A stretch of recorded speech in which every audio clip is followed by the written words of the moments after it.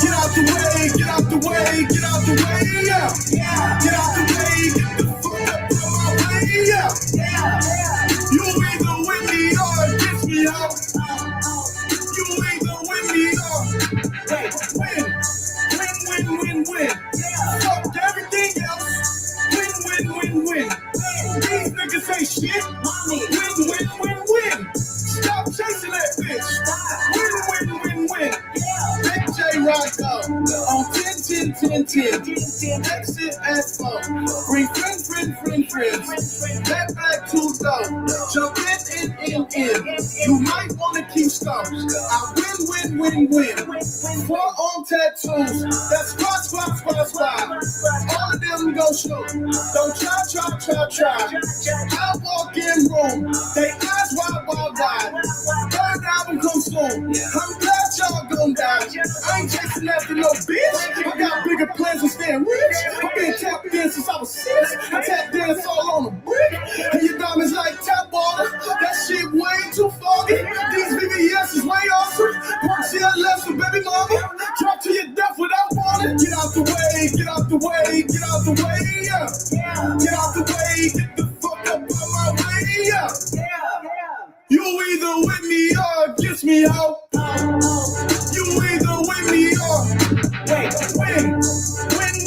win. Fuck everything else. Win. These niggas ain't shit. Win. Stop chasing that bitch. Win. Fuck niggas don't stay outside when I play outside. I put the beats on them like drought side. I got the bow side and LL outside. And if you act bad, I'll bring the cow side. Go and get your money, bitch. None of my niggas on some funny shit. I can tell real by who you're running with. I'm all in the field, duck hunting shit. Hit my plug just to re-up and he was like, boop. Here. Legal knew just what it was. Flipped the hook up and gave it back, boop. Yeah. 9/11, no malice, baby. 9-bar, but no violence, baby. My trigger finger got callous, baby. My bare knuckles got talent, baby. I'm all in the win with it. On Deuce line, I've been with it. She too fine, I've been hit it. Crashed 2 times, I limo tinted my new ride. I'm riding with the toaster. Trump better not put me over. Championship going dumb. Nothing to something I won, bitch. Get out the way, yeah.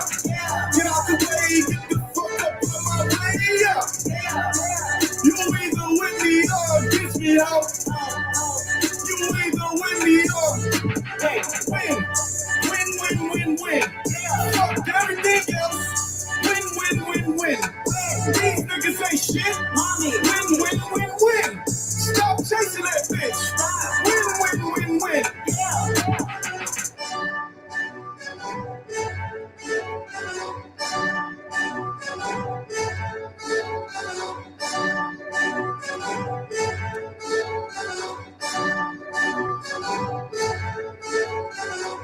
Hey, we just hit the lotto. I hope y'all are having an amazing day. I sincerely do. Egon, it is so nice to see you up in here. Every time I can rely on you just being ready to go for your boy, and I love you with all of his art. Thank you. I love you too. It's an honor to be here. And, I was actually a little relieved. I was getting home rushing, taking the recycle out, and I was like, wait, what do you mean poker starts in 18 minutes? Sweet. 9:30. Let's roll. That's Eastern Standard, folks. Hey, I had this beautiful opportunity. I got hit up by Baby YOLO and Big YOLO, and they said, man, we got this space with Safe Moon, and, they want me to be a part of it, and they just wanted me to jump up there and say hi, and, they said, come talk about your project. Most importantly, come, show them who you are, man. Have some fun with us. And I was like, what? Safe Moon Project? I love it. I'm all for it. So, oh my gosh, I must have missed it right when you hopped up. I was there for most of that space. Yeah, it's crazy, bro. I have been working in the background today for my oldest daughter's birthday, which is on Thursday. And I've literally had to do the most, bro. I mean, we're talking the most. In fact, I got Hinch coming all the way from Vegas Mm-hmm. to give me 2 special little characters for my daughter's birthday. And I had to build a setup, a habitat, an exhibit. And yeah, bro, I've been so all over the place that I was actually late. And thank God they were late to when they were starting that portion of it. So I didn't feel too bad, but I still felt sick to my stomach because I was like, I wanted to be in there in the beginning. I need to hear more about this project of theirs that they're, fucking all a part of. A lot of the individuals we know to this day, Rudy, Holly, Presto, Dante, all of them came from Safe Moon, bro. That's not where I came from, but that's where they came from. So it's like, man, the fact that it's like full circle right now, man, it gave me goosebumps, bro, to be a part of it now. This time around was really exciting for me. So yeah, I wanted to be there early so I can, catch everything. I got all my ducks in a row. Everything was flawless. But then I got my business partner's like, you got a package here. So then I went to the office, grabbed a package, then we grabbed lunch. And I was late to leave for lunch to pick up the kids from school. And then I'm working on all this coordinating with Inch and transferring funds this way and that way to make it happen. And then all of a sudden, by the time I get home, I'm like, fuck, I got to build the exhibit. So I'm like building this shit. I thought it would take a half hour. Next thing you know, I look, I'm like, it's fucking after 5. I'm fucked. And then I rushed in and made it happen. The one thing I prepped for was poker. I got it set up 8:30 or 6:30 Pacific Standard, 9:30 Eastern. And I was so proud of myself that I thought ahead enough to do that for myself, to buy me some time, because otherwise cards would have already been dealt, right? So I was happy about that, man. But yeah, man, just a fun day today, bro. I'm super excited. I love spoiling my kiddos and my wife. My wife got a dog for her birthday essentially, and now my oldest daughter gets something cool that I won't even talk about online yet, I don't think, because if you're playing poker, really, exactly, and if you're playing poker, you definitely know what it is, but if you aren't playing poker, then you don't know what it is. That's the cool part about that. We started 9 minutes for everybody. The instructions are on Go's page. Just make a payment, DM me for the password, and you can have the floor. Yeah, man. Shout out to the Dev of the Decade in the building, bro. What's up, my guy? I missed you, dude. I know we've been playing phone tag the last 2 days. I feel like I have not been available, and I fucking feel like a little schlup bucket because you and I talk for hours at a time mostly. And it's been like, is it important? Is everything okay? Yeah, no, everything's cool. Okay, I'll call you back. And then next thing you know, I'm on stream, and it's like, what the fuck? What am I, chopped liver? So I love you, Motown. It's good to see you up here. How you doing, bro? Maybe that's the trick. I should just not call you back and you come up on stage. That's it. I just had to talk to you. What's up? What's up, my guy? What's up? Not much. Ready for some poker? Me too, bro. Tuesdays are my favorite poker days. I feel like I can really settle in and like pay attention, to be honest. Yeah, I try. It still seems like there's always something distracting me. Oh, for sure, bro. That's me, like though. The new alpha you guys wanted to talk about on your phone call? I mean, feel free. We're not here. Just go ahead and have that combo. No, I'm just kidding. What's up, Roxy? What's up? Hey, what's good? The PFP you had, I felt like I was watching it when you said, "Hey, what's good?" And it kind of felt like you were doing that to me. I'm kind of a bit embarrassed. Yeah, I'll change it. That's from last night. Look, we'll put the poker cat on. There it is. See, that's way more Poker like cat. if Husky G was a cat, that would be Husky G right there, in my opinion. That's Husky G right there. I feel like if he was a cat. You know how they got that picture of the poker dogs? Yeah. If they had a poker cat one, the featured people up on the stage right now, that would be one of them, because Husky always shows some love and comes up here. That would be him right there, I feel like. Straight up. I agree. That's Husky G right there. That's flagged out dude right there. I want to pay attention to the chat real quick, because I always suck at this. Shout out to Ox Calls. Good to see you in here, bro. I love the fact that you bounced from the Safe Moon space and came and said what's up over here, man. Much love to you. BBC World, nice to see you in the building as well. Much love to you. I see we got Dante in the building, man. He said, thank you for the shout out, Ghost. Mad love. Yeah, bro. Listen, man, you put in work. And I'm going to be honest with you, bro. I got to tell you something. Dante, I can't tag you in photos. Every time I want to tag you for like even just a poker event, for example, the most recent one today, I put in your name I spell it right. I always have to open up another X page just to look at the spelling of it right to make sure I get it correctly. And then I type it out flawlessly and it never pulls you up to tag, like as if that name doesn't exist. I don't know what it is. I can search for you There's as a Don. setting. No, You normally it's probably set try like to- normally it'll say that though, right? It'll be like this person can't be tagged in photos. Oh, I Right. don't know. Yeah, Correct. his name Okay. doesn't even Okay. pull up, like, as if it doesn't even exist, like the account, bro. So either A, you should take Dante _ AF like you have and just make that your @ symbol so it's easier for your boy to fucking get right.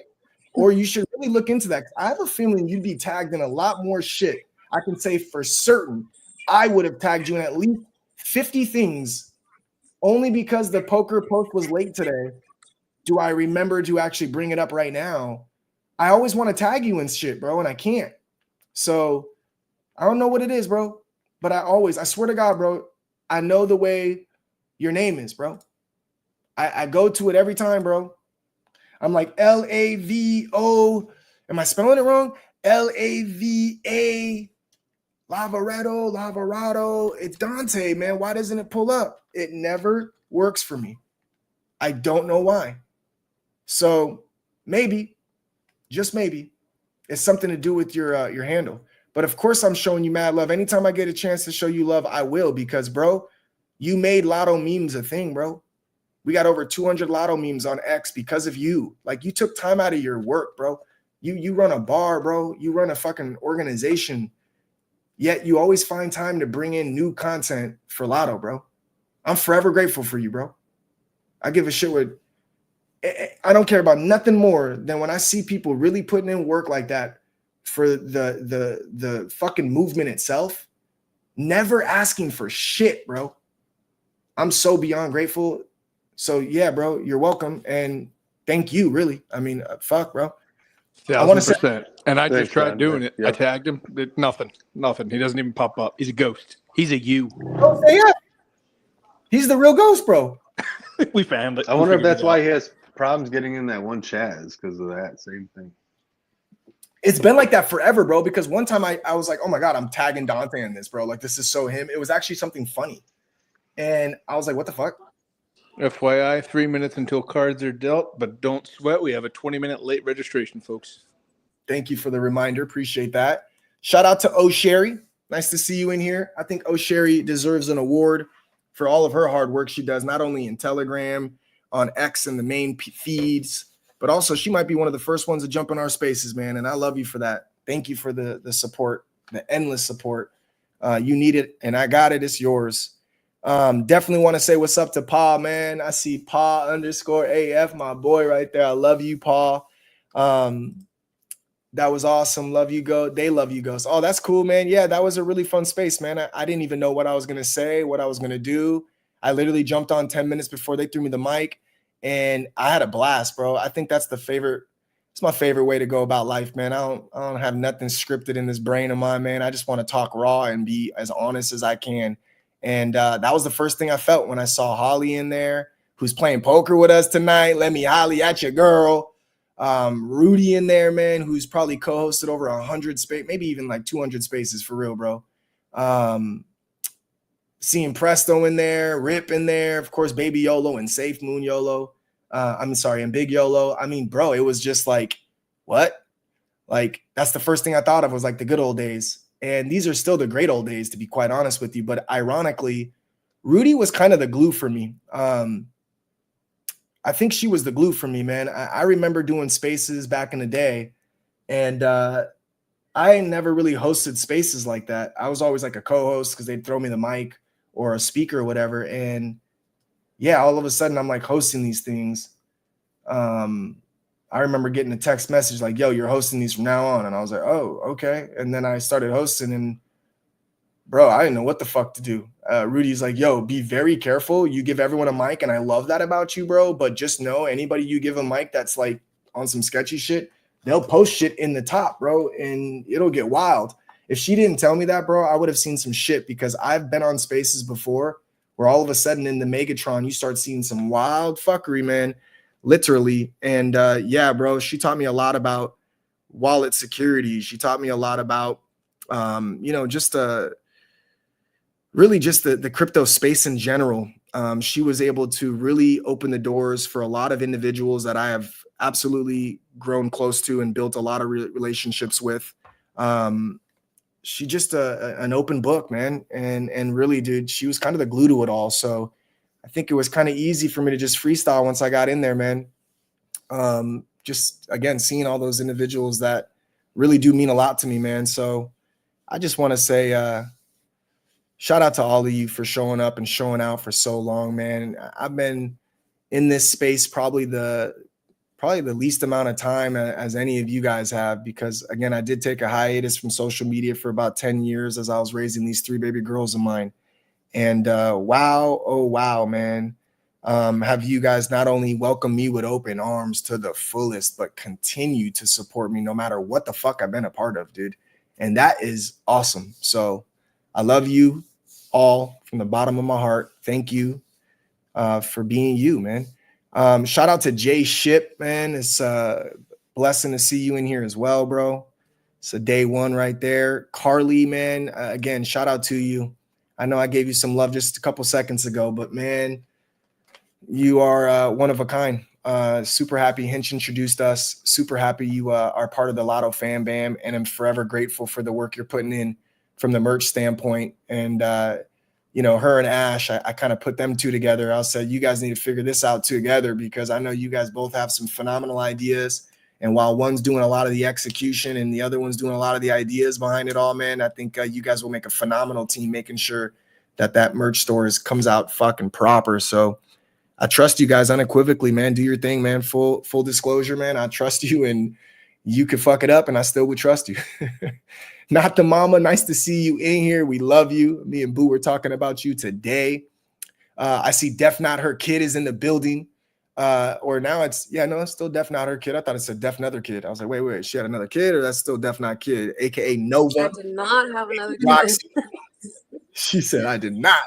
Baby Roxy in the building. Nice to see you out there. Who else am I missing in the chat, man? I want to make sure I don't miss none of y'all down here putting in work, man, for us. We love all of y'all. If I missed you, I'm sorry. I'll circle back. Cards have officially been dealt. Have no fear. It's all gravy. If you did not get your password yet, it's all good. You're not too late. There's a 20-minute late registration, which gives you another 18 minutes or so. If you're having any issues at all, just hit us with a live reply or DM. All of our handles are up here, you guys. I am Ghost _AF, Dr. Professor Egon, Motown with an L in front and a 23 and an L in behind it. You can reach out to any one of us if you need a password, and we got you covered. I'm going through my DMs right now just to ensure I'm not missing anybody. I see you, Dubious Trader.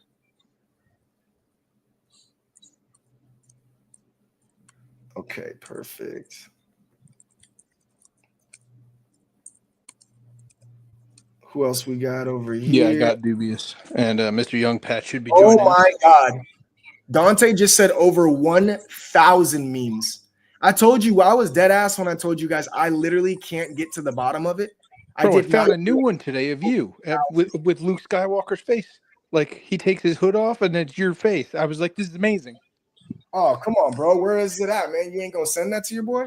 I tagged you in it. I said, even at I am Jedi Master, I am at Ghost. Yeah, something like that.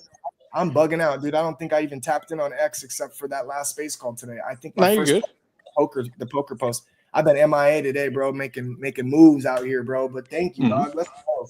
Over 1,000, bro.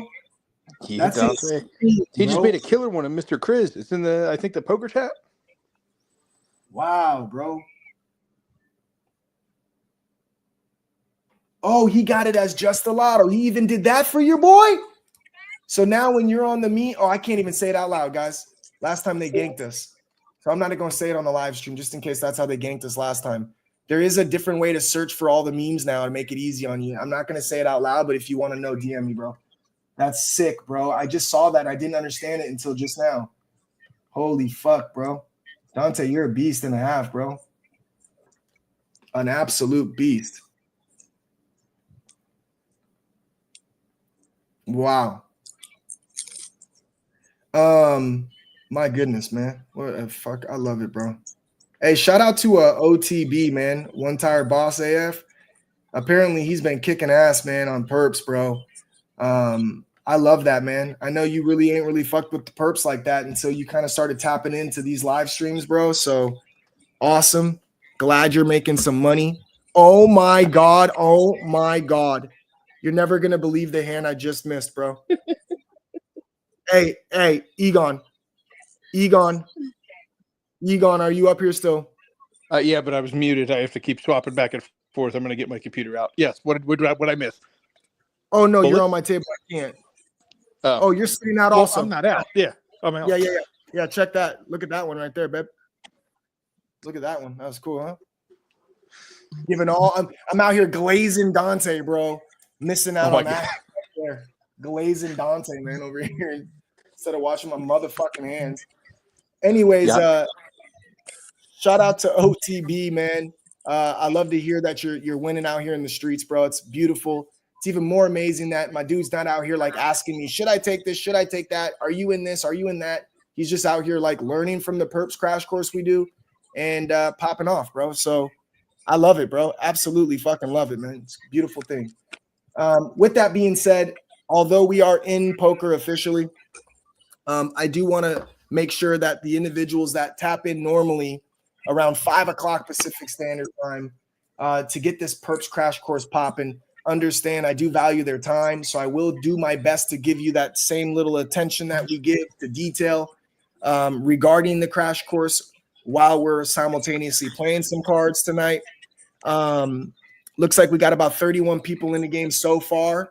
So again, it's not too late. We got about 14 minutes before we shut down the buy-ins themselves. However, they shut down automatically. We're not doing it on purpose. That's correct. Thanks for clarifying it. It's so funny you said that because I felt a little weird saying it. I felt weird saying it. You're out. You're not in. You're out. Yeah. Hold it one more minute. He goes, no, I just shut it down. Sorry. Hold the elevator. Hold the elevator. Oh, sorry. Where's the button? I swear I felt weird saying it, bro. I'm not even gonna lie to you. I don't know why I delivered it that way, but yeah, I got no control over that. It does it automatically. Anyway, perps. We'll start from scratch. Okay, if it's the first time you've tapped in, welcome to the Lotto Fam Bam. What are perpetuals? Well, it's very simple. You're going long or short. You are wanting green candles with some positive price action, or you want some red candles with some negative price action. Very simple. We're going to start off with the platform itself. We go to juke.ag around these parts. Juke.ag. You can do it from your cell phone. If you got a Phantom wallet, Soulflare, whatever it is, go to the web browser, type in juke.ag. It'll pull it up. You're going to click on perps. Once you click on perps, it's going to give you the option to do Solana, Ethereum, or, of course, Bitcoin, the big bad wolf.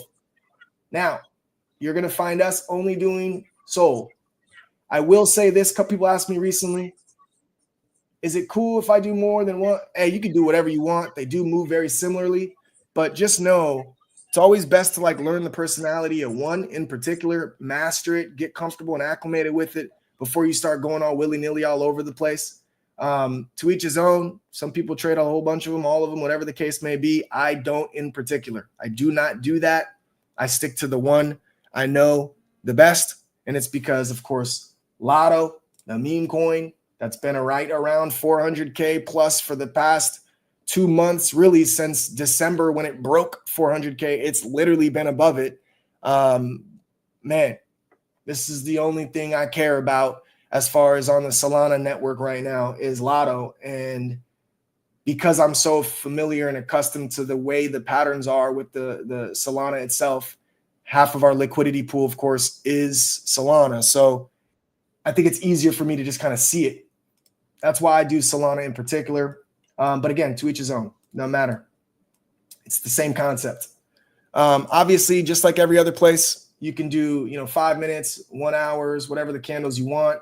I'll get into candles and what I use in particular shortly.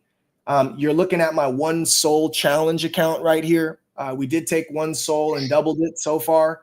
This is round 2 at this madness. We got One Sol in the mix. We started, I think this would be the 4th day of trading, if I'm not mistaken. Could be day 5, but I don't think I traded Sunday. So I think it's the 4th day. We are in a long. We're in a pretty heavy long too. Our collateral is $181. So we're in a little over a SOL. And to be quite honest with you, this isn't the best of risk management, if I'm being honest. I just saw a really good swing opportunity that I wanted to place. And we started that position yesterday on live trading. And I was building this position up. I said I was going to add on 3 different areas, or I think 2 different areas, 3 total buys. And we did all 3 of those buys. I told you guys last night live that I'm looking for some accumulation. I think that's a really good zone of accumulation, because right here in particular is 1 year ago, 2024, the month of May. This was its resistance for the most part. It kept piercing through here, but it closed like right on this number 165.51 at the end of the monthly candle. And every time it kind of popped through that, it was really just rejecting it. And so it's the irony of, just over a year ago, we ripped above it finally. And we'll go to a 4-hour chart so it's a little bit cleaner to witness.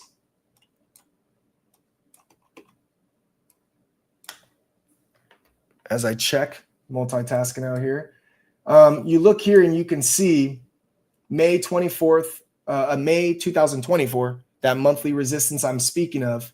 You could see once we broke past it recently, unfolding, we have yet to close a 4-hour candle below it until, of course, this portion right here.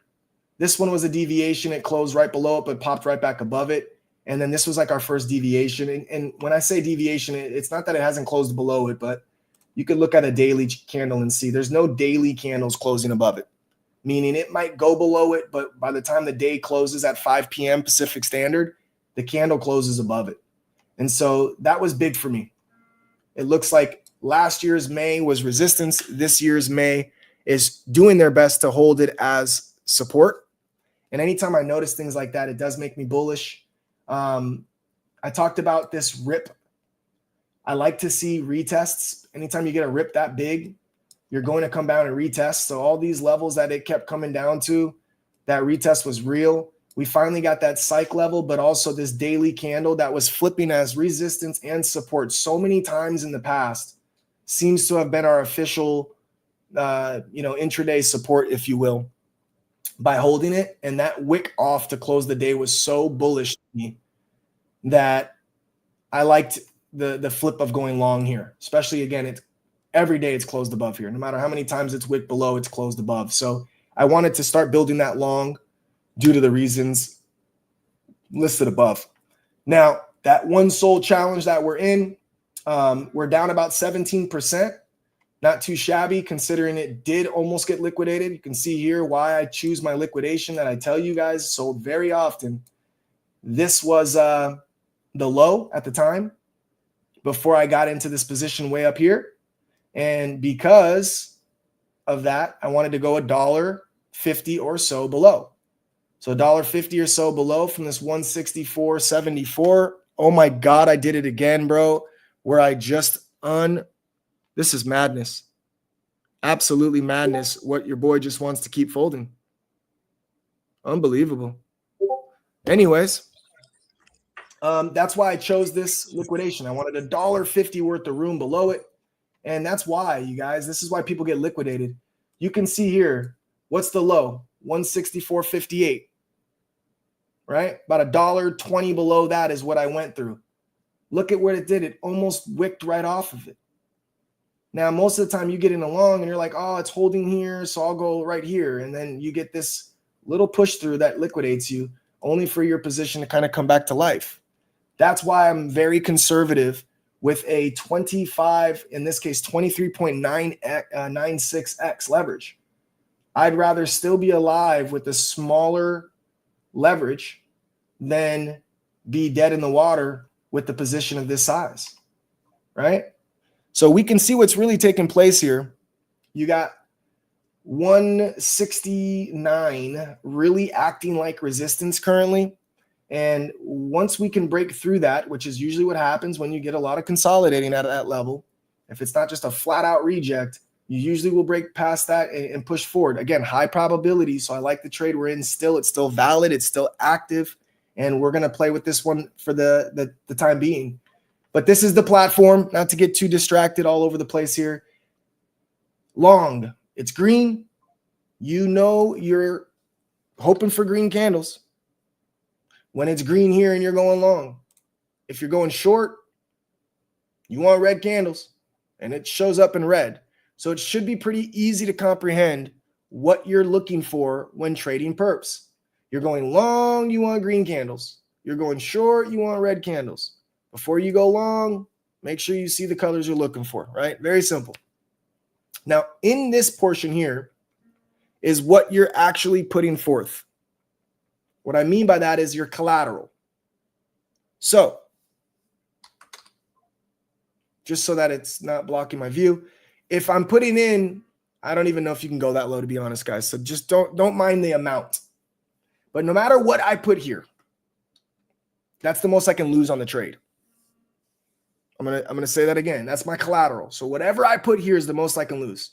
It doesn't matter if I got a Solana in here and I'm on 100x leverage. The most I can lose is that one Solana. Okay? Now, with your collateral, understanding that that's the end game there, you lose, you're done. That's the amount. The next thing to pay attention to is this leverage portion. Okay? A lot of people get a little greedy with this leverage. They want to be at 80 because it gives them so much more bang for their buck, right? And this is how it works. Whatever you're putting in this segment here, minus the fees and the borrow rate, it's going to give you the amount of SOL that you're essentially trading with. So one Solana maxed out at 100 comes out to 93 Solana. So that means if you're in a long and you're at 100x and you got one Solana in there, if the price goes up $1, then of course you made 93 bucks. Okay? On the flip side, that also makes your liquidation uncomfortably close. Uncomfortably close to actually getting liquidated, right? So you usually got about $1.30 worth of liquidation room if you're at 100x. Meaning if I'm in a long and the price is 169, if it goes down to 167.70, that's it. They take my one Solana, my collateral, right? On the flip side of it, you know what? I'm going to pause for 1 second because we got Hinch, the man, the myth, the legend. My boy, are you driving safely, bro? You got some precious cargo, bro, in that car. We can't talk about it, obviously, but it's precious, bro. Ooh. Ah. Ah. What's Ooh. up? Oh, he's there. He's there. I'm like in the middle of nowhere. I'm actually coming up. I take some back ways. Like I'm almost in Palmdale right now, but it's cutting in and out, so you might not be able to hear me. Hey, bro, did you register? Did you register? You have 2 minutes. Yeah, I'm in, dude. I've been beating your ass this entire time. I'm on your table, bro. Are you serious, bro? So you're driving precious cargo and playing poker and streaming live, dude? I'm Yeah, calling man. the cops. Absolutely. I am a It's the only way to man do it. of many I'm talents. calling the cops. I'm That's calling hot. the cops. Yeah, that's hot. Don't be a narc, dude. I'll tell the cops that you know how to make fake fucking. I'll tell the cops you know how to make fakes.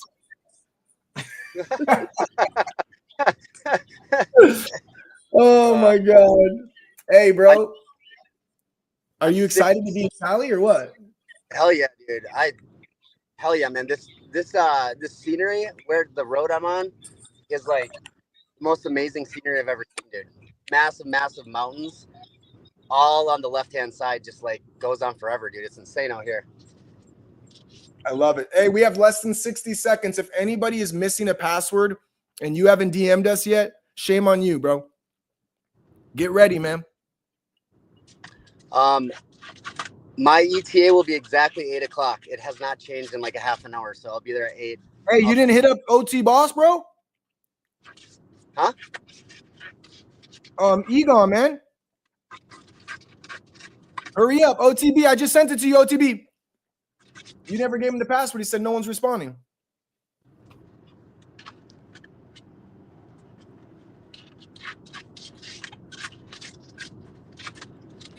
I hope he gets in, man.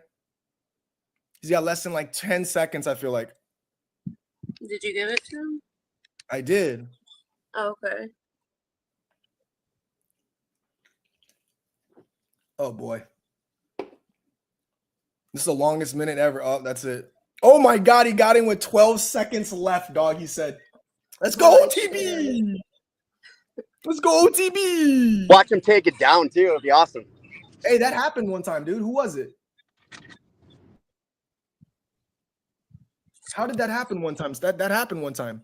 Oh, no, I know what it was. I got Safe Moon YOLO, baby YOLO in on Rooster's game, and she got second. I was like, dude, somebody took it down and got in last minute. But no, that's what happened. That was different. But that's fucking funny, bro. Okay, so yeah, man, drive safely, bro. Let's go, dog. I'm excited, dog. Yeah, I'm just gonna listen in. I'm gonna stay on those, but I'll listen in and I'll see you in probably about an hour. Awesome. I'll see you soon, homie. All right, man. Okay, so this is where we're at, right? Liquidation versus leverage. This is your leverage, and then here's your liquidation. The higher you are in leverage, yes, the higher your reward is. But also, yes, the closer you are to being liquidated. If this goes against you at all, they're taking your collateral. I say this because you see this wonky behavior. Up $1.50, down $1.50, up $1.80, down $1.50, up $1.90, down $1.20. Like that's going to happen all throughout trading. So to be that close to your liquidation, you'd have to be very fortunate to find a level like somewhere in this area, 168, and just grabbing 100x just to rip it without taking that risk of just dropping momentarily. So just be very careful when it comes to the leverage, you guys. I like going lower leverage because, again, that's the opposite side of the coin. And here you can see when I put my leverage down to 18.1 up in this area, 162 basically is my liquidation, which it's a far way away. It's a far ways away, huh? So that's my point. My liquidation right here at 25x, give or take, was 163.33. And you could obviously see that's a long way away too. You know, it's not to say it won't come all the way down here, but look, I got a long way to go to where I can actually sell also if I don't like the position any longer. So instead of me losing the whole enchilada when you get liquidated, I can always close out a position right here, for example, and I would only technically lose about 29 bucks.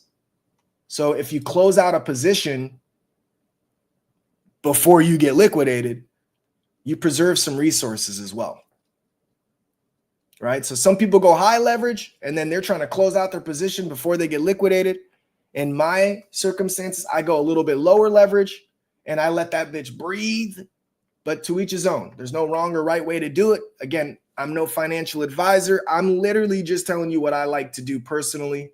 So when it comes to leverage versus liquidation, I like to be on the opposite side of the spectrum where I have a lot more breathing room when it comes to my perps themselves.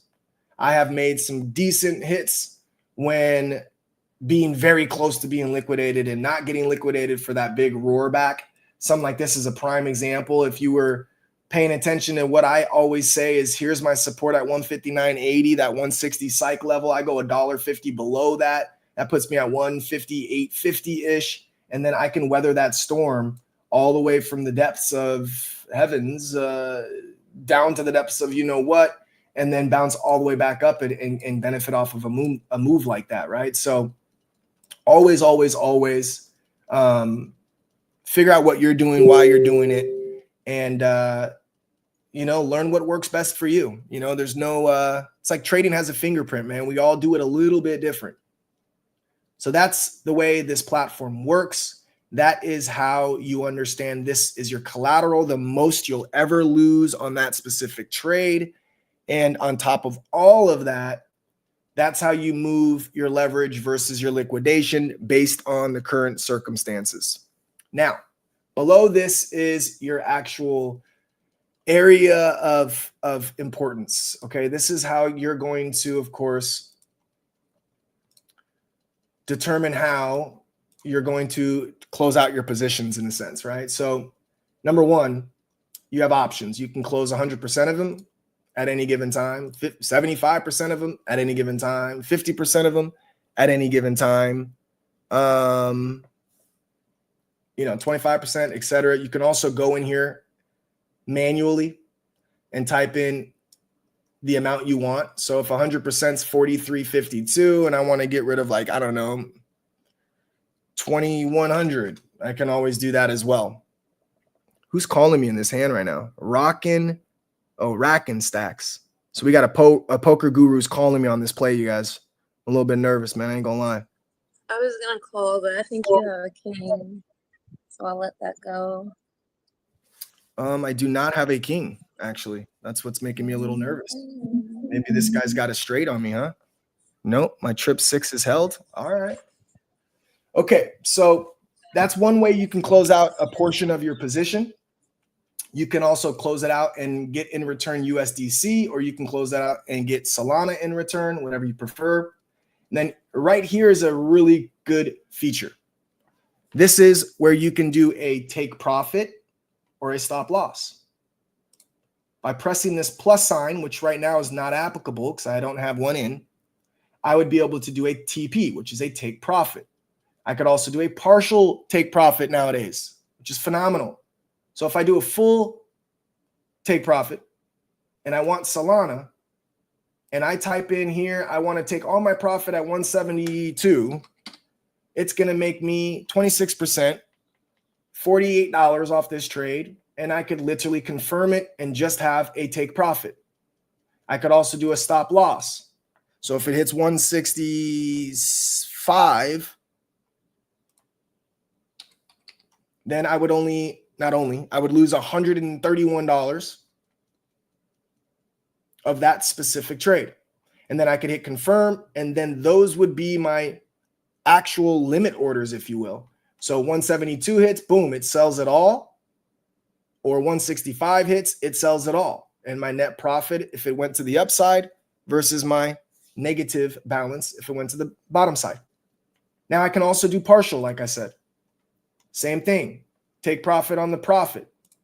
Take profit on a partial.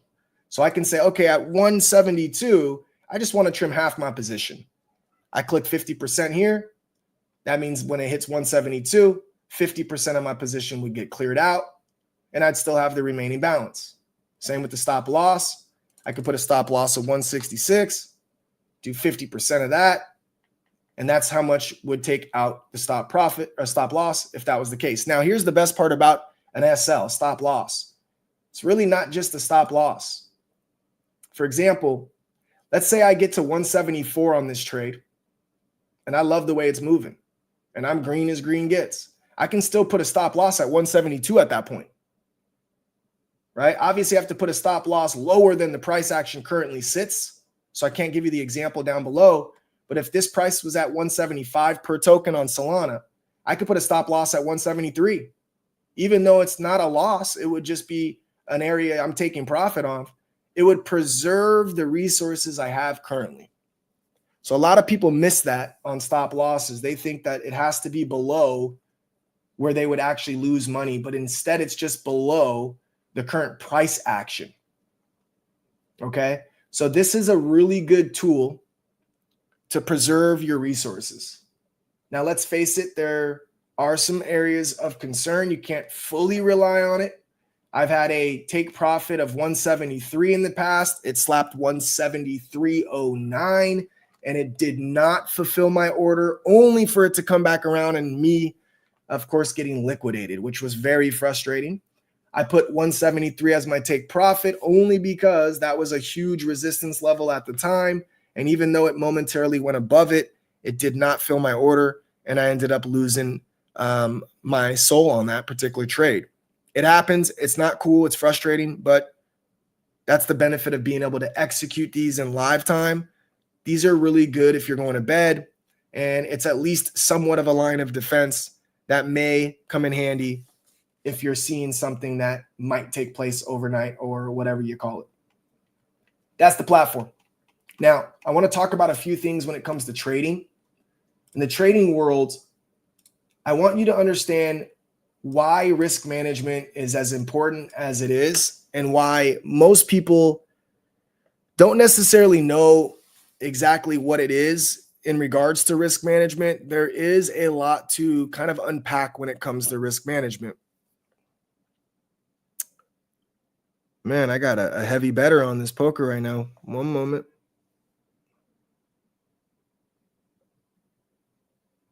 I'm in a hand right now, guys. Forgive your boy.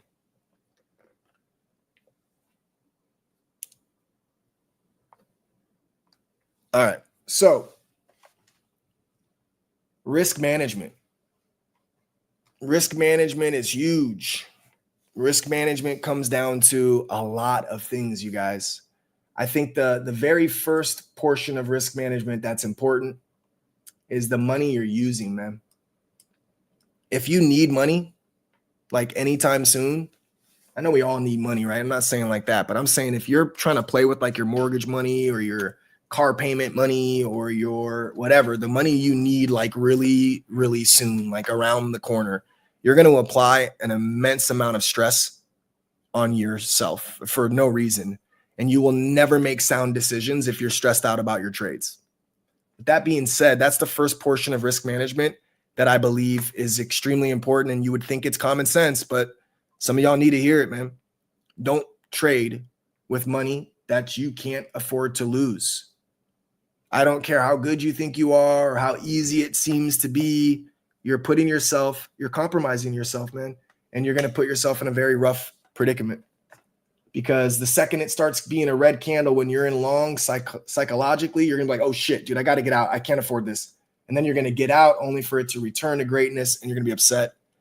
Don't do it to yourself. Okay. Now, the other portion of that risk management, it's kind of a sad one for me because I've seen so many people do it. I don't care what your conviction play is. Obviously, of course, I care if it's Lotto to an extent. I don't want you to sell Lotto, of course, for no fucking reason, especially to try and chase some shit. But at the same time, it's your choice to do what you're going to do with your resources. So I'm never going to look at you sideways. But I've seen a lot of people destroy their fucking Lotto bags, man. I've seen people with over 10 million that don't even hold anymore from perps, bro.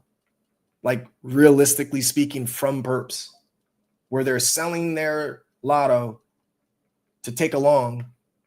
The play goes against them. They sell more Lotto just to add long even more so they can try and lower their liquidation price. And then they end up still getting liquidated and they just lost like a shit ton of Lotto, right? I've literally seen people do this.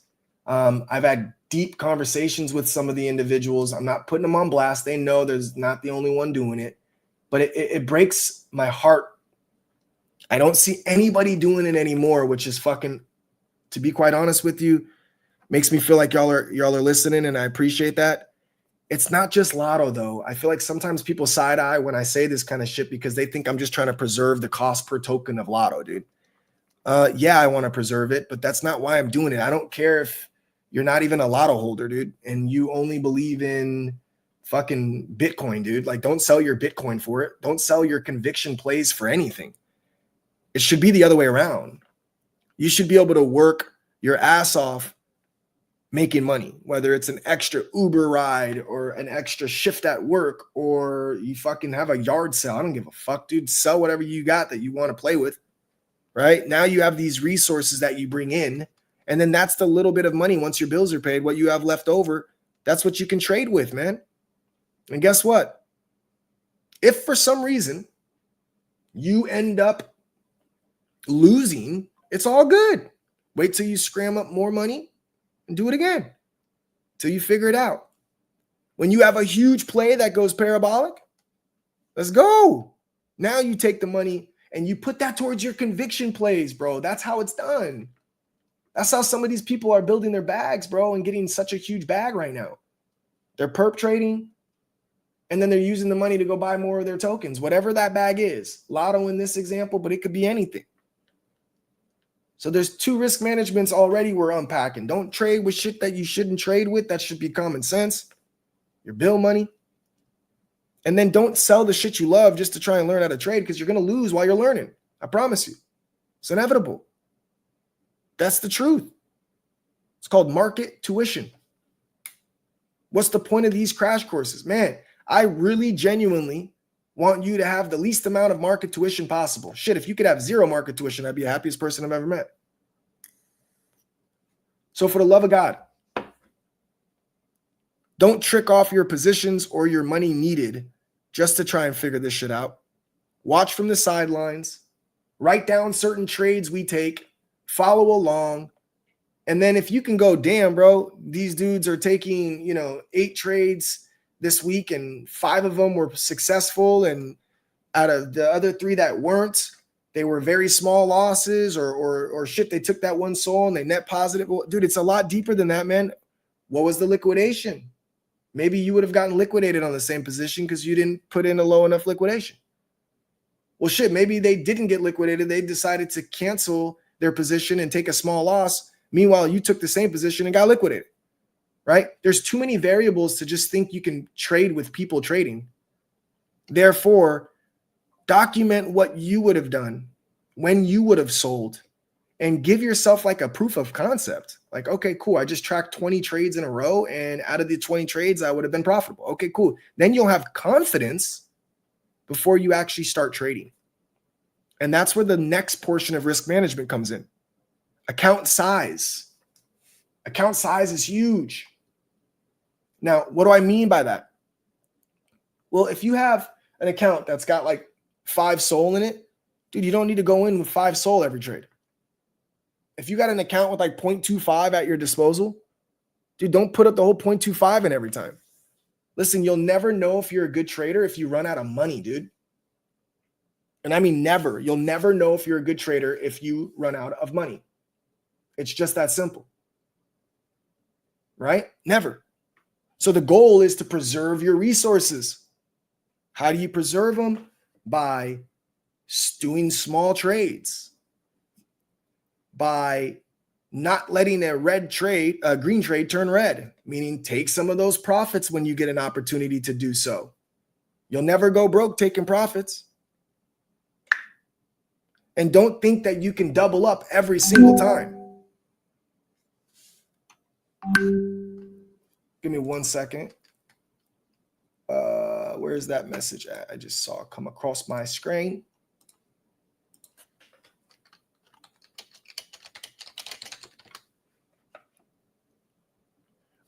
Let's say, for example,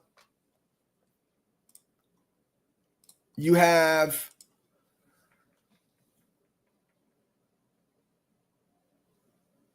yes, that works perfect. Okay, so I don't know where I left off. Where was I? So don't let a green trade turn red.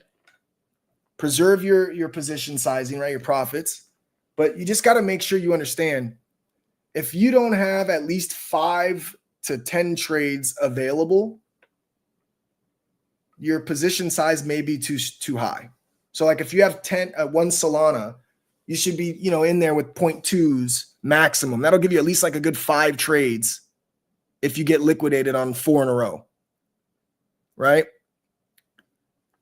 Try and give yourself an ample amount of trades for that actual total position, or the total portfolio, or total whatever I'm trying to say, or the amount that's in your trading possession. Make sure you give yourself an ample amount of trades, you guys. So real quick, we got a really large reject off the 169 yet again. Last time we seen something this dramatic was right around this area here. I don't know if there was anything that dropped or if it's just as simple as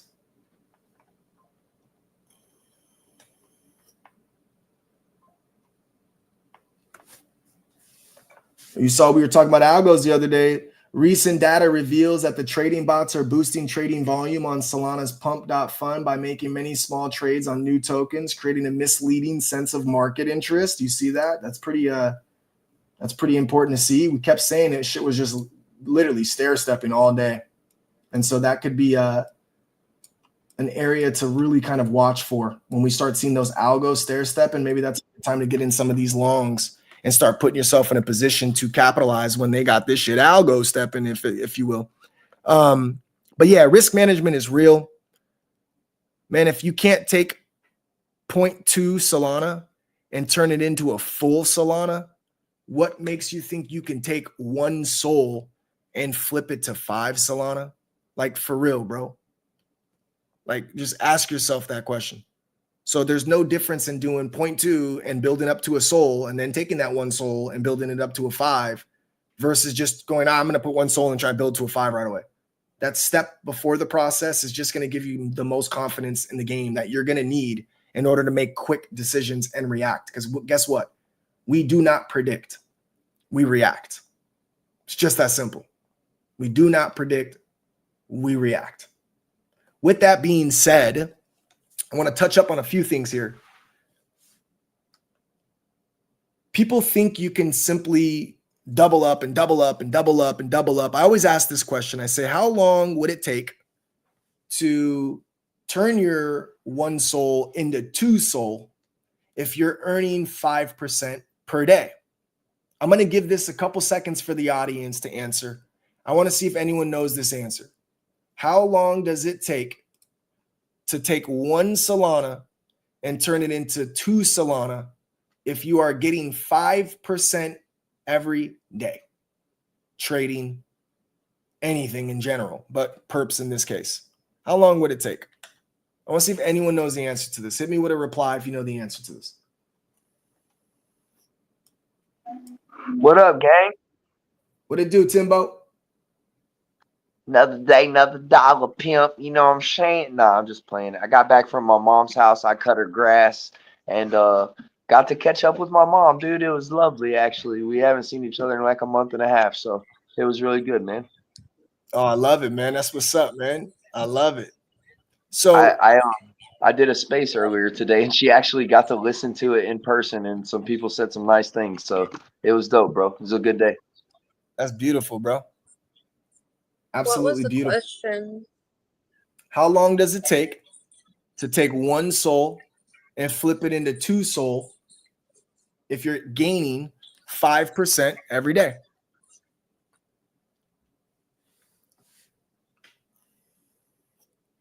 I don't know, bro. I have to get my calculator. You tricked me with this before because I said a number before and it was wrong. Yeah, a lot of people think 20 days because 5% times 20 days, you're getting 100%, right? It's actually 12 to 13 days. And the reason it's like this is because of the art of compounding. Compounding is huge, man. It's absolutely massive. What compounding is all about, man, is that 5%, that 1 Sol, getting 5% of 1 Sol is about an $8 pop. So you take that $8 pop and you throw that on the end of a Solana, and then you get another 5%. You're getting a little over $9 the next day. Then it becomes $10. Then it becomes pretty soon $15. And 5% is also growing, right? So that takes about 12, 13 days to do so if you're getting 5% on the nose. And why that's important to know is because you don't have to take 1 Sol, double it up to 2 Sol by going all in, and then taking that 2 Sol and doubling up and going all in and getting 4 Sol and then doubling it up again and get to 8 Sol. No, dude, it would literally take you approximately 36 days. Let's just call it 39 days. So 40 days from today, you would find yourself in this position where you essentially get 8 Sol from your 1 Sol. You don't need to do that shit in 4 trades, right? So Shit, I do. Fuck, I need to. What's up, Mr. Young Pat? Man, stress the fuck out. That's what's up. You doing all right though, or what? Man, I'm back at the hospital with my girl, man. What's wrong? Same shit as last time. They figure it out, or She got this, man. This shit crazy. they I'm figure ready it for a drink. I'm ready for a drink. I just walked past the liquor store about 4 times already. Keep walking past that bitch. I ain't going inside. you don't made it this far. You might as well keep it pushing. Shit, I'm telling you. You know, we talk about that shit all the time, man. It don't do us no justice, man. In the long haul, we still got the same problem. She's still gonna be inside the hospital for now. Oh, yeah. She gonna be there. You feel me? Hey, I'm going to get some coffee. Bet we'll see you in a little bit. I ain't going nowhere. What So was long she in story there for short, last time? Oh, sorry. no, you're good. Long story short, it's just the art of compounding, man. Like that's the important part. Is compounding. It really makes the world of difference when you just chill and let these little positions grow your bag. What it also does is it allows you to trade stressless. Remember, there's a psychology behind this stressful art of trading. And if you're in trades that are stressful, the chances are you're going in with too much money per trade, or you need that money any day and you can't afford to lose it.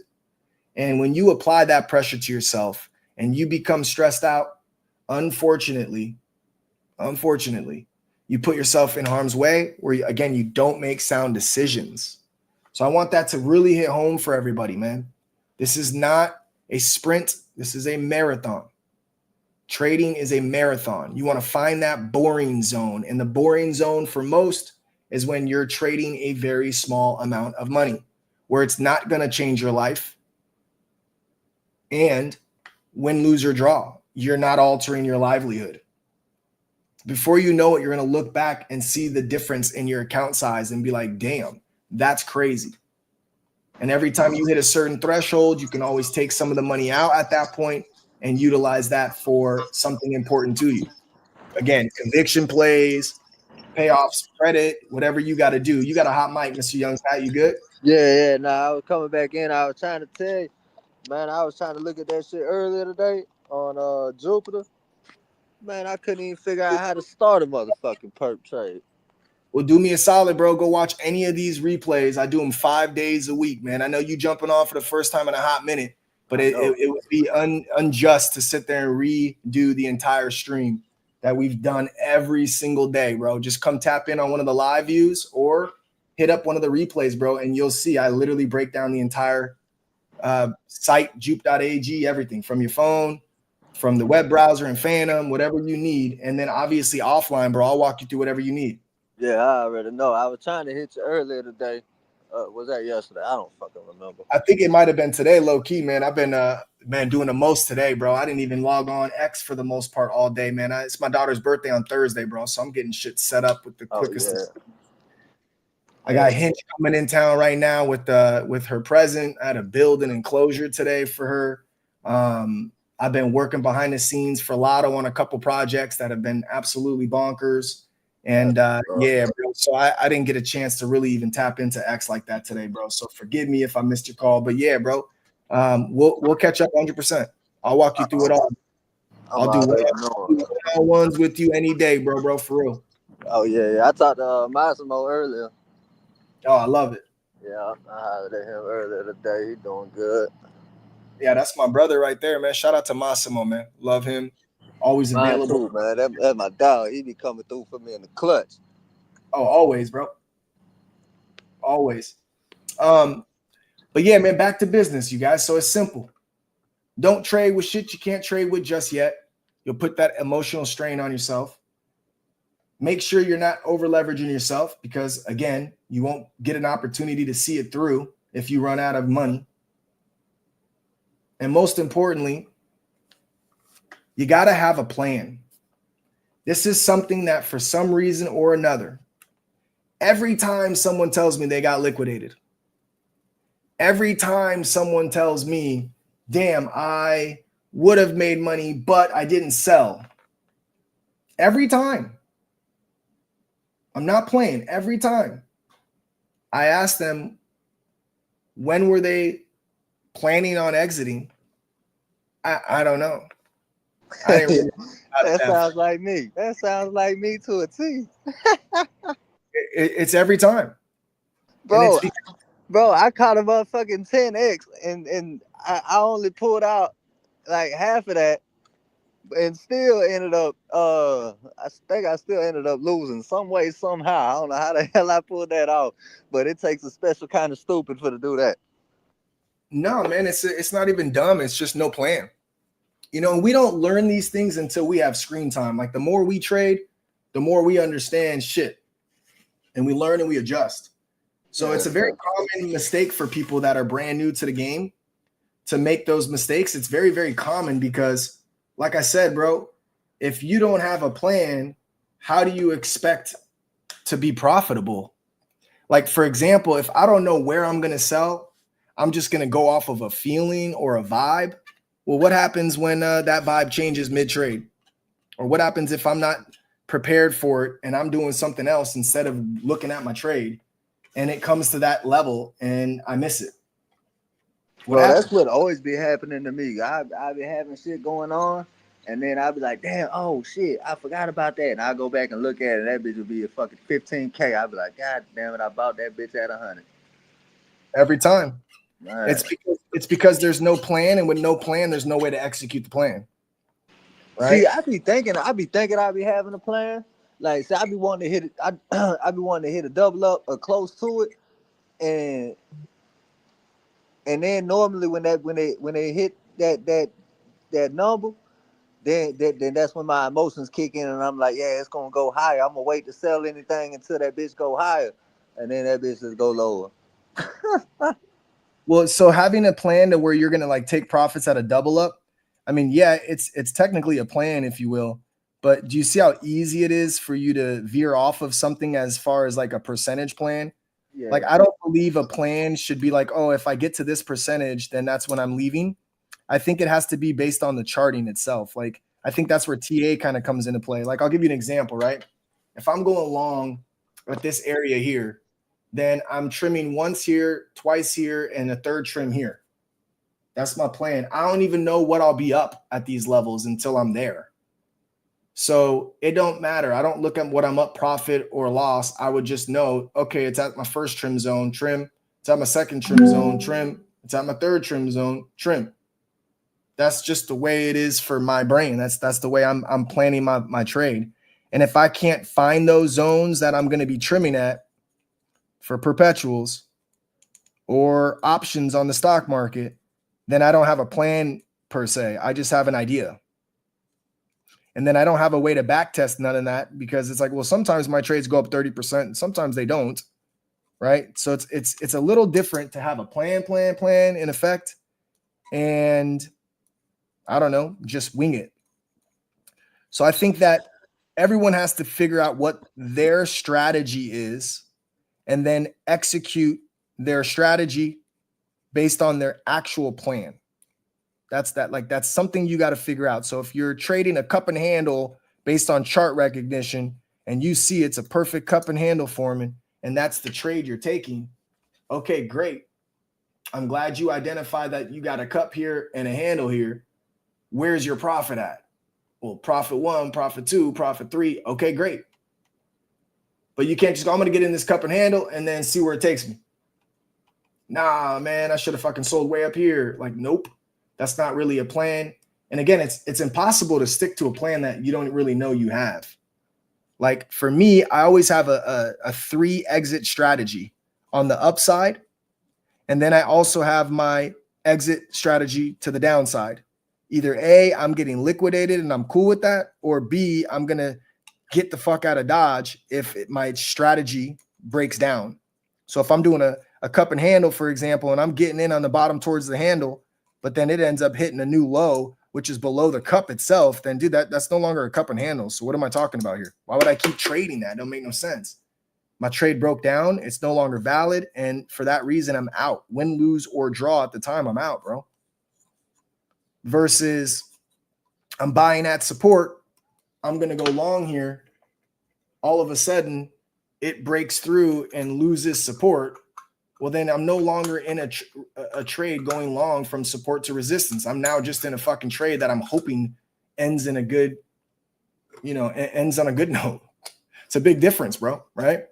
So having a strategy that you trade often, and of course, having a plan that you're using based on that current strategy is extremely important in order to have an actual plan and the ability to execute that said plan in live time. You're taking out emotion when you know you're selling at this zone, this zone, this zone, and this zone. You are taking out the emotion. And then at that point, all you're relying on is, are you disciplined enough to actually pull the trigger when that happens? Or are you going to say, oh, but it's ripping so good, I'm just going to hold it a little longer because it just keeps going. And then you let your green trade turn red. Or are you going to say, nah, that was my plan. I got to stick to it. I'm going to practice my discipline on this one. I'm out. Big difference. Here's a prime example of this. I'm in this same trade since last night. I said it is more of a swing trade than anything else. And because we were ripping ridiculous, I think it was actually more towards here. What are these hour candles? Yep. So I wasn't about to chase this. I said, I can't chase this. It's too far gone. So I'm going to wait to see if it's going to hold this psych level. It didn't hold the psych level. But then it did hold the 168.43. I said, okay, cool. So now I don't mind going long here. I'll add to my position. And I could be a little bit wrong with the level, so forgive me. It is on live last night. But ahead of time, I had a plan. I did a 0.5 Solana. I said, I'm going to do a 0.5 here.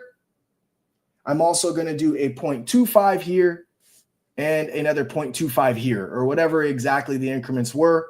And then I'll have a full 1 Solana or just over 1 Solana position by then. And as long as it holds this area here, which was the 4-hour highs flipping to the 4-hour lows, then my trade is valid. And I don't care how long it takes, but I think we're going to start to come up and test this downtrend eventually. This newest one here, this current one here that we haven't gotten, and at least come back to test that 170 range in due time. And so that was my trade plan. So did it hold these levels? It did. So my trade plan is still valid. It reclaimed this. It reclaimed this. It's having trouble reclaiming this as far as the 1 hour candle goes. And it's rejecting off of the 169, 169.50 area every single time. Until we get a break above 169, I will not make profits on this trade. It's a fact. And until it loses this 4-hour low, my trade is still technically valid.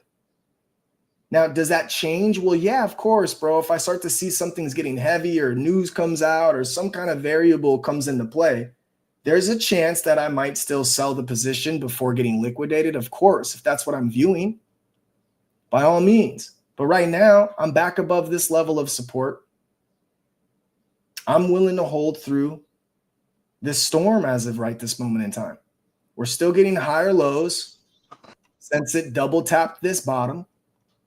And we're still consolidating on a 1 hour chart like a champion, which is what I said. We might be between that 170 and 165 range for some time. That's normal. All right, so look, if I wanted, I'm trying to figure this shit out. Let me see something.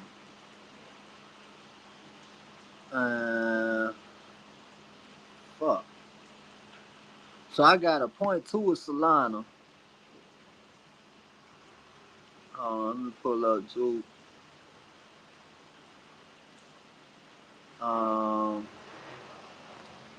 Fuck, man. So PERPS.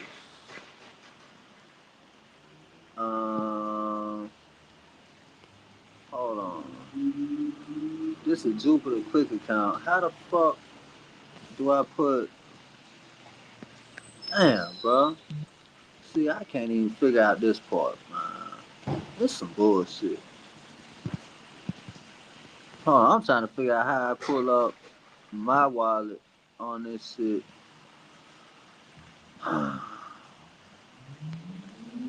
Man, I can't even figure this part out. Fuck this shit, man.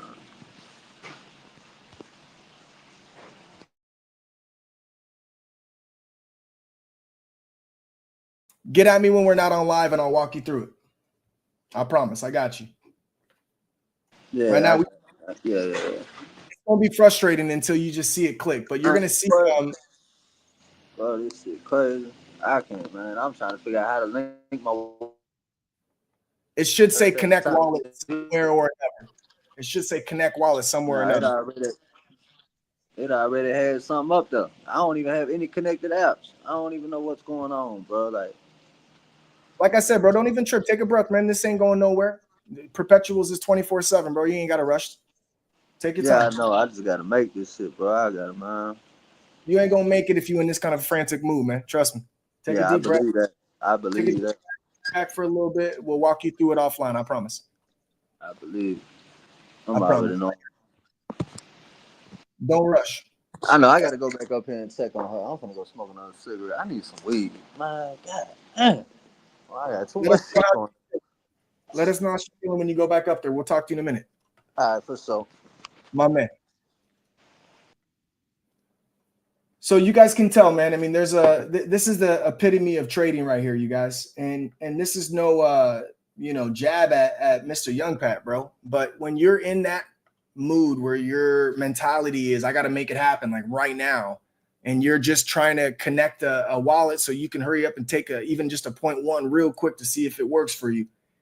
Even if it works, it could be the gift and the curse. It could give you this confidence to think you got it figured out when in reality, you don't yet, right? There's a lot of moving parts when it comes to trading, and you can lose way too much money if you force these trades, man. Luke Ass hit it on the head, man. There's no forced trading. I always remind myself that I have time. I'm going to let these specific setups present themselves. I'm going to seize the opportunity when the setup presents itself, and then I'll attack it with confidence. If it doesn't show up, I do not trade it, period. I will not just flip a coin with risk management and see what I can do. I already know that we have a shit ton, and I mean a shit ton, of resistance in our way up here. A psych level of 170, which we just recently rejected. We got a downtrend from our most explosive highs we had to get to these areas. We have another downtrend from the most recent high of 185. And then after our secondary curl up, we got another downtrend that formed up here. All three of these are intersecting at the 170 mark. If we can get past this by consolidating, then eventually we can bust through this easier, either before or after. If we consolidate and we continue to push to the right, then it's easier to hold these levels of support while we chew through this whole area and finally get our curl to the upside. Okay. Now, again, there's tons of strategies, but it's all about supply and demand. Right now, there appears to be demand in this area. The 165.50 appears to have demand because even when it lost it momentarily, it got bought up pretty quick and it was back above this. This appears to be demand. This is a good deal. Also, you got bulls that want to hold last year's resistance as this year's support. So there's a good amount of demand here. It's not going to take too much to start pushing us back towards that 185 range. But if no buyers step up at any given time, the demand starts to slow down, then yeah, we could very well see that test of the 150s which, let's be honest, since we broke them, right here, we broke. We couldn't really hold it. Finally, we flew off of that zone. I'll open it up a bit so you can see. We flew off of that zone, and we kind of pushed off. The only retest was instantly. Now, we did get pretty high before we've tested anything else. So it's natural to come back down and start testing that next psych level of 160. If we can hold, which we have so far, then next leg up could potentially happen sooner than people think.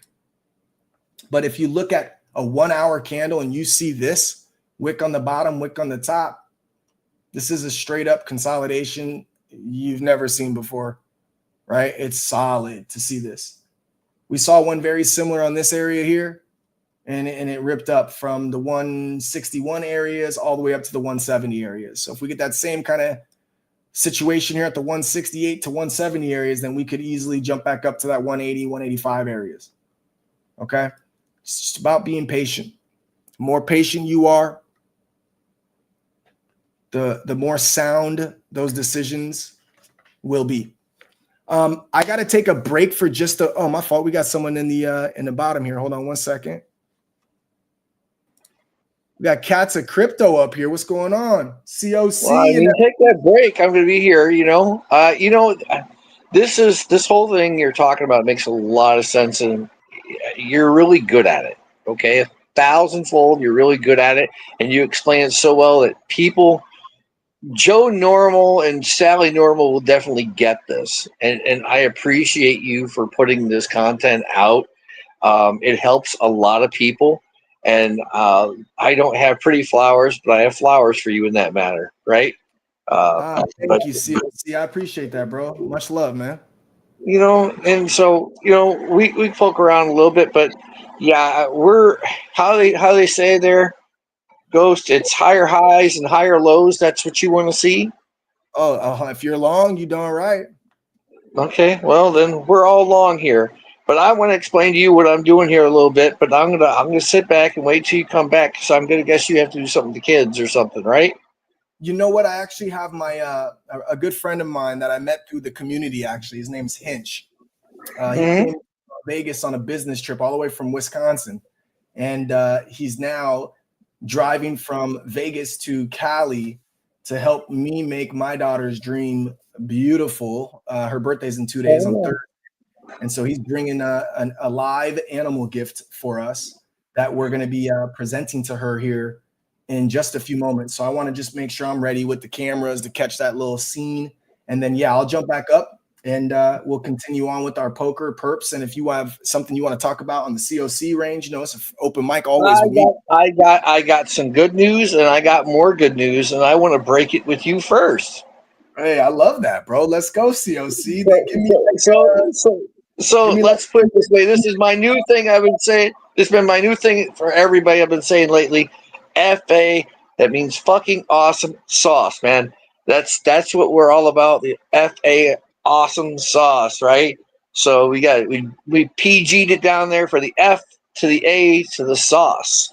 So all day, every day. So I'll turn off my little camera. We'll sit off back to the side and see what everybody else up here on the panel thinks and what's going on there in their worlds. I'm really curious. I'm catching up tonight for a few minutes. I got 15, 20 minutes to hang around. And thanks for posting this up there in the group chat with old Mr. Fish there and Prevail. Bro, it's all love. I got you covered, bro. I appreciate you. I'll be back on in a minute for sure, man. Feel free to hang tight, kick it. I know Egon, the Dev of the Decade up here in Motown, and of course, the list/Twitch Bish is also on the mic too. So feel free to interact with anybody up here, man. I'll be back in just a moment.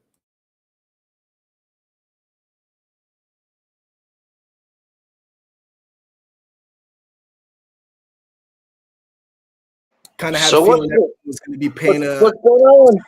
Poker. So we will play a quick video in the meantime to promote our NFTs, which I just got a phone call from one of them. Someone's grabbing one right now. So we're going to start dwindling here on the NFT game, man. Shout out to the Safe Moon space we were on. Gave us an opportunity to promote on a stage we haven't promoted on in quite some time. So that was a good time. And that, with that being said, Media Assets is going to pull up a video real quick. If you're unfamiliar with those NFTs, here's a snippet designed by Baby YOLO herself, which is a trailer to the NFTs that we currently have on OpenSea called the Lotto Mini Ballers.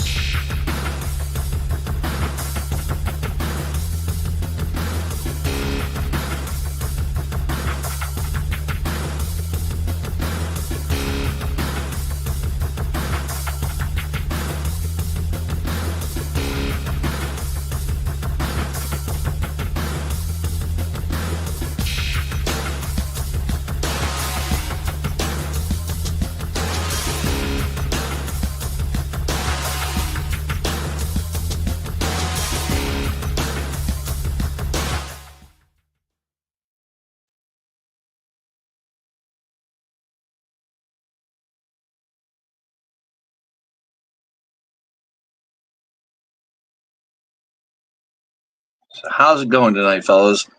Things are starting to look good and perk right on up, aren't they?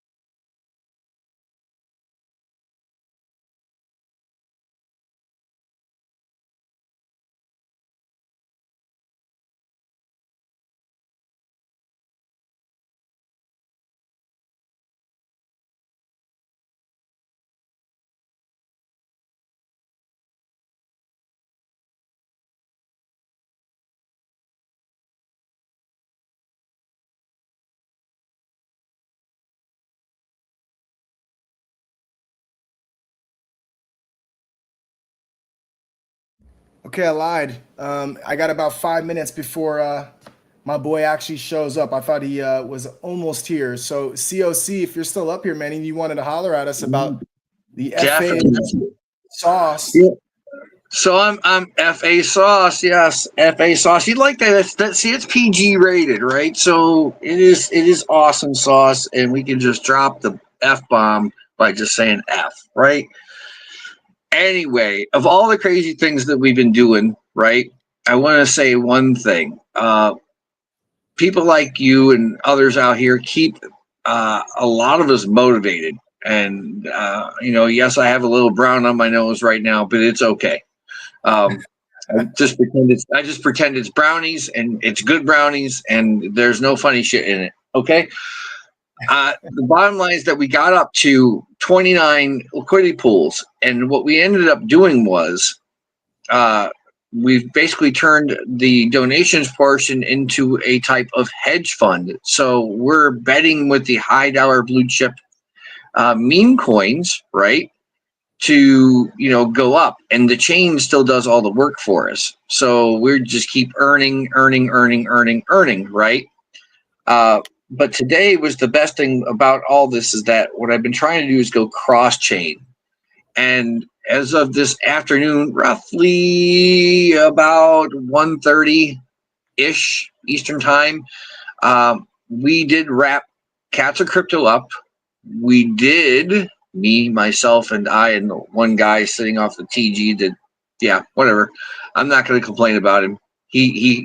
I pointed me in the direction. He confirmed the direction. Let's put it that way. It was helpful.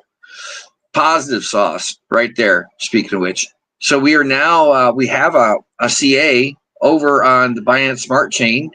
And I'm experimenting with getting the numbers right, and we've got to get the PVP and all the good stuff that, as far as the code, to make sure that things appear appropriately in the right spots, and then we can build up more pools there. But that is just the first one. We've just gotten to go cross chain. We are not only on Solana, but we are on the Binance Smart Chain as of today. And I would love for you to join us at some point. Honestly, I would, but I know, I understand you do things the way you do them, and they work for you. No, I appreciate it, bro. That's awesome, dude. I love the fact that you had a plan back in the day, man. And it was definitely, going high and low on the liquidity pools and ensuring that it wasn't just your token, but also I know you were working with even stable coins at one point. And if you're making a bet on, specific meme coins, blue chip meme coins, you had to have had a heck of a run. What's your market cap? Did you guys get a nice little boost on your coin? We had well, that's the biggest thing. When all that stuff was down at 100, I started putting stuff together cheap, right? And we're close to 100. So we've been floating this range that you were just talking about, right? We're doing the 160, 185 thing, and we're just adding stuff. So we're going to go long. You'll like this trading strategy in a sense that we're putting the pools together. For instance, PopCat, talk about blue chip. Mew, cat in a dog's world. These ones have volume, right? And we're pairing them up with there. And like I said, the chain will trade them to do the law of averages. So you get what I like to call spillage into your chart, okay? And we kind of figured this out, and it's been a few months. And we partnered up with Bonga, which is Bonk's sister. And now that we've cross-chained, we're going to be able to do a pool with Interlink, and we all know them. And a few other ones over there that we want to partner with. And I also want to do some pancake swap stuff too. But what I'm looking at, and to answer your question, is we got up to, for as low as we were floating in the 40s, we've gotten up to as high as with 64 recently. We're floating right around 59 now, 60, depending on where Solana is.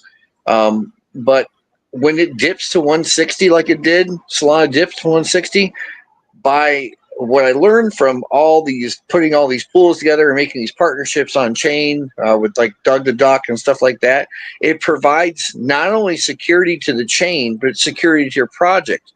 So again, not only does the USDC help it not to dip as hard, when you provide those tokens, it helps to not dip as hard on the chain, on the chart as well. Like at 165, we're 165, 166 right now on Solana, right? Before, when we would have seen that, we would have dipped pretty decent. But now that we're locking these tokens into in liquidity and having them locked up and holding floors. I could estimate if we move back up closer to 200, not only are you guys at Lotto going to see a nice pump, and everybody on chain's going to see a nice pump, but we'd be closer to 100,000, and I'm real happy with all that going on. But my happiest moment today was being able to go and not have to do a bunch of hard work and being able to wrap Cat's Crypto up and move that over to Binance, because I really, really want to pair up with Interlink, but I got some bugs to work out still, and I just figured I'd break that here, and I got to get my donation out. I'm kind of slacking for the month a bit, but I got it over here and save them dogs and them vets. You know what I mean? Absolutely, bro. I love it, man. Yeah, I'm curious to see how that reacts with your the tokenomics, if you will. How your coin ends up doing. Of course, before we get all willy-nilly on it, if you still got some bugs to work out, we're definitely patient over here with the Lotto fan bam. But because you've been really working towards it for so long, I'm excited, man. I'm excited to see what comes of it, man. Seriously. Well, you guys aren't too much further behind us. I know that you're a few months, but we hit the 1 year mark on chain at the 26th of April, and we've only got what now 5-6 more days before we actually went up for sale and posted up on Radium. So we're old people now, and you guys are not that far behind. So I think that now through, I'd say, next March, we're going to see a lot of great things happen, not only on the Solana chain and with the Cats of Crypto and, and just a Lotto and, everybody out there that follows around us. I think that we're going to see a lot of good things. I'm not believing the whole thing with the $1,000 Solana part, but I can see us doing $500 on Solana, and that'll definitely take you guys back up over $1 million easy. You should probably get closer to 2 mil. This is just me throwing a rough number off the top of my head. But I'm looking forward to bigger days and being able to take those pools and the profits from those pools and being able to do that and consolidate that in there to buy the bottom when we go back to crypto winter. And, hopefully I can spread that love around, and maybe we can work out some deal again to where I can, post up with you guys or something like that, and work something out so we can support one another. That's the whole point really behind this, is about supporting each other and doing the whole PPP, peer pump peer, man, because it's been working out for a lot of us. P Coin's one that we paired up with, and we got a staking pool over on Radium for that stuff between the two of us, and it does pretty damn good. We're making some people print, man. I love it, man. I really do. I genuinely love it. It's good shit, bro. It's very good, man. How is everybody else doing here? They got the little boxes up here, the little PVPs, but I haven't heard a lick from anybody except for you, Ghost. We're playing poker right now, so I'm assuming they're pretty much. First off, it's the PERPS show too, so they're probably letting me do my thing with PERPS and try and teach people some shit that we're working on. I gotta go though, because my buddy Hinch just showed up, so I'll be right back on. Hey man, I'm gonna take off. Thank you for having me, man. Oh, of course. Anytime you see me, man, you got a mic anytime. I appreciate you. Come on over whenever, man. See ya. My man, appreciate you. I'll be back, guys.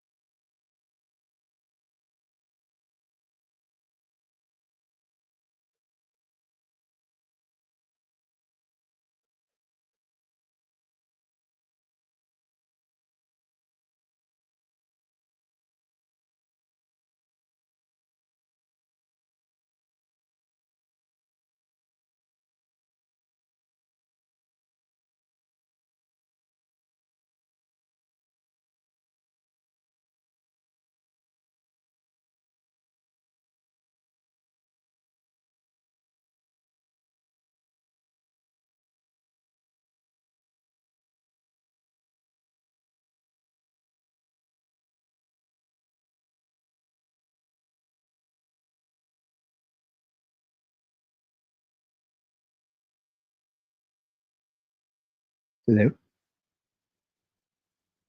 Anybody here? Yeah, I'm here. I'm just got here with the Hinch and the Ferrets. The other things right here. Hinch and the Ferrets. Now there's my new band No, I name said he just came from Paris. He just came from Paris. from Paris. No, well, Hinch and the Ferrets is the name of my new band. I just wanted to come on here and plug it for everybody. Our new hit single, Fairy Tales, is going to be dropping here pretty soon.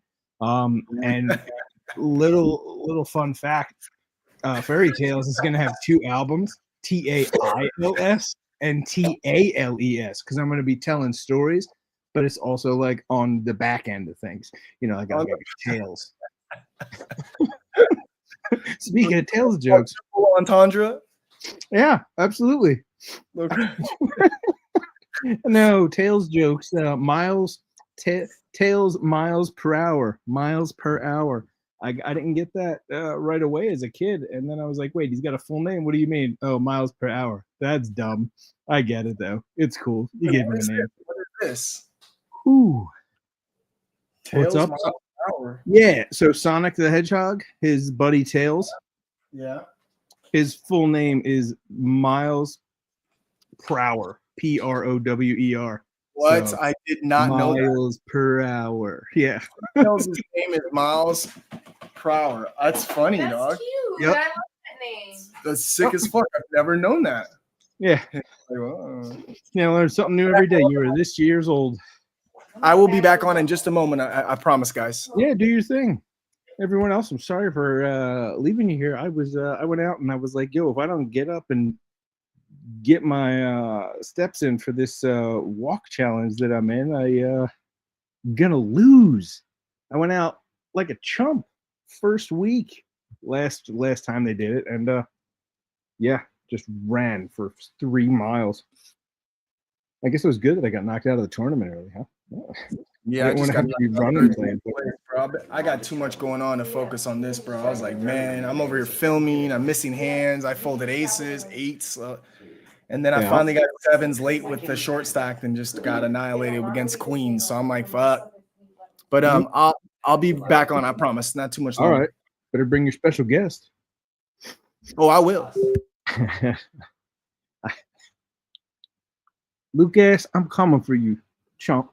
Donation. Yeah, last time it was, and I hope you spent it well, all in one place. And not the mom. I didn't leave you. This place was popping when I left. I came back. I was like, hello? Is anyone here? Oh my God. What a day. It's weird to come back and be sweating your tuchus off in the middle. Well, not in the middle. I guess it is almost the middle of the night. It's almost midnight here. Oh, jeez. So this app has me having an active day at 7,308 steps. That's how inactive I am. Because my power day is like 9,341 steps. I see everybody else in the group, they're like, yeah, my normal active day is like 15,000, but power, it's going to make me go to 20,000. I'm like, what is this? It's amazing. Like, it's the app's like, hey, man, you can join, but we also don't want you to die. I'm like, bro, I know I sit at my job, but come on, still go to the gym. Thanks, not the mama. I do need those words of encouragement. It was literally Tiggy who had posted something, and I was like, you know what? She's right. If I don't do this for myself, nobody's gonna. Like, I needed the motivation to get up on out of here. And Roxy's saying she's gonna need everybody, I guess, who's playing poker, if you're listening to this, quote, I'm gonna need y'all to start going all in to speed this up so she can go to sleep. Roxy, fun fact, a lot of our players have in the past fallen asleep at the tables and either made the final table, you know, or been knocked out. So you could go either way. Give it a chance.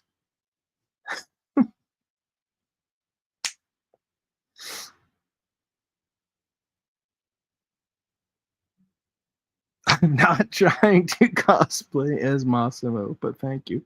I'm not going to single him out because I was guilty of it myself. I literally woke up on the final table a couple games ago, and I was like, "Oh, we're still playing. That's a thing." I do remember going check raising, I believe. New poker strategy. Thanks, not the mama. You get up and try it sometime. Like, I don't really play. Fun fact, yeah, you don't have to. You really just sleep, and boom, you win. Not financial nor gambling advice. Oh my gosh. Excuse me, guys.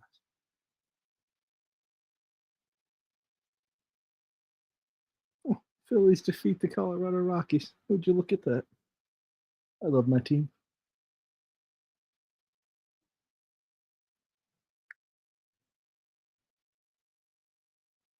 Ooh, we're going to be funding some PERPS with that one, huh? Good times.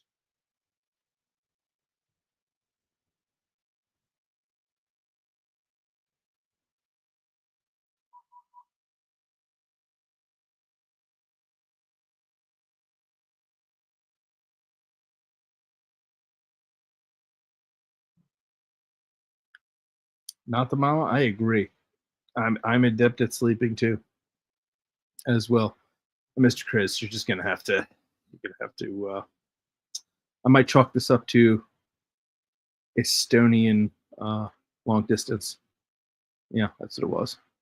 You just heard silence. Just kidding. It was totally silent. They got nobody up there. I mean, Rocky. Hey, Rocky, Adrian. Roxy's up here, but she's concentrating on the game, you know? She can't be unmiked.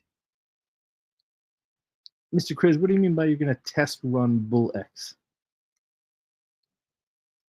Hey, I'm from Philly. Rocky just comes out my head like that. All right? Maybe I wasn't talking to you, you know? Hey, forget about it. He goes, bro, you did not just call me Rocky. No, I think I just called you Adrian. Adrian. Why did that? No, shout out. Little Talia Shire action. Grab you an Oscar. Oh, anybody else here buy their tickets for what's it called? Jurassic World Rebirth, I believe. The new Jurassic World movie had tickets go on sale. I got one, and it was kind of like by default. My buddy's like, yo, we're part of one of those unlimited movie groups, and I guess you can invite your friends. He just bought mine for me, and I was like, sweet, let's roll. Roxy's folding. That can't take too much concentration. Ooh, man, those fighting words, not the mama. I would say, arguably, it takes more concentration because you have to know which, and you got to know when to hold them.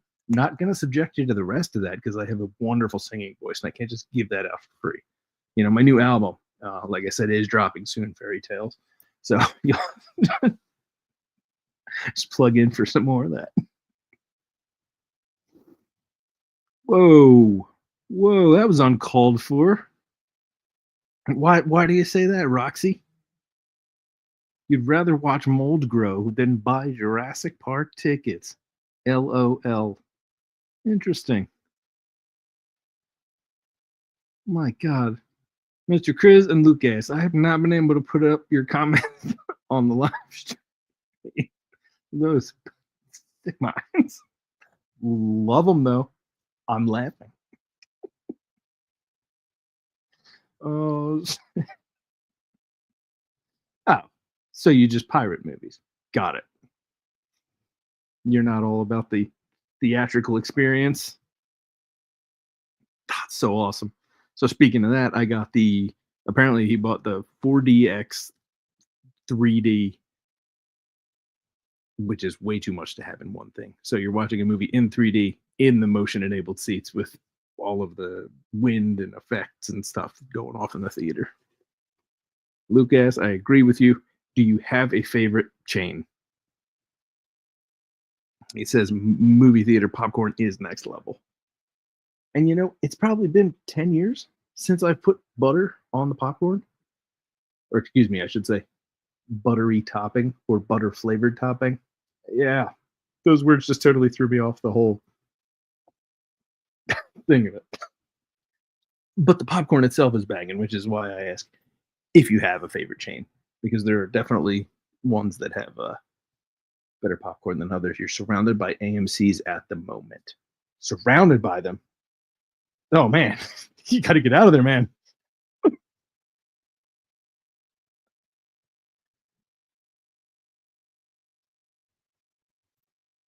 Yuno Masaman.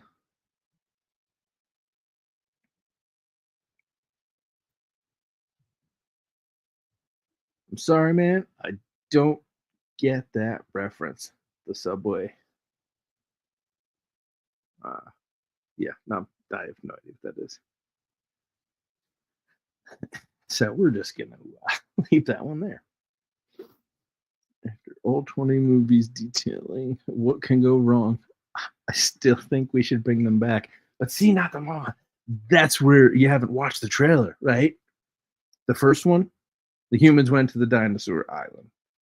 And then, yes, that argument could have very well been made. Like, yeah, they're not going to trick them to go back to the island. Oh, they are, but different people? Okay. Oh, no, some of them are the same? All right, got it. Hey, there's a third one. There's no way it's going to be, oh, it's the original people. Okay, they're back. Got it. Oh, they knocked them out so they didn't go willingly. Okay, cool. Trilogy was over. Third one ended with a done. Terrible. Then the Jurassic World trilogy came out and they said, all right, instead of the humans going to the dinosaur island, how about we bring the dinosaur to the humans? And the dinosaurs lived in simpatico, if you will, quote unquote, with the humans. Definitely a different take on it. I liked it. And it started out as like an amusement park horror actiony thriller thing. And then they were just dinosaurs living in Rome and all over the world. Now they go back and they said, you know those other islands? There was an island where they left all the most dangerous dinosaurs that they couldn't bring to any of the other ones. So it was a secret island, not the mama. And they're going to grab DNA apparently. And I'll bet I know what's going to happen. They're going to try and bring the dinosaurs back to humanity again. So you just rinse and repeat. They're like, okay, do it the first time. Now we do it in reverse. Now let's do it again. So, okay, you want the dinosaurs to come back? All right, cool. So you just got to wait till the next one or the next trilogy. I don't know how they're going to structure it, but I like it. I did see the perp screen moving, though. Oh, speaking of perps, oh, it's up at the psych level, which means mine must be up. Here I was doing silly exercise.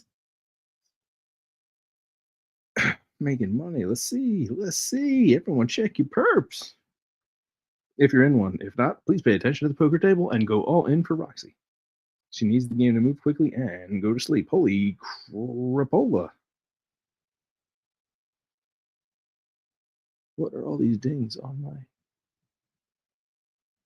Is anyone else hearing that? Am I going crazy? No. Jurassic Park may end up being a documentary if people keep bringing shit like dire wolves back to life. All right, now, this may come as a result of you pirating these movies, but I don't believe a single Jurassic Park or Jurassic World movie, Roxy, had dire wolves in them. But I appreciate you. IRL, right? Life imitates art. Art imitates life. Chaos Theory. Malcolm? Anyone? Jeff Goldblum. Heyo. All right.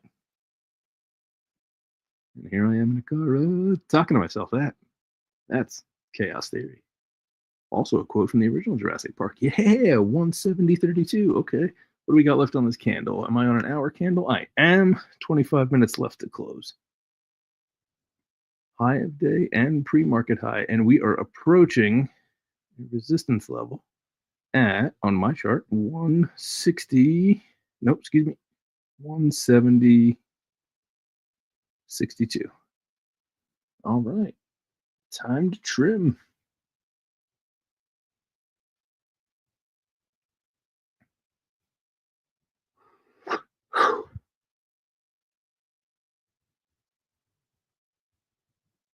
Hinch better come back and say he was late because he had to stop at In-N-Out, or maybe they had to go to In-N-Out. They better have In-N-Out and Ferrets and In-N-Out. Ooh, that might be a good track for the Tales album. Oh, this idea is already copyrighted, so don't even think about it, guys. So stupid. I don't know where this stuff comes from. We back, I hear voices. Let's cook the chief. Did Hinch bring a Liger? Oh, I remember somebody saying that earlier. Okay. You reminded me I have a Sonic burger in the fridge. Thank you. You are welcome, Rocky Roxy. And yeah, those milkshakes they have there are awesome. I don't believe there is a minimum that you're required to have. Yeah, if you have 10 Solana, you're fine. I think you need like 0.01 Solana to trade. The thing that they get you with on Bullx Neo is the fees. So unlike the perps where there's like a little toggle switch, so you'll kind of know, they just kind of hit you with fees, and all of a sudden you no longer have enough SOL to trade with, whether that's starting a trade or taking out your taking out a position or moving it from wallet to wallet. And I just got my violin for Roxy right here. I don't know how that's BS. That is probably one of the most amazing talents ever. My man was able to do multitask. I'll just say he was a master of multitasking, and he's at the final table. Or, maybe he just put the phone down and drove. It's kind of the same as sleeping, right? You're not paying attention to the phone.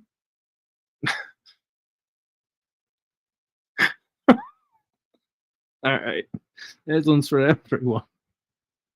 He's over there driving, bringing Ghost a whole ass petting zoo, all while playing poker. Thought that was funny.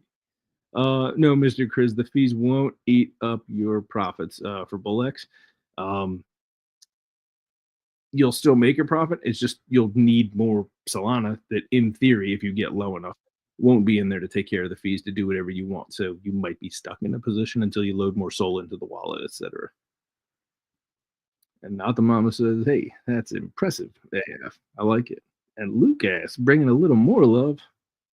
Hinch is the best poker player I've ever met. Dude made it to the final table from the Mile High Poker Club. I think he was missing a word there because he did come in a paid position from 30,000 feet in the air last game.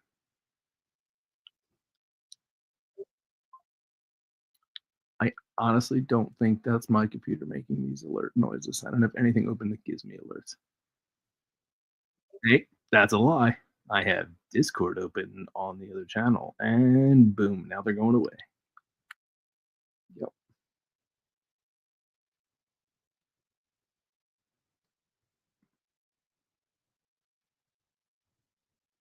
It's a cat.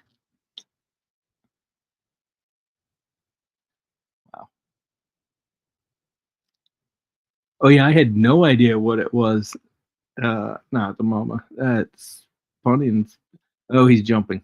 I got it. I see how it's doing. Everyone pray, please and thank you.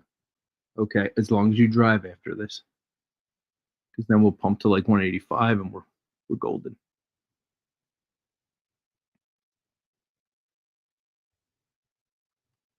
Here we go, Roxy. Here we go. Mr. Chris, are you watching the table? Why are you saying Roxy now?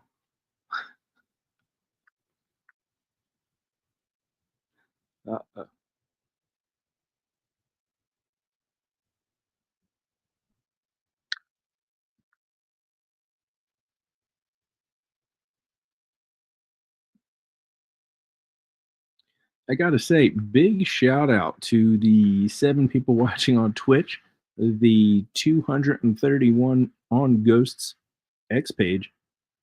We got a baker's dozen on mine and 119 from the Just a Lotto page. So holler, because apparently there was a lot of silence for a little bit, but this was holding y'all's attention. Just those bars just chilling there, going above the psych level. Let's roll. Mama is so back. Not the mama. Are you playing? Oh, she's referring to herself in the third person. Wink, wink, nudge, nudge. Also, not the mama. Are you living vicariously through these comments, or are you able to actually see the game somewhere? Mr. Chris, that's not possible on Club GG. He says somebody commits fraud each time we play. The dealer doesn't love you? Yeah. Robots don't love. It's all electronic, my man. You're so bored. Got it. All right. Yeah, I would narrate, but all I see are bars. See a chart here. It's because I'm white and from Estonia. Good to know, Mr. Chris. Lucas says robots equal no feelings. So when Optimus comes into your house from Tesla, oh boy, are we going to find out? Or maybe you can advance pay for the feelings feature so that your robot can have emotions just for them to pull it back when they come out with a new model. I don't know if you all heard, Tesla did pull that extended range battery from the Cybertruck. I believe it was a $16,000 add-on, and apparently they've been refunding customers.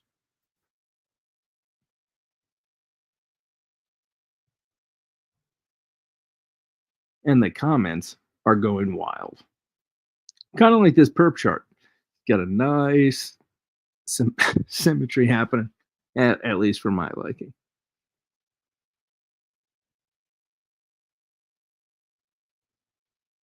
Oh, there you go, Mr. Chris. Mr. Chris, shout out. You know about Neuralink. Absolutely. I was researching it all night last night.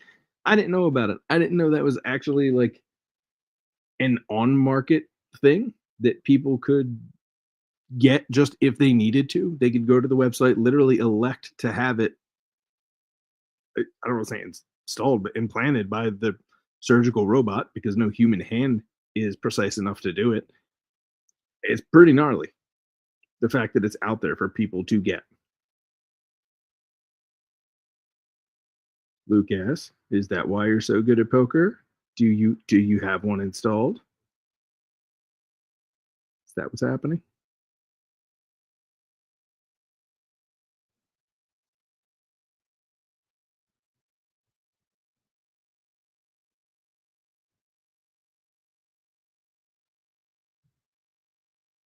Not the mama. Do you mean I guess you read the info and take a test and see what you think about it on it afterwards, for lack of a better description?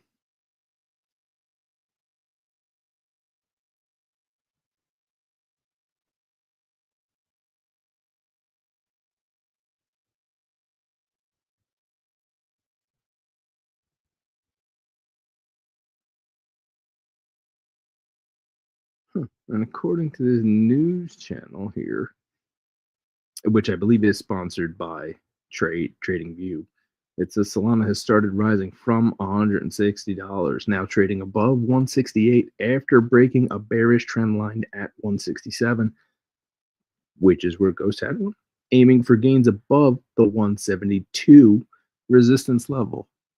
Gnarly. Where did I have mine at? 172. All right, mine was at 170.62. I knew the 62 sounded familiar. All right, but my zone goes all the way up to 173.12. Now that is on the 1 hour, so I don't know what they're using in general. But not the mama, thank you for answering that. They contact people, tell them all about it, and they ask you if you'd be interested, and they pay you to listen. Interesting. So it's kind of like a dummy mission, like as if, like, even if you said yes at the end, you'd be interested. They're like, all right, cool, the pitch worked. Like, they're not going to come to your house and offer you, like, hey, you said you wanted it, here it is, or set up a time for you to go in, because that's pretty cool. Also, is this a consumer study? Or are you just getting paid to listen to these live lottos? Lotto casts. I kid. Yes, Roxy, I could put the final table if I was over Ghost's house and I was in his garage, went over to the other computer and pulled it up on that media screen, like the thing that's there that's streaming the perp channel. Yeah, I mean, I'm in Pennsylvania. By the time I get there, though, it'll be for the other game. So, for sure. I did try to download it, but, oops.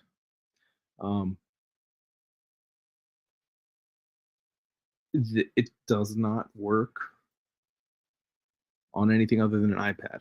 If you go to the Apple store, they're like, "Hey, here it is." Oh, you're trying to download it though. I'm like, why is it in your store if I can't download it? Actually, now that I say it, that's a genius idea. Because they're like, sorry, it's only available on an iPad and an iPhone. AKA, if you don't have one, go out and spend thousands of dollars. Genius marketing. All right, looks like we're creeping back up to the 170 one ish zone. Was it? Yeah, 170.62. Come on, we're at 170.36 on my screen. Let's go. Like Billy Madison. All right, trimming again.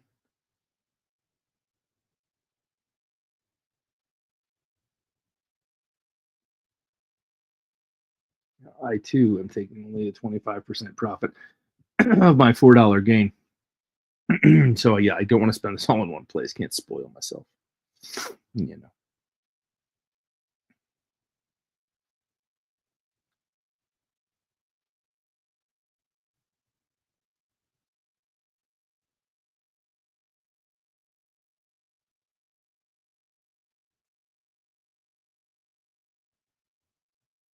Position size reduced. All right.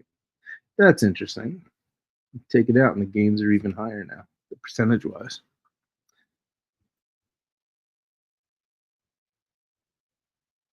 Oh, that's because this bar is keeping on pushing.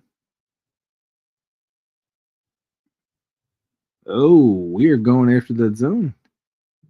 Oh, that was on the 1 hour. We are well above it on the 15-minute. It just wants to keep on going. All right. Next supply zone is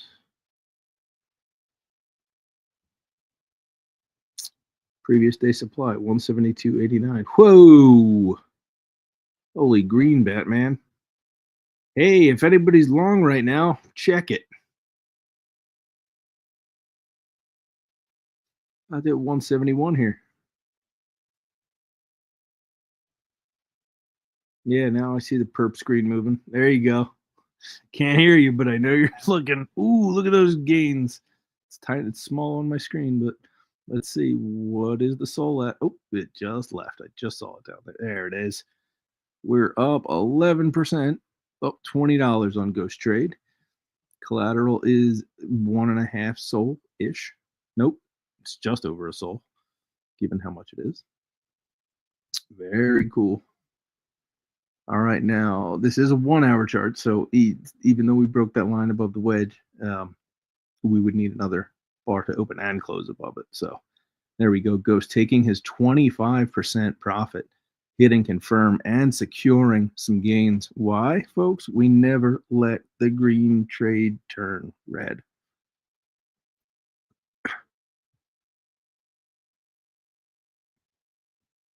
This segment brought to you by the color purple, greens and reds. Always a fun time of year around Christmas. And I'm going to stop now because that was stupid. All right. Just grab a wallaby or something and head to Ghosts. Says not the mall. A wallaby, huh?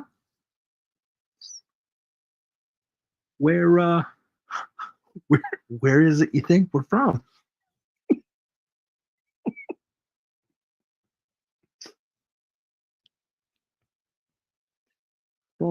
Oh, damn it.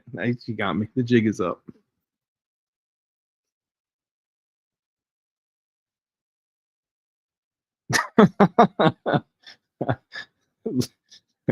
Lucas. I can hear the cadence in the words that you picked. That was excellent. Just the incorrectness of someone trying to do an Aussie accent. They sell wallabies in Texas. Interesting. Okay. Good to know. Oh, we should have told Hinch. He could have picked him up on the way. Roxy had me rolling with that. Did bringing him a whole petting zoo. I think, wait, is that a real sentence? That was funny.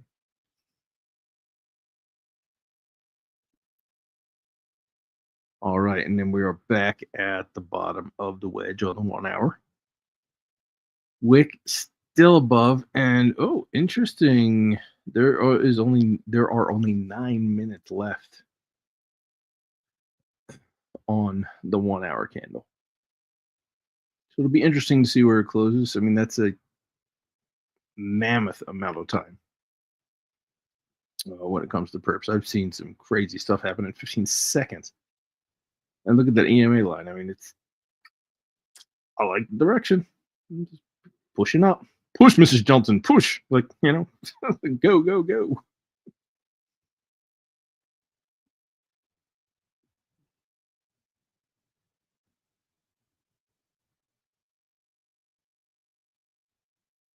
And for those of you wondering what wallabies are, they're perfect. Tiny little kangaroos that can kick your word after Luke and before 92.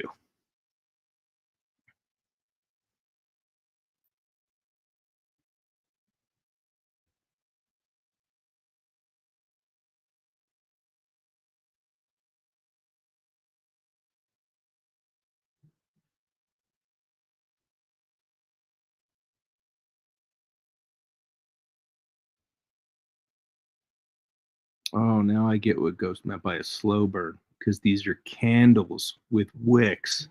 It had nothing to do about the prognosis. All right, we're going to cut that one short again, too. Pull. Okay, go ahead, blasphemer. These people don't start going all in. I swear to God. Lol. OTB with some actual perp news. I just took a short because I don't think she's ready. Well, the doctor's going to come in and inspect Mrs. Johnson. We'll see if she's ready. So, Ghost, having only scaled out 25%, thinks there may be some gas in the tank, but his liquidation point may be at a good enough level where it doesn't matter. Because I have survived 3 days of liquidations, I believe. Maybe it was 2.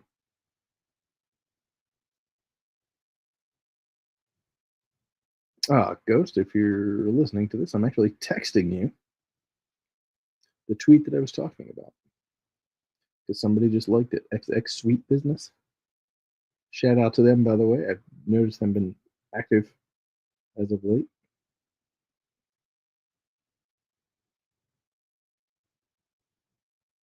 Oh, snap. And I got to text Arn. Excuse me.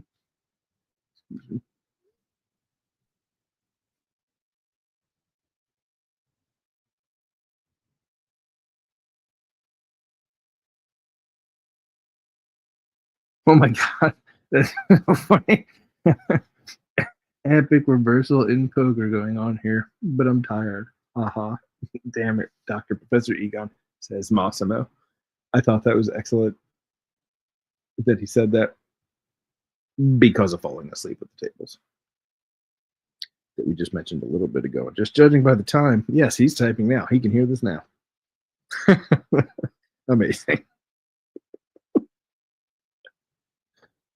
See, I wish I could see. Oh, I can see the table because I was knocked out. I can just go back in.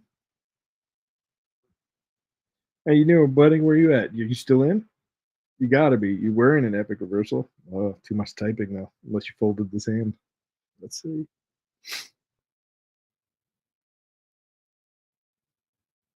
Not the mom. I headed to bed. Good luck, Roxy. Yes, good night to you too. I'm not Roxy, but good night. Love you. Good night, not the mama. Arn, really. I need Solana to dump. Please and thank you. It's rude.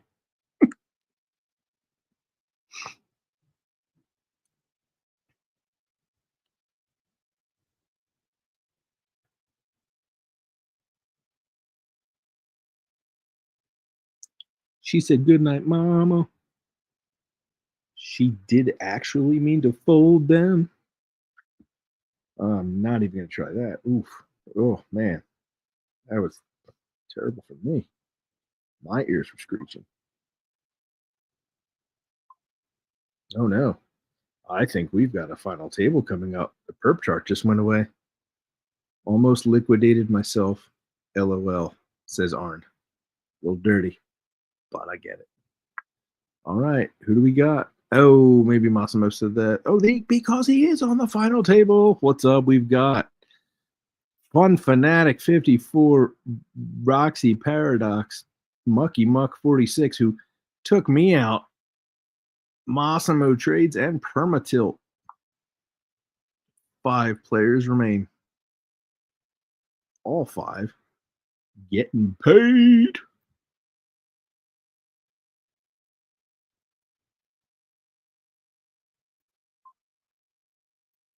I almost liquidated myself. That's funny. That is funny.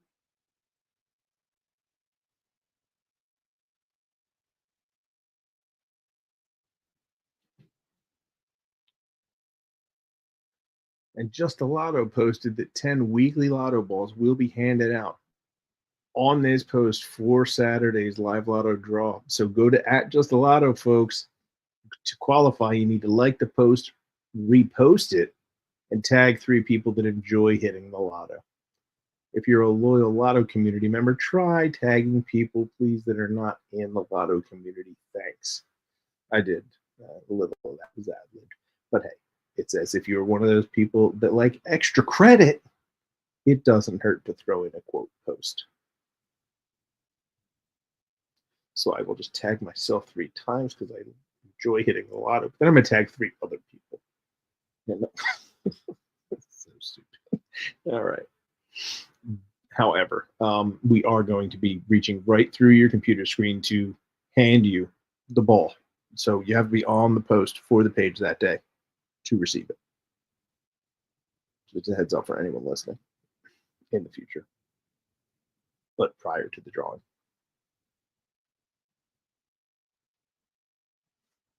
And Mr. Craze, Estonian accounting is way different than the States. We appreciate your tax support.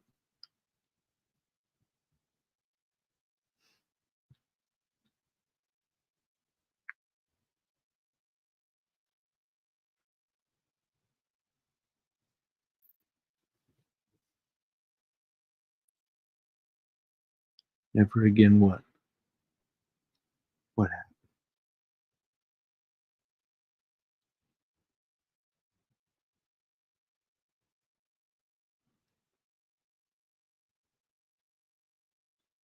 Mr. Grizz is currently wiling out halfway across the globe.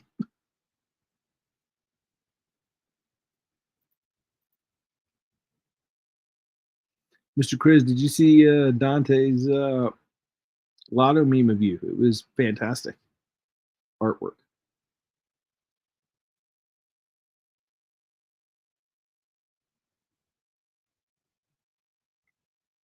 I will send it to you now, then.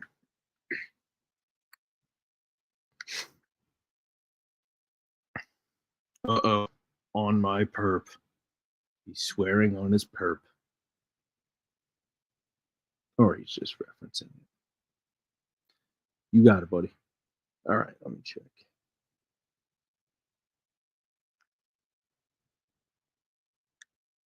Oh, and Massimo, all in. Who's got it? King Queen. Uh-oh. Yeah. Was looking good. Good night, Massimo. Oh, rough beat, but you're getting paid. Roxy trying the old sit-out method, although it may be too late in the game because the blinds. She's going to get blinded out. Next hand because the blinds are so big. Roxy, come back quickly. You got to get in this hand with a big blind before it gets around to you and you time out.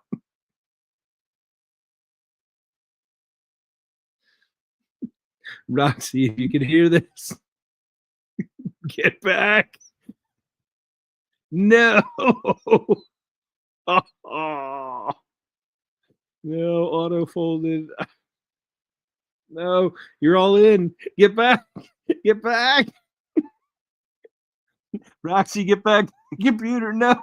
No, he folded. Oh, good game.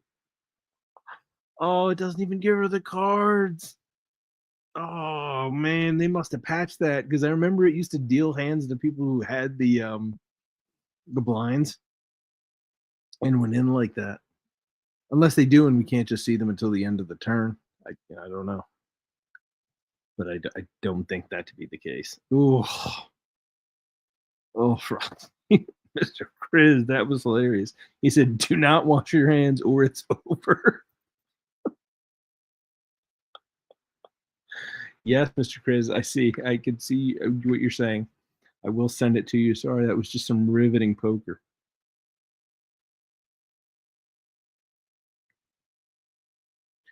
Kenny, if you can hear this, yes, we still do bounties. It's for the previous champ if they played this game.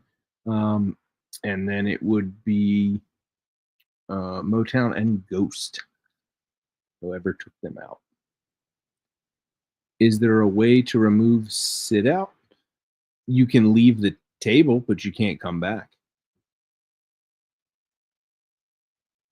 Yeah, sit out is a way for you to not have to play and hold up the rest of the people, but you'll still pay your ante, and as the blinds come around, they auto go in.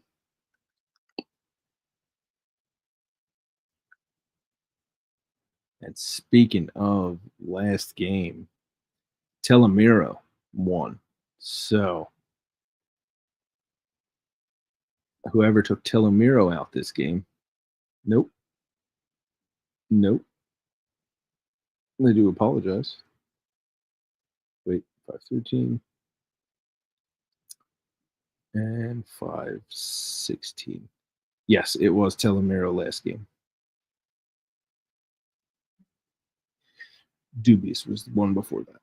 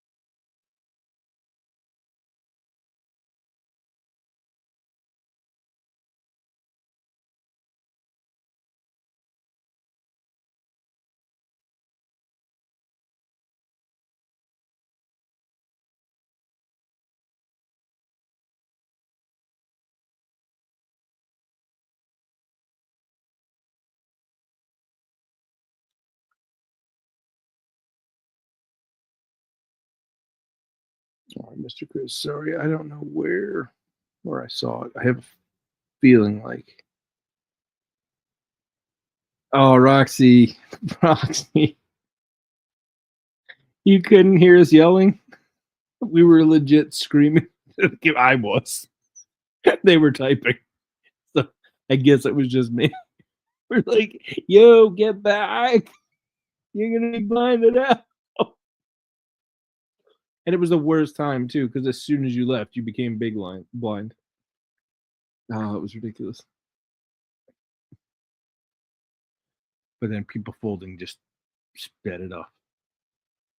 But hey, on the plus side, you got paid. Out number 4.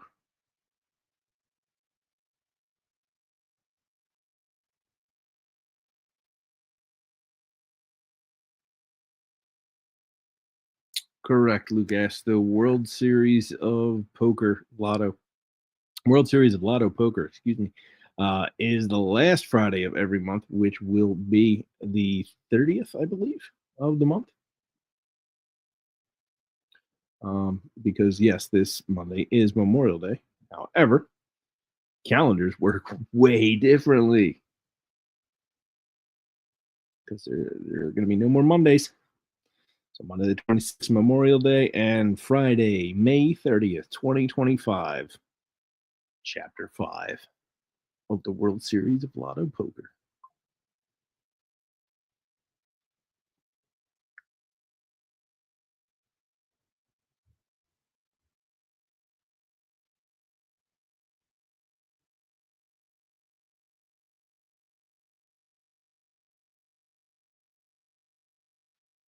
Whoa, Bitcoin 20 minutes ago up to $107,000.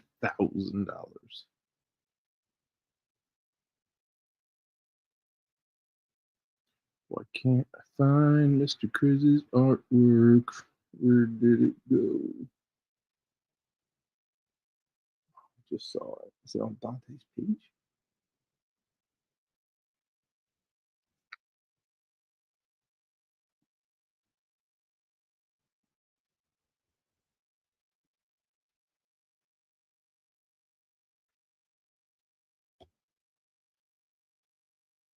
Mr. Chris, we should we probably should put like a tiny intermission in here for people who can do that. I mean, this is a 3-hour poker game.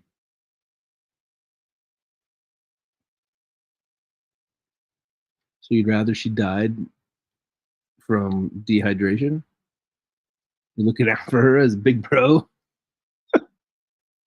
She's just gonna pass out. He says, yeah. He says, yeah. Oh my God. All right. Well, we're not putting that one up on the screen there, huh? All right. Good comments. Okay. Donde está el artwork? What do I say?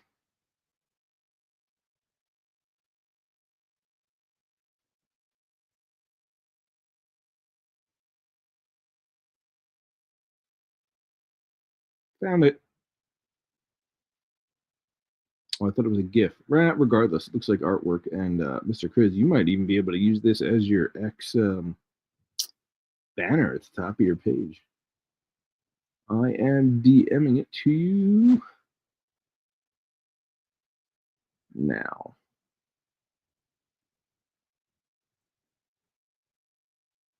There you go. Oh, and we are heads up with Mucky Muck and Fin Fanatic, 2 OG Lotto champions at the poker tables.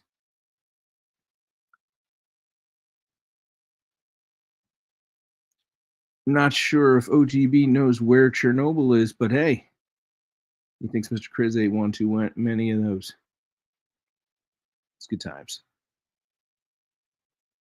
What do you mean you're too lazy to go back inside the house? You can't access X from your thing here? Look at your DMs there, Mr. Chris. You can and then thank Dante. Bow down. I love it. I love your artwork. I think it came out phenomenal. It's fire. Oh, and the tables are down even. Fin Fanatic at 569 and Mucky Muck at 486. After all of the blinds and antes went in, that is.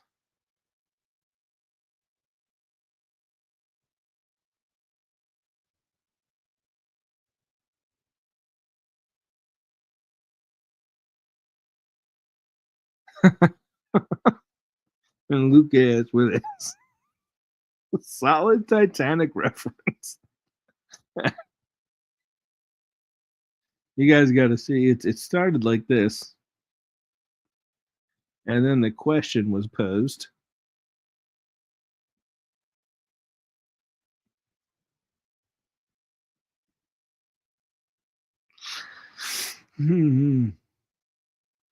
And I had put my foot in my mouth with the Chernobyl debate. You guys can go back and check that out or cover up the action that is Heads Up Poker for the final table. Apologies, OCB. Thanks for the correction.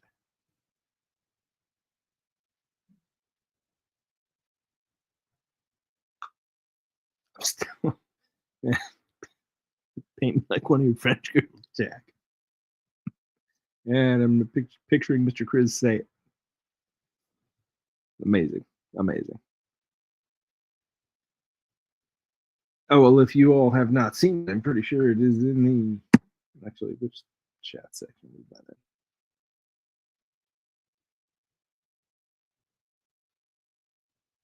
in? Where... It is in the Lotillionaires chat at 9:21 p.m. if anyone is interested in seeing the Mr. Chris AF banner.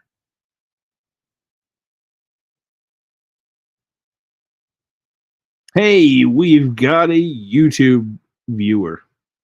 How was your poker experience so far? Take a look, Dean Over. It is heads up here on the final table with Fin Fanatic 54 and Mucky Muck 46. How was yours? You a big poker player?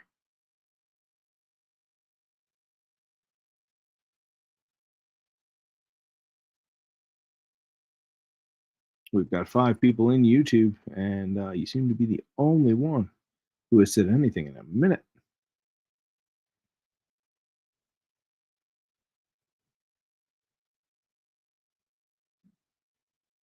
Uh-oh, Mucky. Oh, bullets. Wow, the quick fold. Let's see. Look at these chip stack numbers in these final heads up rounds. It's a real crapshoot.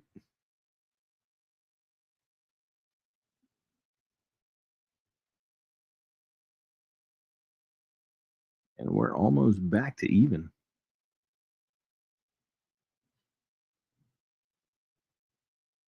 Ooh, they both have hands they like. This could be it. All in from Finn and a fold from Mucky. Takes it, and we are almost back to even stacks. 100K apart.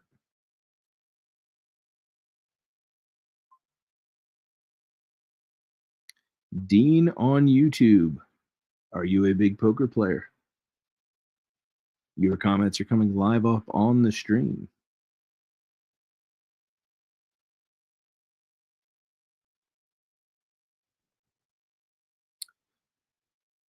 Well, if we ever get a chance to go to India, we would like to go. That's probably why I would go, because I would want to go. Yeah, if it's any other way, I'm probably not going to be playing poker. That's just a guess, but we'll find out next episode.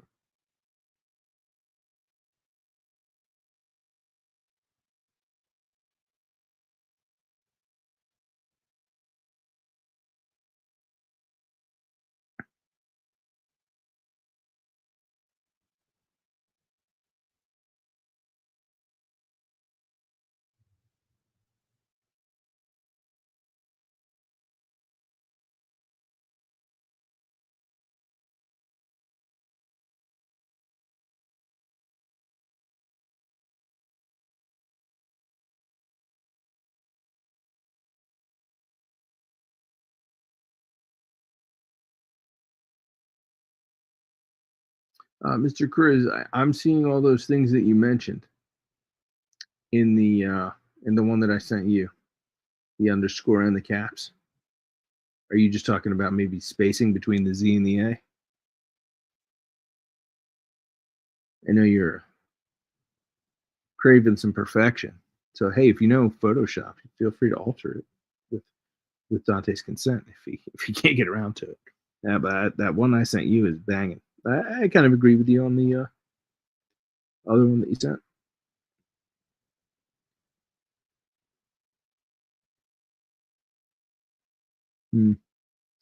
I don't know. Maybe that's just you. To me, when I looked at this, I thought that proportionally it was perfect.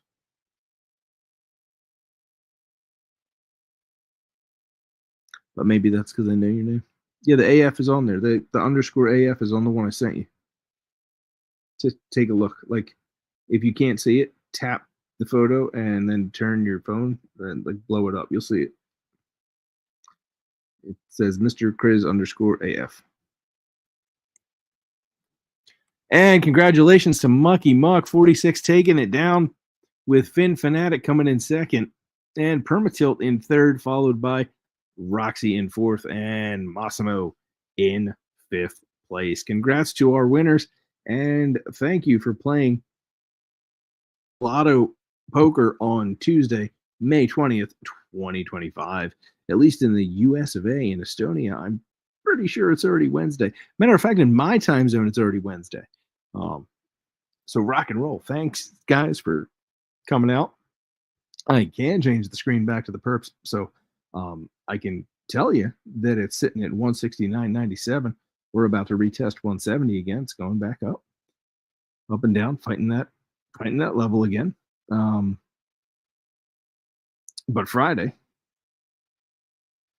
we will have another round of poker, normal poker. And Ghost should be back momentarily with Hinch as a special guest, unless the zoo is going wild, if y'all know what I'm saying.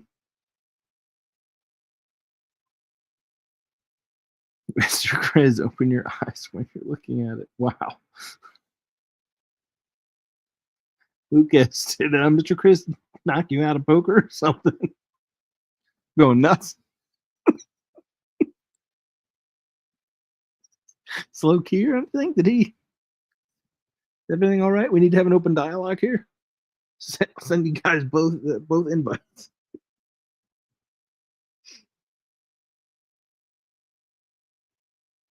Mr. Chris, I don't understand what you mean you tried to upload. Like press and hold, and like you could save it to your photos. If you're on an iPhone, that is. I mean, you may be using inferior devices. Like I can email this to you if you want to DM me what your email address is. That's fine.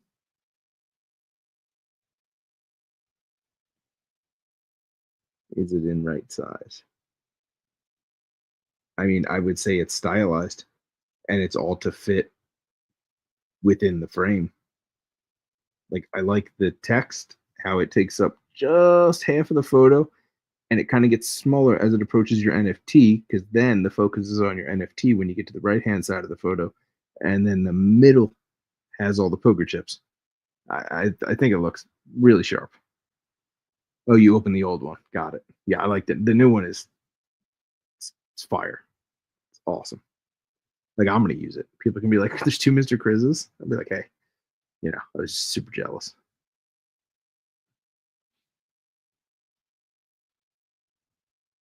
You got it, man.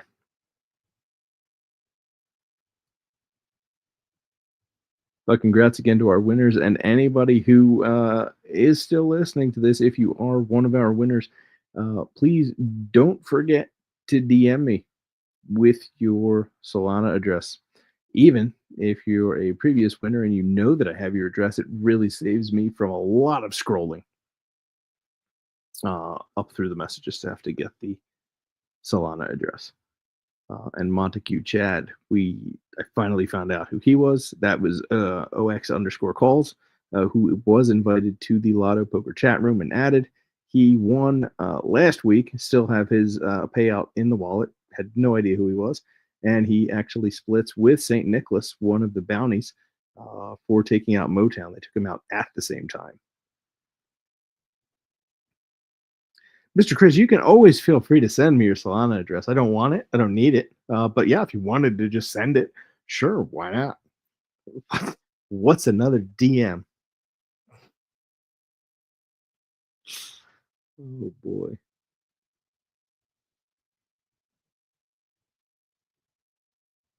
I'm not. I don't even want to know what you meant by that. But okay. We are putting these up here. Mucky Muck. Fin Fanatic.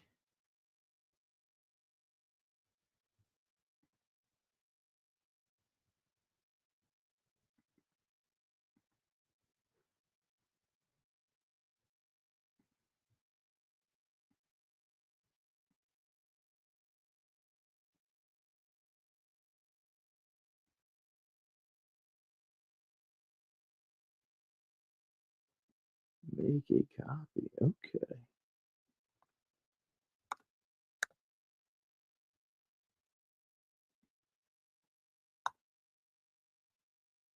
Perp charts still sitting 169.75. Let's see if I can see a trend here. Still in a bullish trend. Lots of sale volume. I mean, the arc would, if you were to draw a line, would say that it looks like it's going to keep retracing, but I think it's going to stay above. Where is this? It's 169.45 area. And I'm sorry, I know you guys can't see my screen, but that's what I'm thinking if you're following along.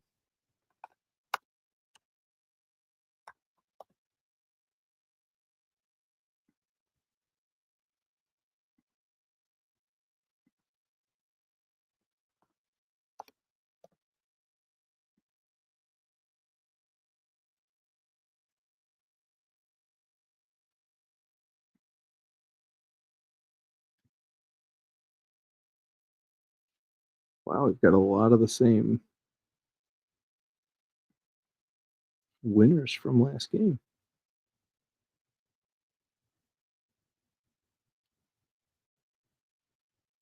Mr. Criz, I am in a long. The remainder of my position, I closed out about 50%, scaling up when it broke above that green wedge. I think I broke out when it was between the psych level and the bottom of the green wedge, and then the other 25 when it was above. Because the next candle opened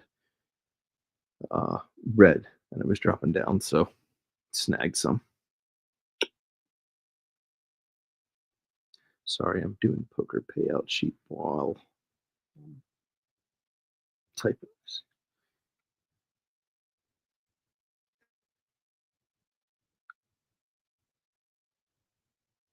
Mr. Chris, did you really send me your salon address? Thank you.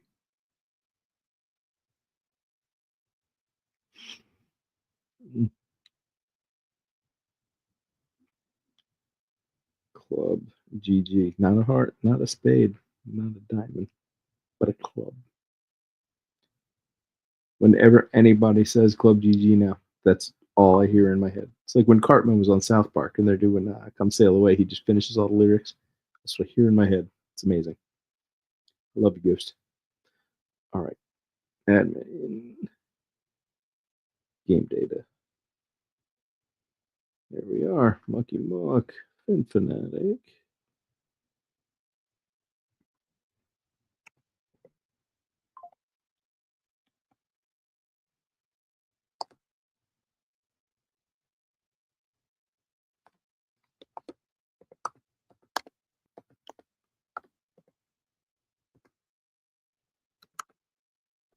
Permatilt, I don't know who you are, so if you are still listening to this, please send me your info and identify yourself in the DMs.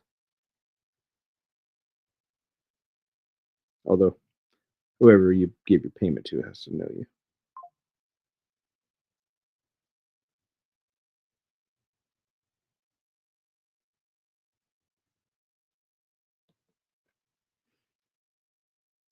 Somebody just told me they took out Telomiro. If you can, if you did take a screenshot, please send it to me.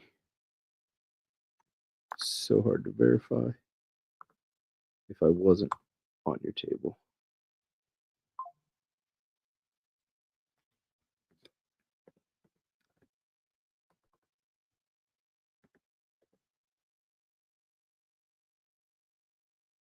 Roxy in fourth, right there. Boom, didn't even need to move that. Massimo trades.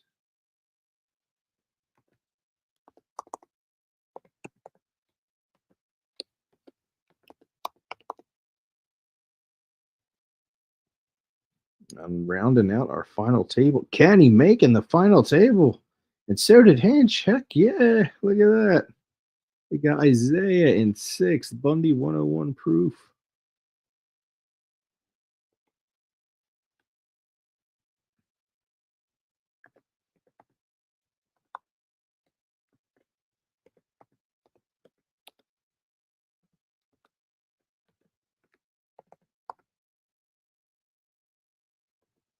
Hinch.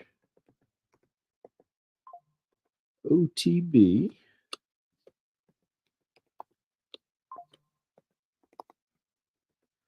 And Kenny 19800.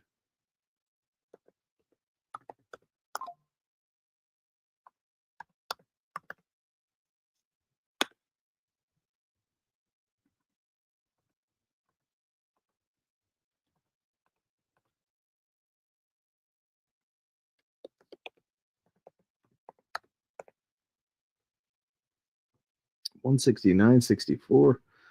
It does seem to be on a downtrend. Was that where I said that zone was? Let's see. All right, it wicked through and coming back up. So where with this line? This is the fast EMA. Okay, so that's the line it's holding, but it's within that zone. Yeah, it looks like there's a lot of buy pressure. Excuse me, volume. But those last three candles were, can't really say indecisive because they were more like hammers.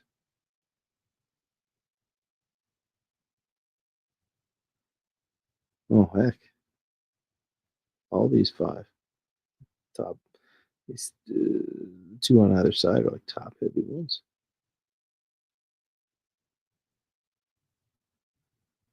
As opposed to like a croquet mallet. That's right. Y'all in a Lotto space just heard a croquet mallet reference. Shohei Ohtani does it again. All these alerts on my phone. This is cray cray.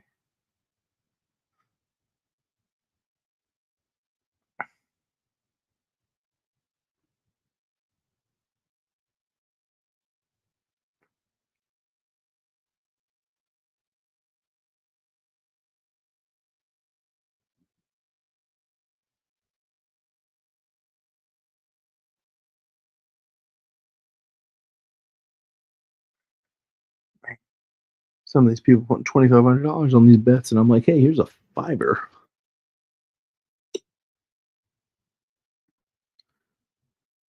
Right. Who we got? Took him out.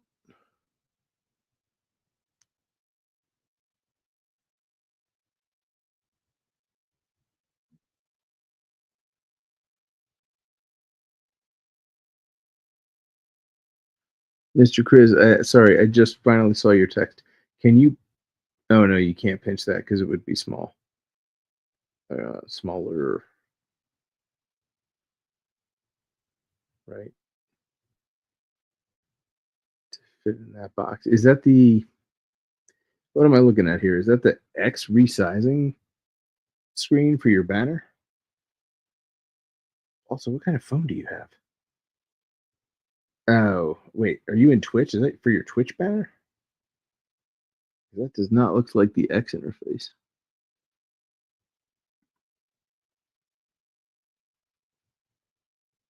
You aren't talking to yourself. Sorry, I was looking at my phone trying to do the poker list, buddy. Man, you want a mic? Just request a link. I'll shoot you a link.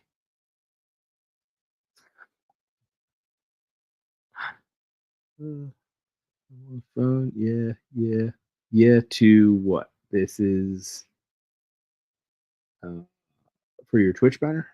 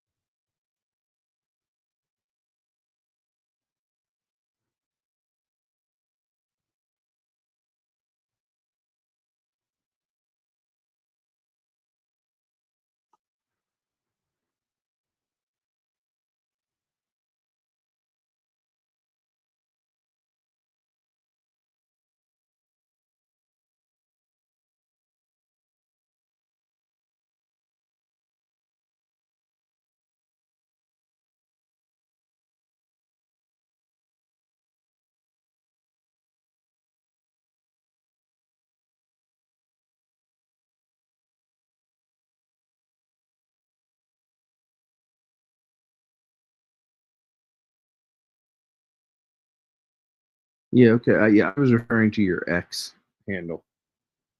I mean your X banner for your page there. But I did shoot you the StreamYard link.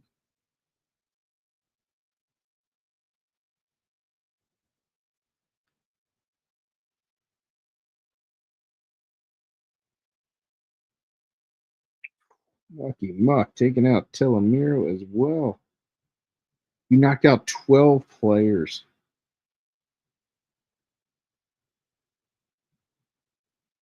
Monkey Muck, I can see 5 of them. Were any of them Motown or Ghost?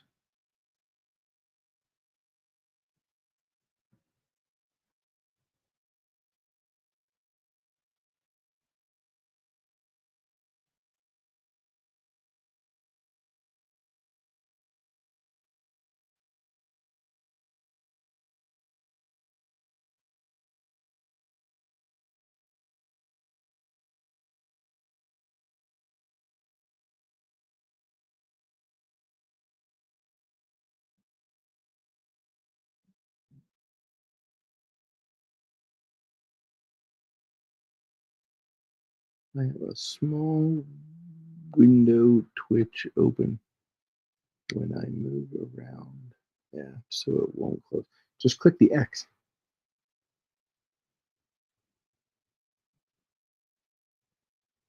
Or if you want to just close like the Twitch video, see like move and scale, top left, there's the X. And then when you're in Twitch, if you want to close the video, you can just make it tiny.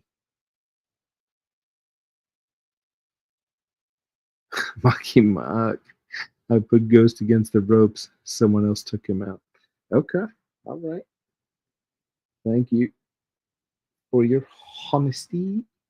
Oh, Kenny texted me or something DM'd. He took out Motown.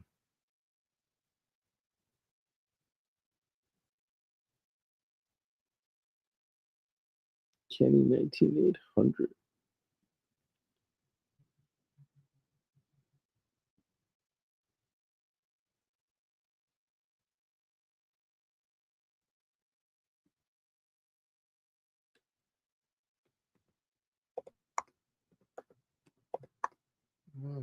Look, 46. Now we just got to figure out who took out Ghost. Motown. Okay.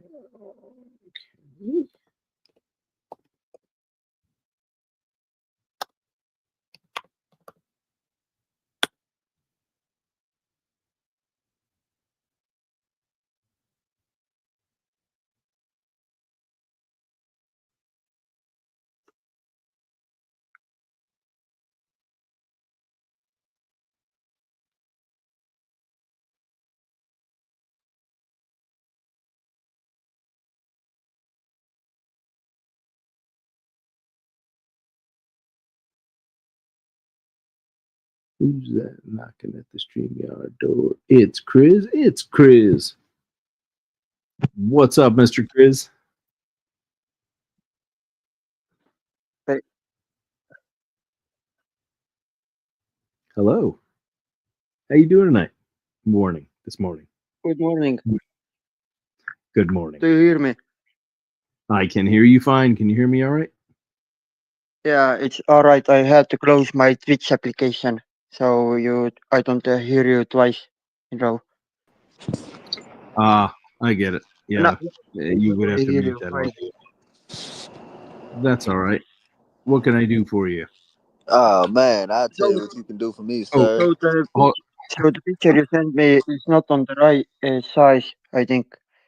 It asked me to cut it, but when I cut it, it's everything is not gonna be on the same spot. Then it's ruined. Correct. Yeah. The dimensions are different. Does it do the same thing on X Yeah, same thing. with the banner? All right. I'm going to mess with the dimensions right now and see if I could change it for you. All right, thank you. You got it. Not a problem. Roxy. All right. Good job. You did. Hey, young butt, how are you, man? What's up, It's been crazy? since I seen you on the space. What's going on, man? Nothing much. It's 7 a.m. in Estonia, so I'm about to go soon outside and do some yard work and shit. Maybe get some tan on my face and abs and shit. Hell yeah, shit, it's fucking midnight here. Oh, that's About to go back up in this fucking hospital room and take my ass to sleep. why? What's going on in there? What happened? Oh shit, my girl in the hospital. Oh, damn. That's not Yeah, good. been in this Hope bitch everything's since. gonna be alright. Feeling great. Man, I'm tired. Oh, what's been going on, everybody? What the hell y'all been up to, man? Nothing much. I'm upset I went out too early in poker game, you know. I had very good cards, but another dude had better runs. It's always somebody. It's like bribing the dealer.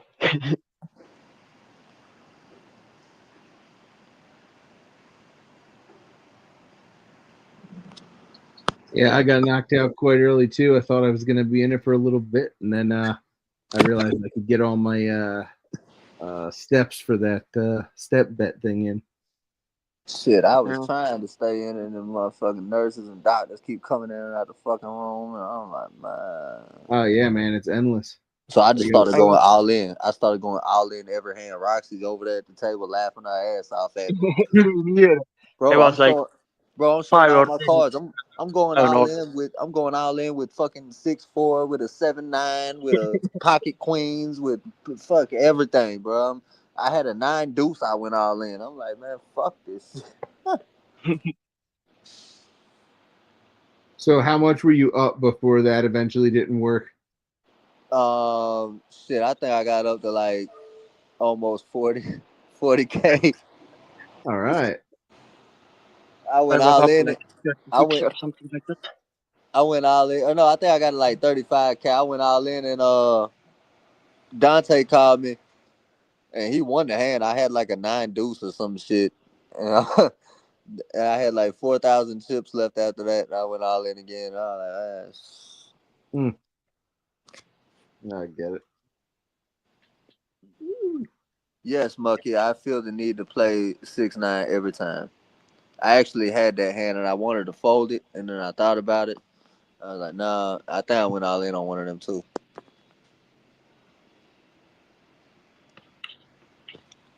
I wanted to fold it because 6-9's a rat, and then I didn't fold it because we got 69 balls.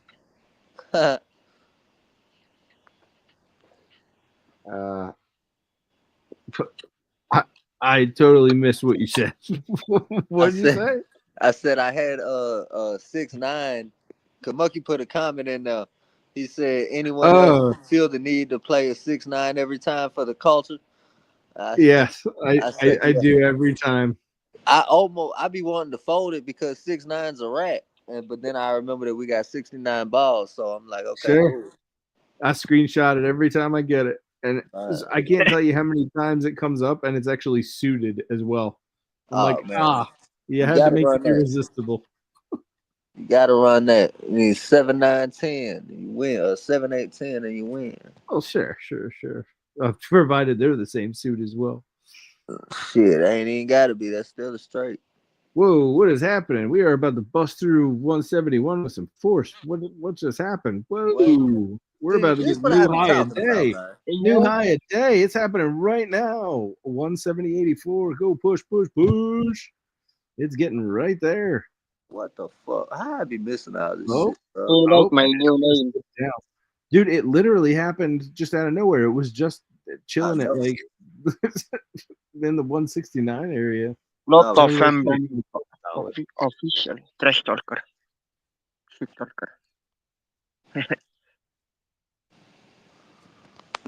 man, I need these motherfuckers to do some shit. There you go. That was high day right there. Boom. Yeah, it had a 1 second to capitalize on it. It's moving so fast. Yeah, see that 1 second, man. That's how I'ma lose. No. Well, you can set your take profits and stop losses as well. So if you know where you want it to go, like I can see right here, it's like retesting this level. This is 1, 2, 3 times within the last hour, and it hasn't. Well, I don't want to say retesting; it just keeps pushing the new high a day. Yeah. It gives you some kind of indication. I don't be knowing. I'm trying to figure this shit out. Oh, right there, 171, just broke it. Yeah. Come on, hold so I can take some out.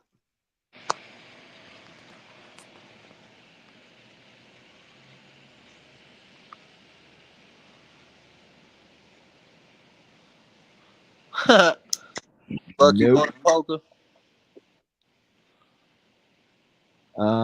He did. He did. Bucky said he won poker and Solana gets a boner. It's a good day.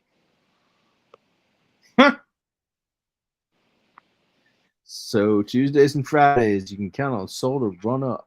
Just kidding, folks. I've noticed Friday. Only if Bucky wins. Crap Only if shoots. Bucky wins. Maybe it's a theory he can test again if he has the skills. Friday. That be what, hit 170 now? 170. I'm trying to see that. I can't barely read. Well, you know how fast this thing's moving. I am just going to queue up the sell. Yep, here it goes. 170.98. Come on. All right, close. 25%. Nah, I'm gonna get this shit figured out.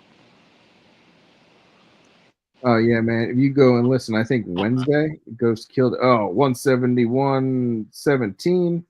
Here we go, folks.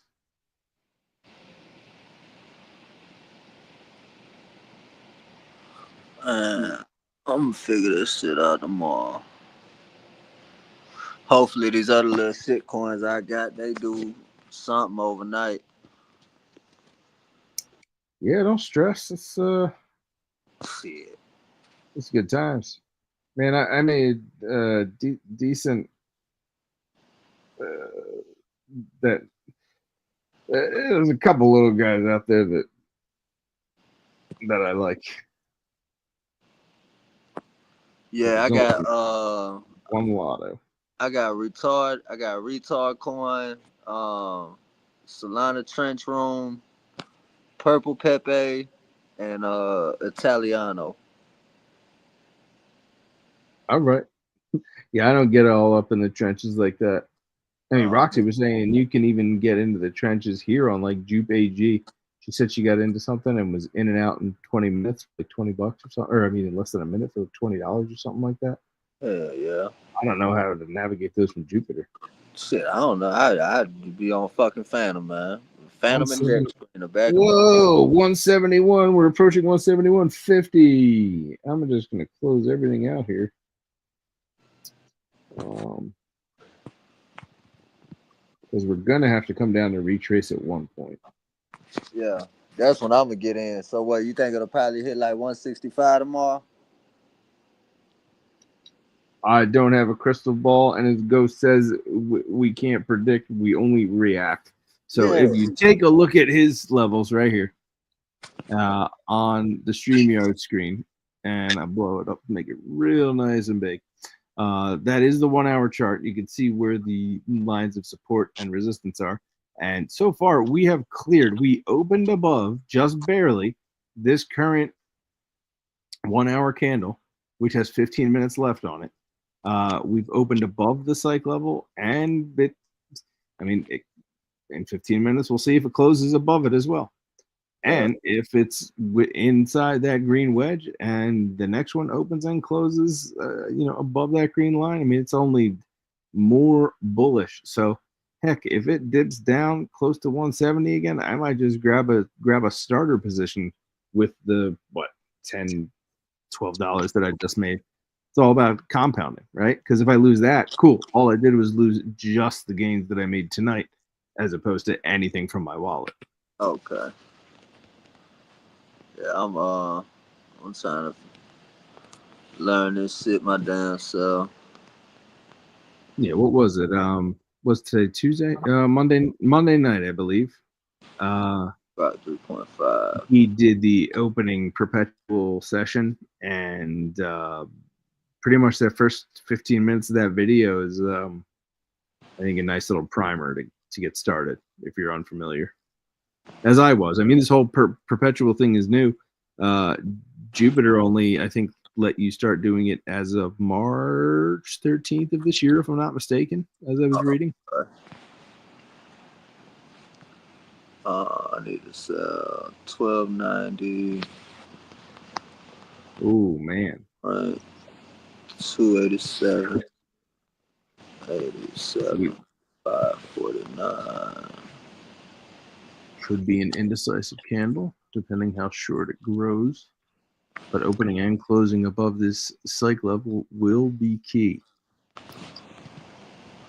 Because if you see earlier last night, there were a couple bars that nothing clearly opened and closed above that psych level. There were lines that broke through, wicked above, What but the nothing fuck? opened and closed above it yesterday. Why not have enough? Y'all full of shit. What app are you in? Or what platform are you using right now? Oh, Phantom, it was saying I ain't have enough soul, but it was bullshitting. Gotcha. Because I definitely did. And I definitely got it now. Right. I mean, it's not like Mr. Chris was asking about, having stuff in Bullex. And I've always found myself running out of things in Bullex to trade with.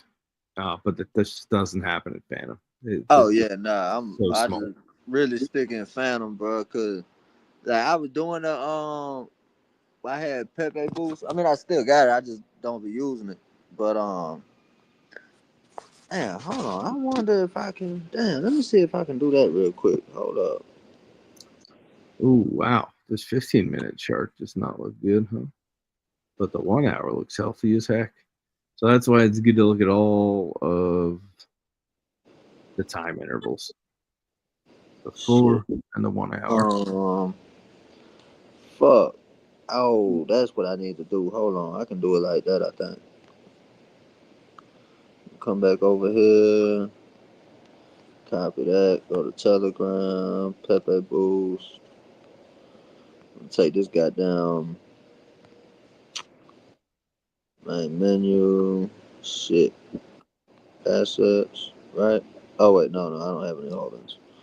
Yeah, Hi, Mr. withdraw. Chris. Saw you for a hot minute. 100%.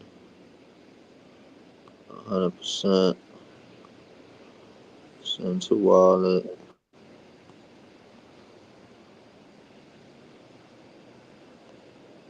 So yeah, for these perpetuals, you need a minimum of $10 to open the position.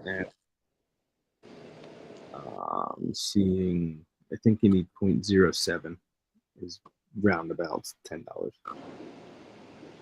Whoa, no way. Mr. Chris, I can actually see now all of these comments popping up on the bottom right-hand side. This is amazing. And I'm in full screen mode. I used to not be able to see the comments. So either StreamYard did an update or I never saw that before. And by background camera, do you mean it won't let you use the forward-facing camera, just the front one? Hey, let me get them out of there. Cool. Yeah, I do believe that to be the case in general. Wait, what happened? Mr. Chris was testing out his camera settings, and it only lets you use the selfie camera. It won't let you use he couldn't show you his swimming pool. On StreamYard? Let me see. Yeah. Hold on. Can you? I don't think there's an option to flip it. Hello. Oh, how did you do that? I'm on the stage. You got to go to the stage, and then on your camera, they got the little flipper button. So on your little personal profile guy? Yeah. When you turn your camera on, right? They got this little thing here. I can do that. I can do that. Put the little bricks. Put the little. Damn, I didn't know I could do all that shit. Hold up. Is it under settings? Nah. Nah, it's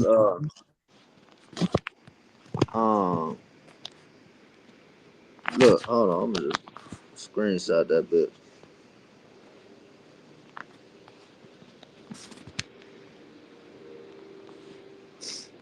Yeah, so Mr. Chris, if you could see what Young Pat's doing, apparently it is doable. I just sent you a DM. You'll see it. Oh, okay.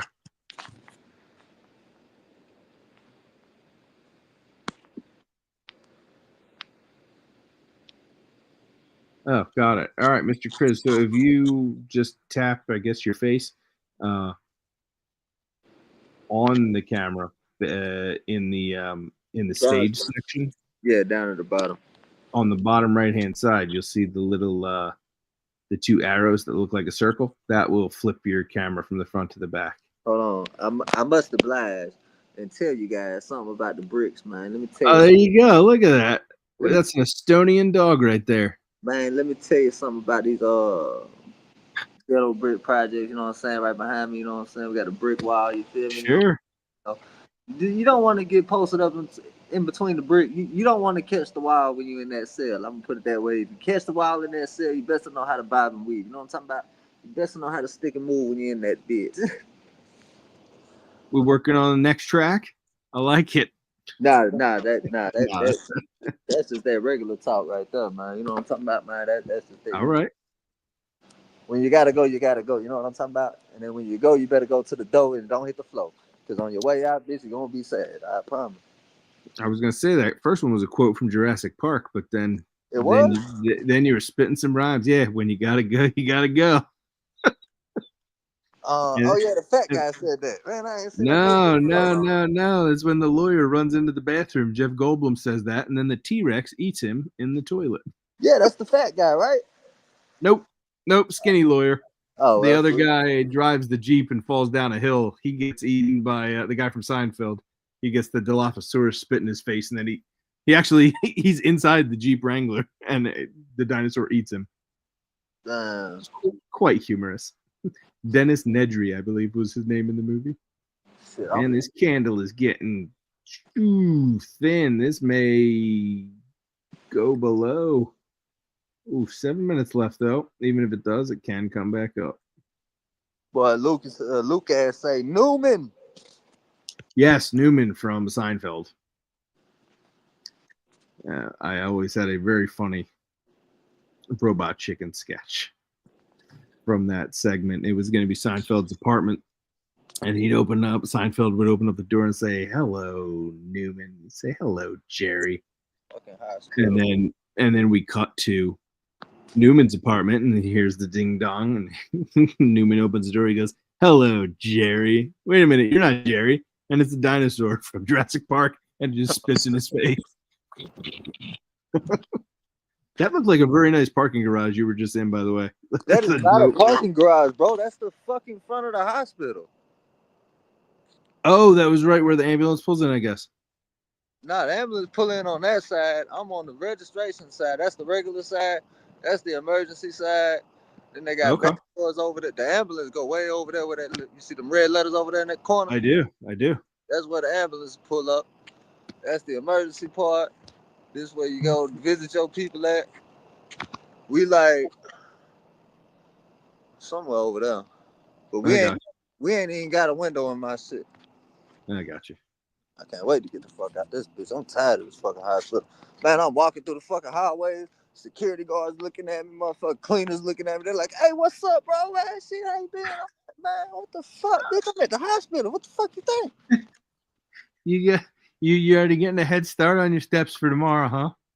Steps for tomorrow? I ain't even had no money to get in that shit. Oh, you're not? Fuck no. I got you. I couldn't even get in because I lost the last one. I was traveling. Oh, what? I missed that bitch by like 100 steps, 1,000 steps or some shit. How? You were going so hard on that one. Man, I know. It was the last week. Like, it was 2 days left on that bitch. Dude, that thing is punishing. Like, Man. I don't understand how you could have 7 full, power days, and then, you miss something by, 2 steps or whatever, and it's not going to give it to you. It's ridiculous. I ain't going to give it to you, bro. That's the shit crazy. But it is what it is. I mean, man, it is. I hope this gas station's still open. I ain't going to get me a black and mild. I ain't got no weed. I'm fucking mad. Which is crazy because that's a hospital. You think they'd have the medicinal stuff right there. I'm just kidding. I ain't even got my medical card. If I had my medical card, I wouldn't even be tripping. Actually, yeah, I would because I ain't got no money for weed. So, yeah, I'd still be fucked up in the game. Yeah, right. It don't really matter. I don't care. I got Warren out here anyway. So, fuck, weed is least of my concerns. Well, hey, on the plus side, you're looking healthy. Oh, my God. Mr. Chris, how many dogs are over there? Good God. That man got a fucking kennel. I saw at least 3. Oh my God, Mr. Chris Dang, renamed bro. himself Lotto Fam Bam Official Yeah. Trash Talker. I like it. To get back to the money, man. Back on the block. All right, he's going back on the block. Mr. Chris, you there? Did I lose you? Oh. Maybe that was an accident. And White Boy is back? Maybe? Yeah, there he is. Yeah, I don't know what the hell happened. I don't know what the hell happened.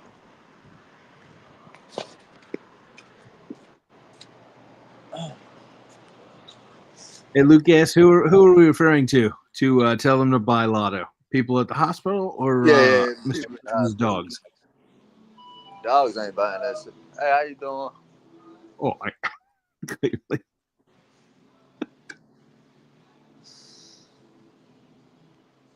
Boy, I swear I be losing my mind sometimes. You think that you've been burning the candle at both ends, my man. How you doing? I get a black and mild well, shit no, a cheap one. Shit no, a cheap one. It's okay. The sweet.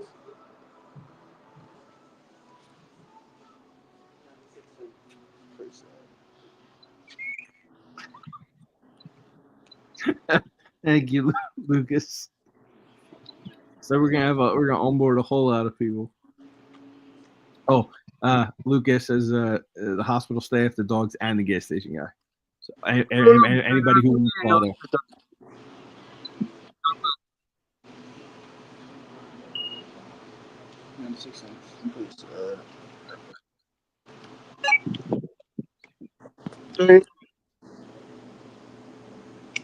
We should change that ding to Thank you. You too. go to at just a Lotto and grab some today. You won't even need to say anything.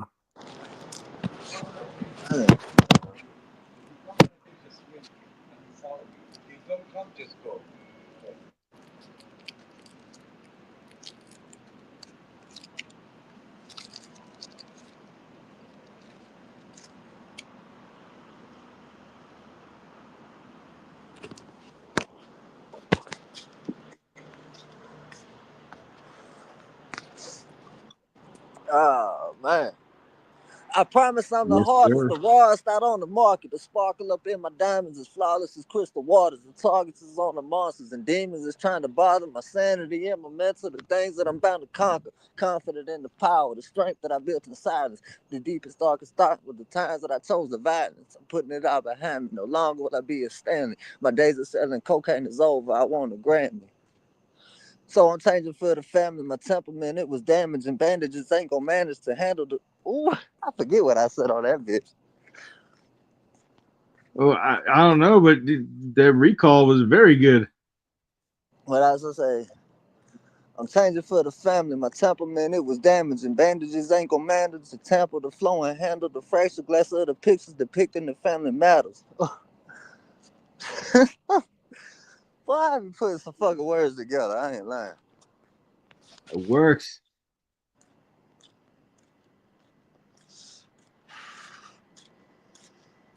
Oh man. Nah, it ain't no security at this hospital. Besides, all the fucking security guards know me. They know you, yeah. I think they all know That's me from dope. before I went to prison. Cause I hadn't been around for like shit. I did 2 years in the chain gang. Then I moved to Baton Rouge, Louisiana for a year. I've been back out here for like what 4 months now, I think. Everybody like, damn man, fuck, who is out? I smoke too much weed for to remember y'all motherfuckers.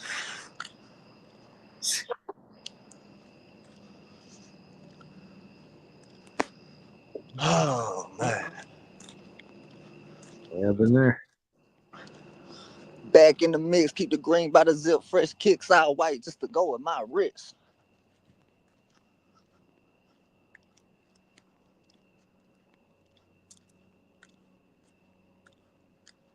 Damn, man. You know what the crazy thing is though? My ex works at this same fucking hospital, and I ain't ran into it not one time the whole time I've been here.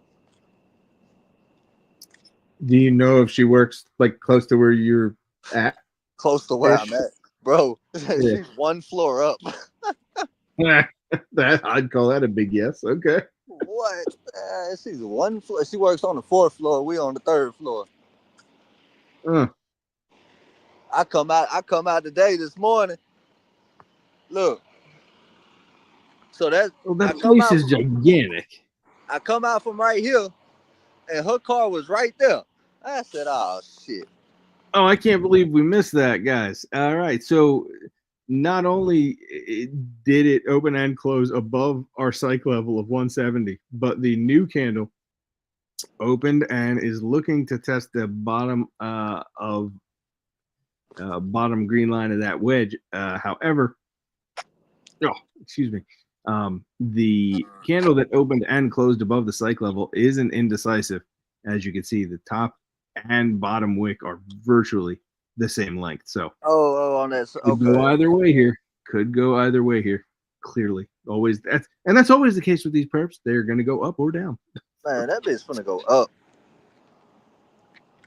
If it go back down, I don't think it'll go lower than 168. And what makes you say that? I don't know, just looking at the chart.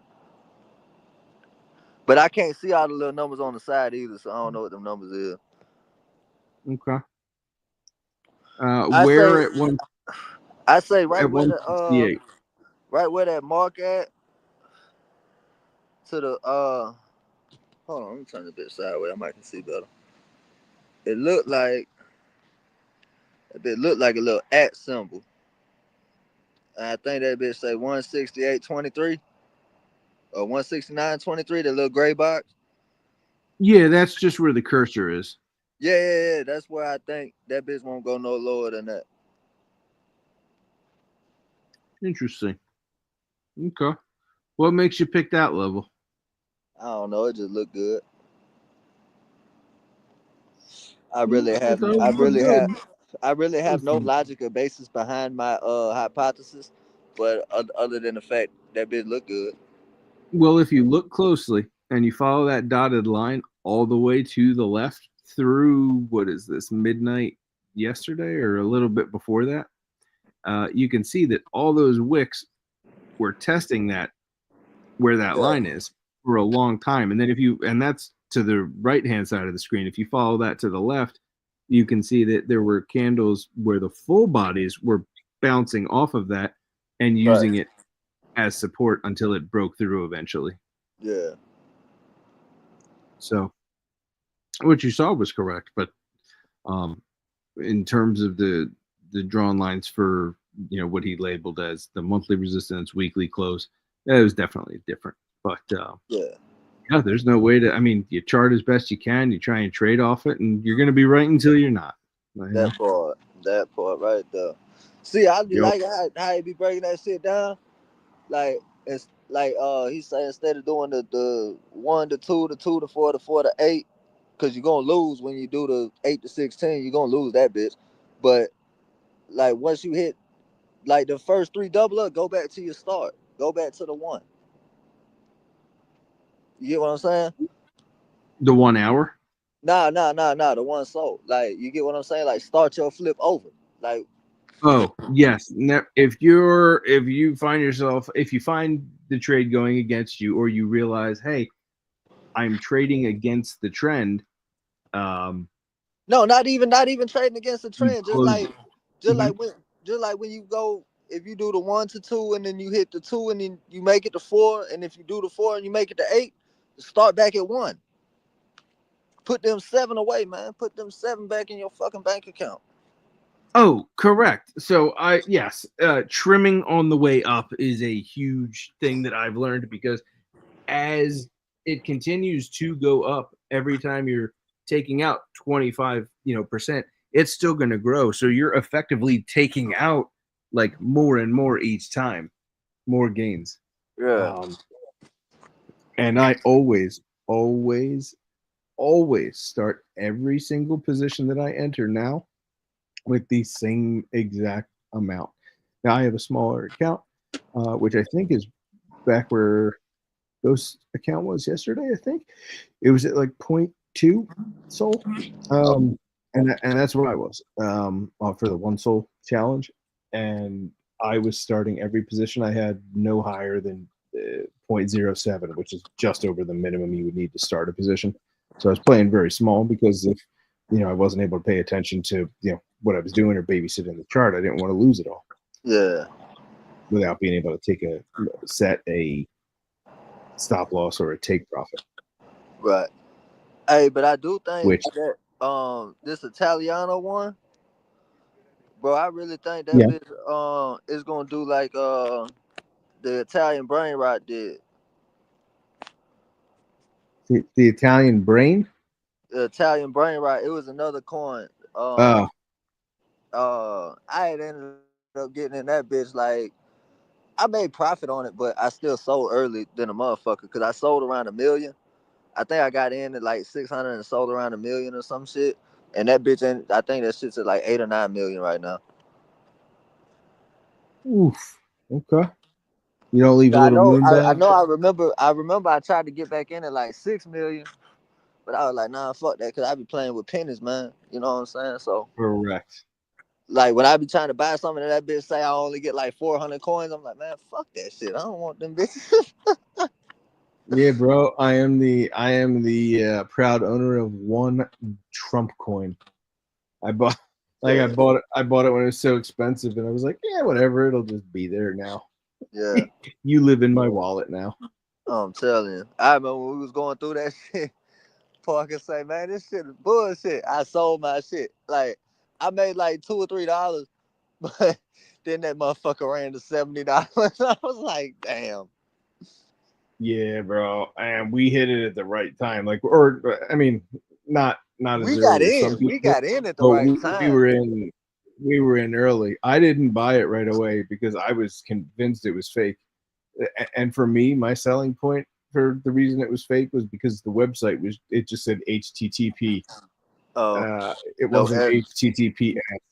I'm like, wait, this is the president's dropping a meme coin and it's not even a secure website? right. No, I call BS.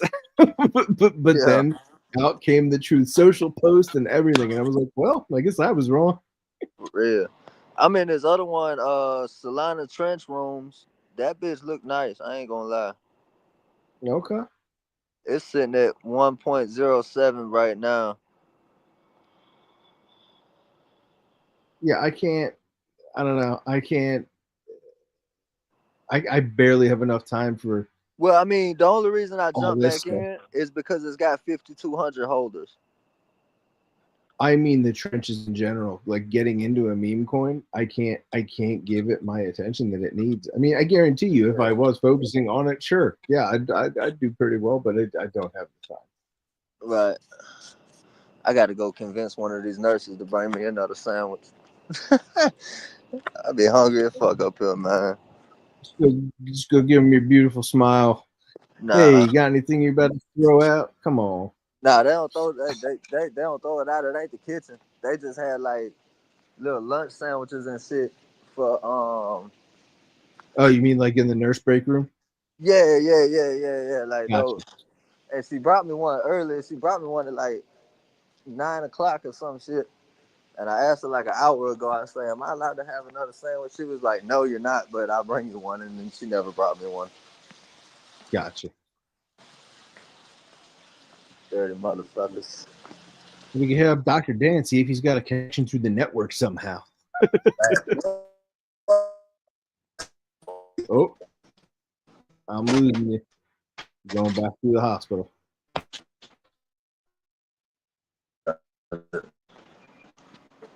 Oh, I'm in this. thank you.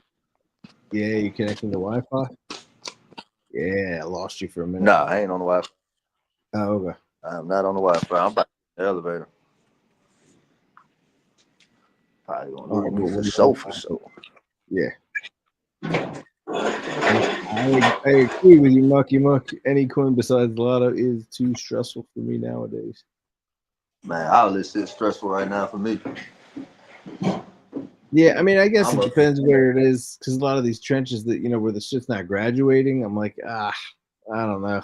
But then still, even still, if you get in at 10, like, cause I found a lot of coins. I got in a lot of coins around like It's because a 6K lot of them market get cap, made. 10K market cap. Sure. I got in one at like I want to say I got in at like 10K, and then I ended up selling everything at like 150, and then it still ran to $1 million. That's where it's at. Yeah. Now, see, I'm looking at Ghost chart here, and he's got the 1 hour, and I absolutely would have gotten in right where that candle that is green now started to turn red and almost tapped the psych level for a reversal. And if I had been paying attention, I had my phone out, I would have entered it, because I too think that this is a bullish signal, incredibly bullish. Nah, However, still out I'm there. not going to enter now because that's No, chasing. out there. I'm not. I don't know. They just brought somebody in on a stretcher. The ambulance people.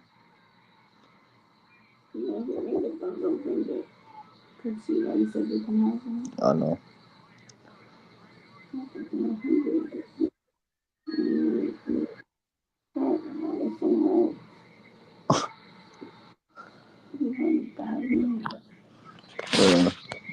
Yeah. If anybody has their trading view open and they're looking at the 4 hour chart, I don't know, for whatever reason, I feel like that looks sexier to me than the 1 hour, especially since what was it? It's just crossed over.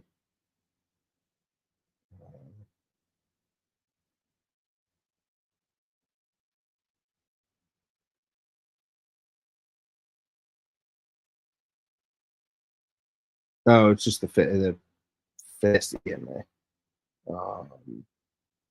So it looks like it's in a buy zone now. Oh, and it did clear. Whew, that tire 167 zone. I think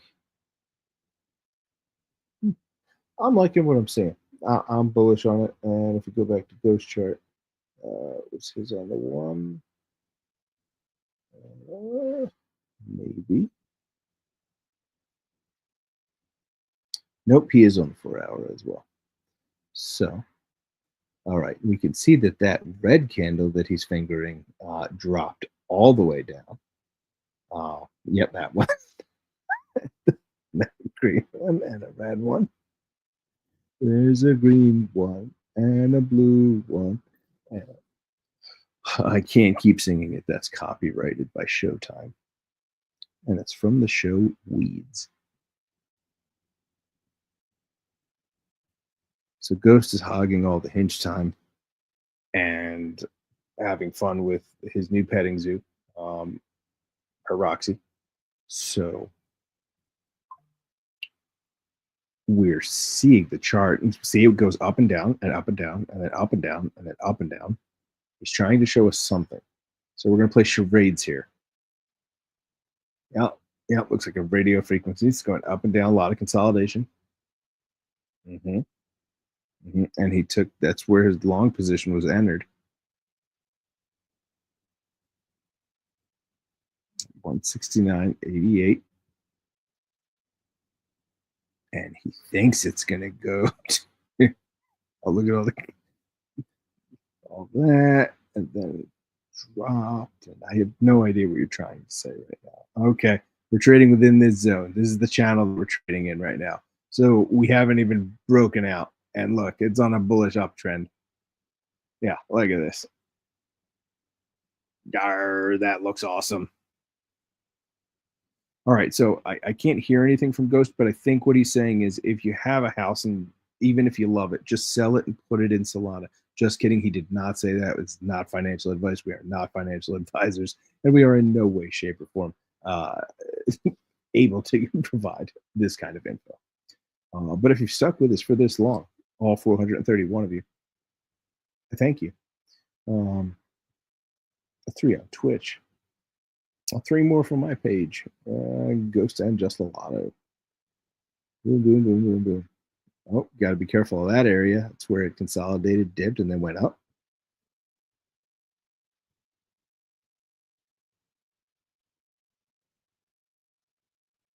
What, Mr. Chris, where did that comment come from?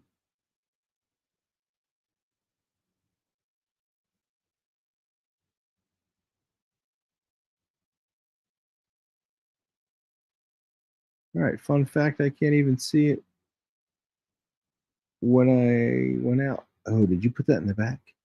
You did put it in the private chat. What in the hell, man? What?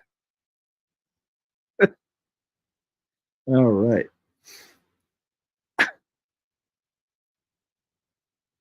Oh, you know what, Mr. Chris? No, I was not able to figure out the dimensions because I realized I can't do it on my phone. Since I'm on the stream, I can't do it in Photoshop. It basically just needs to be resized. And Dante may have those saved. It may be quicker for him to do that. I could try for you. But I don't know what the Twitch banner dimensions are. But I have a feeling like his art is so perfect in terms of just the way it's structured. Resizing that is going to cut out part of what he did for you. So obviously you don't want to lose any of that. And let me take another quick look at it. I don't want your NFT to lose any of its hair. And then the words obviously take up the complete bottom.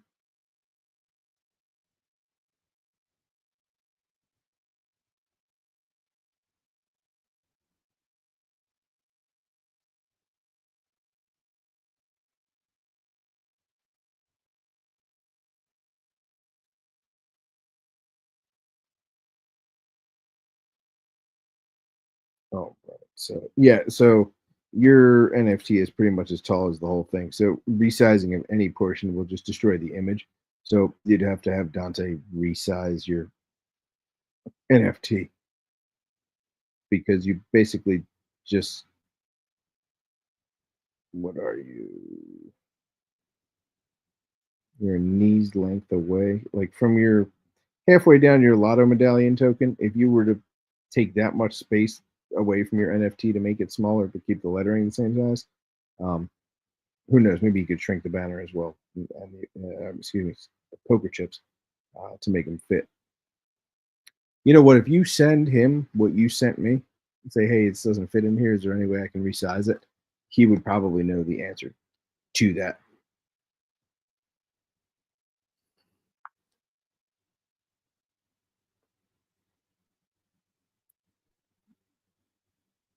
Okay.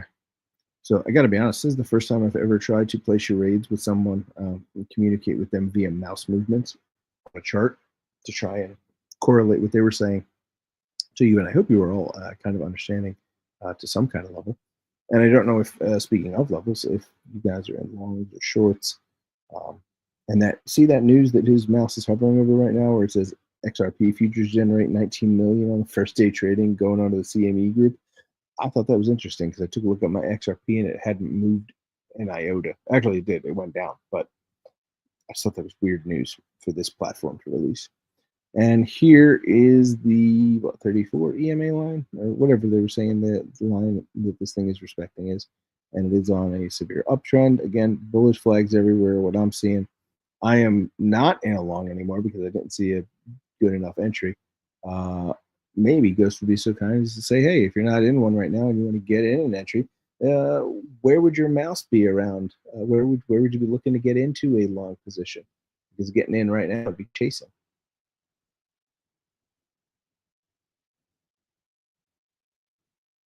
You're going to wait for it to drop to the 164-ish level? You think it's going to retrace all of that? You think it has to? How long was that over? The 20th? I did that twice today. 4-hour flips to 4-hour lows. Yeah, but look at how much happened in between that. It's like there's a lot of money making in between that. That was a 15-minute. There we go. Okay.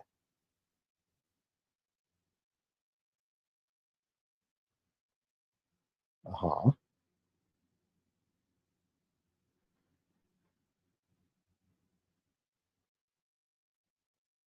We're in March now.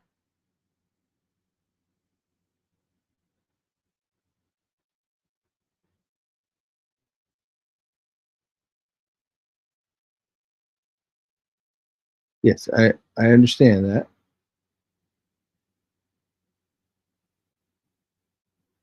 Okay.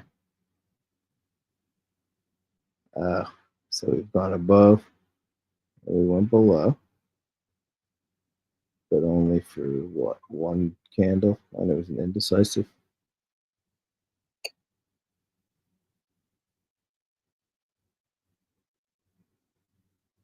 You guys like blasting music over there? Can't talk. Okay. All right. Liquidation price. You want to keep it at 163. So you can get in wherever you want as long as you keep your liquidation there. You think that's a safe liquidation? Move your mouse up and down for yes. Bark to us if you're in Milwaukee.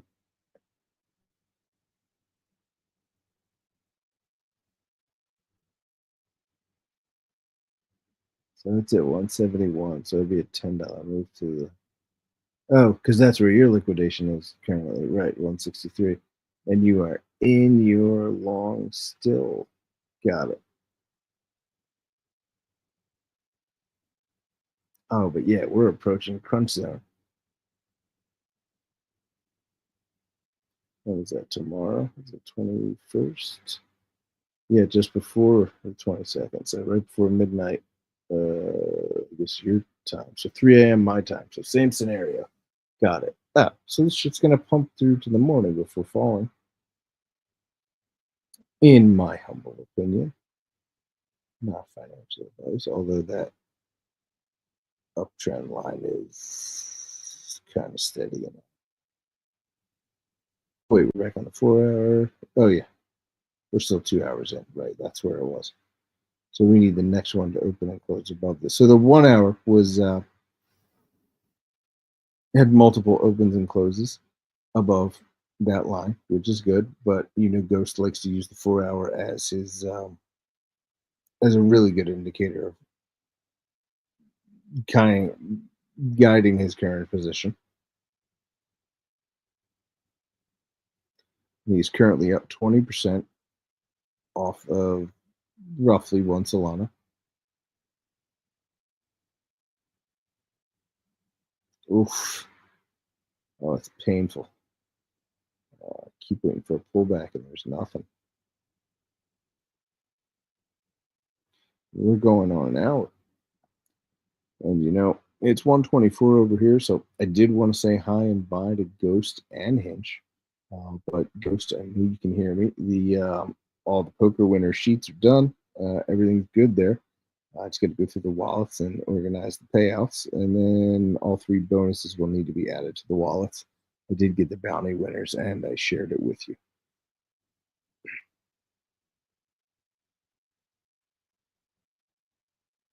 All right, indecisive and indecisive.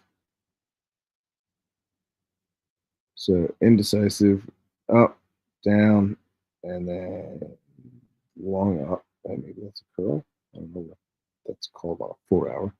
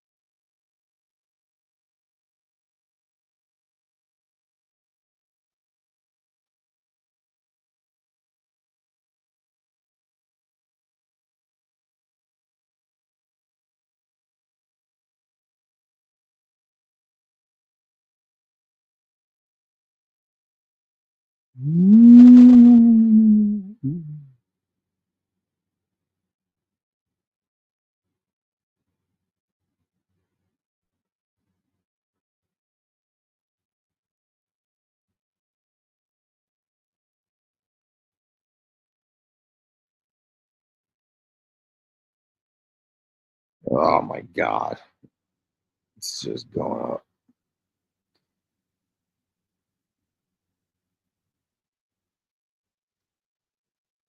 Oh, look at that. Broke the monthly resistance. Oh, is it a deviation or what? Let's find out.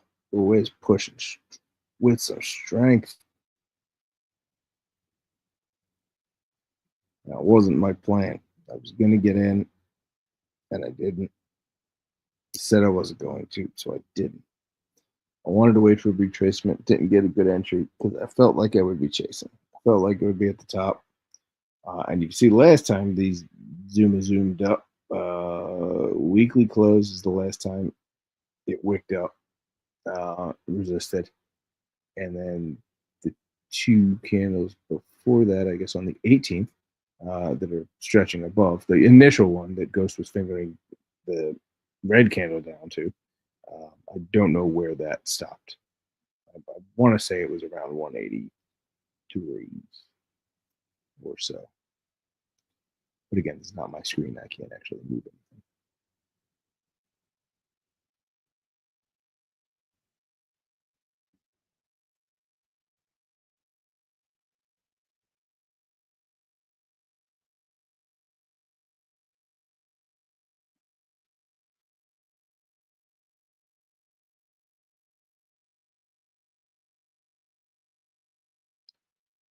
Oh, Monkey, so you are an hour before me. You're in Central. I'm Eastern. And I only know that because back in the old TV commercial days, they would tell you when things would start. They'd be like, it's coming on at 8 Central. And I'm like, what is 8 Central? Oh, 9 o'clock. Or 8 Central Standard Time.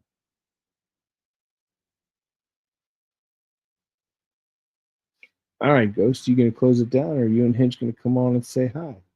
This is nice, folks.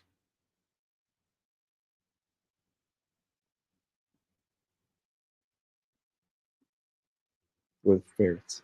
You teach the ferrets to speak English yet?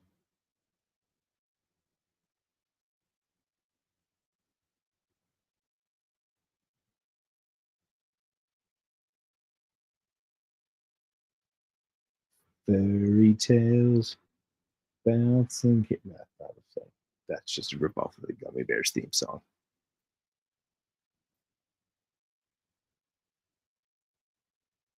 Dave Bettany aloud. Are we not going to get an answer? All right, go kill the stream or come back and say goodbye. Or just leave it up and let people watch the chart all night. But I'm going to go to bed. Oh, can you draw on the chart? Like draw, okay. Spell it out Ouija style.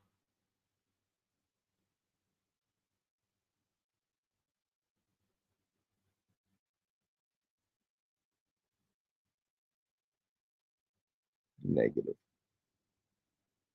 Ghost Rider, the pattern is full.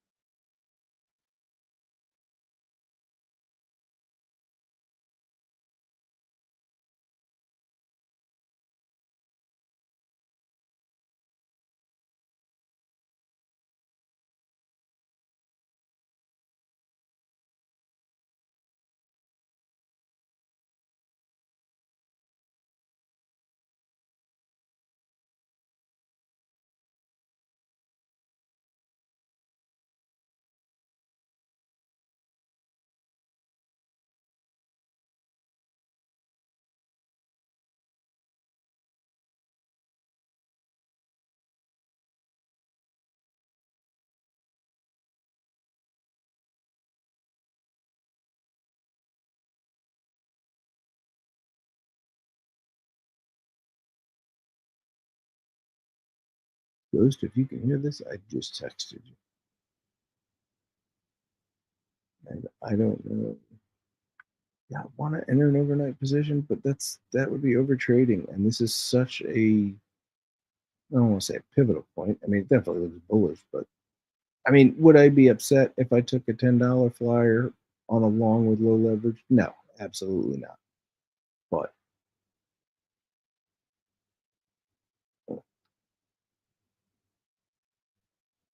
Yeah, at least it's not Friday tomorrow.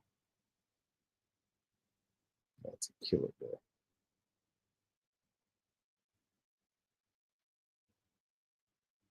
In the markets are so good.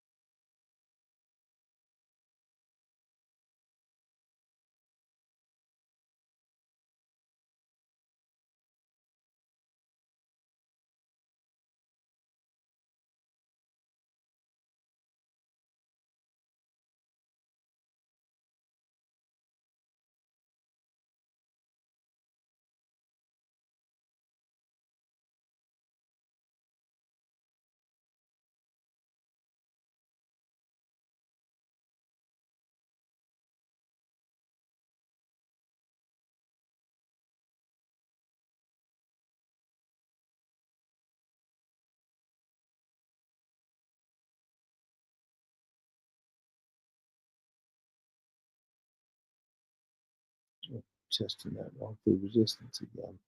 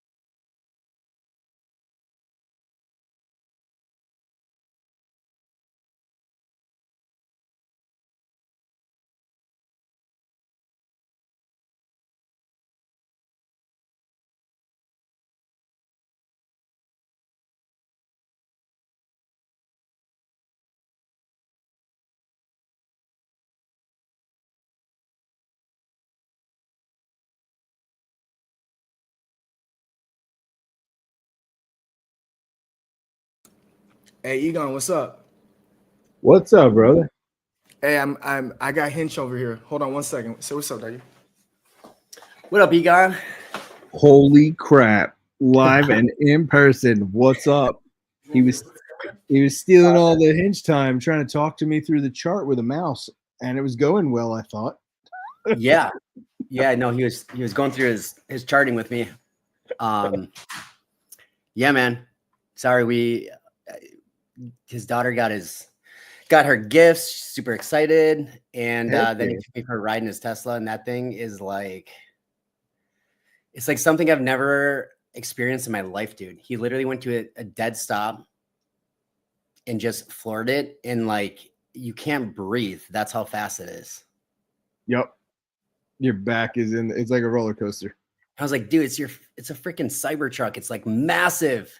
Yep. But I feel like nothing's not faster than matter. that. And then they have the Roadster that's coming out. It's like, if this is 0 to 60 in 2.9, what the hell is 0.99 gonna feel like? All right. Like, I don't even know. Even though the roads are smaller, it's still gonna have that heavy battery. But man, if anything, that's gonna help the power to weight ratio. I mean, it's gonna keep you. Oh, I can't wait. And that's what he was saying too. Like, awesome. just the control on it, because it's so heavy. It doesn't feel like it's dangerous when you're doing that. Where he said his Model 3, like the front kind of, it doesn't obviously lift up, but like he feels like it does. Sure. So it's like, yeah. What up, Mucky Muck? Oh my God, it's so crazy. Hey, Mr. Chris.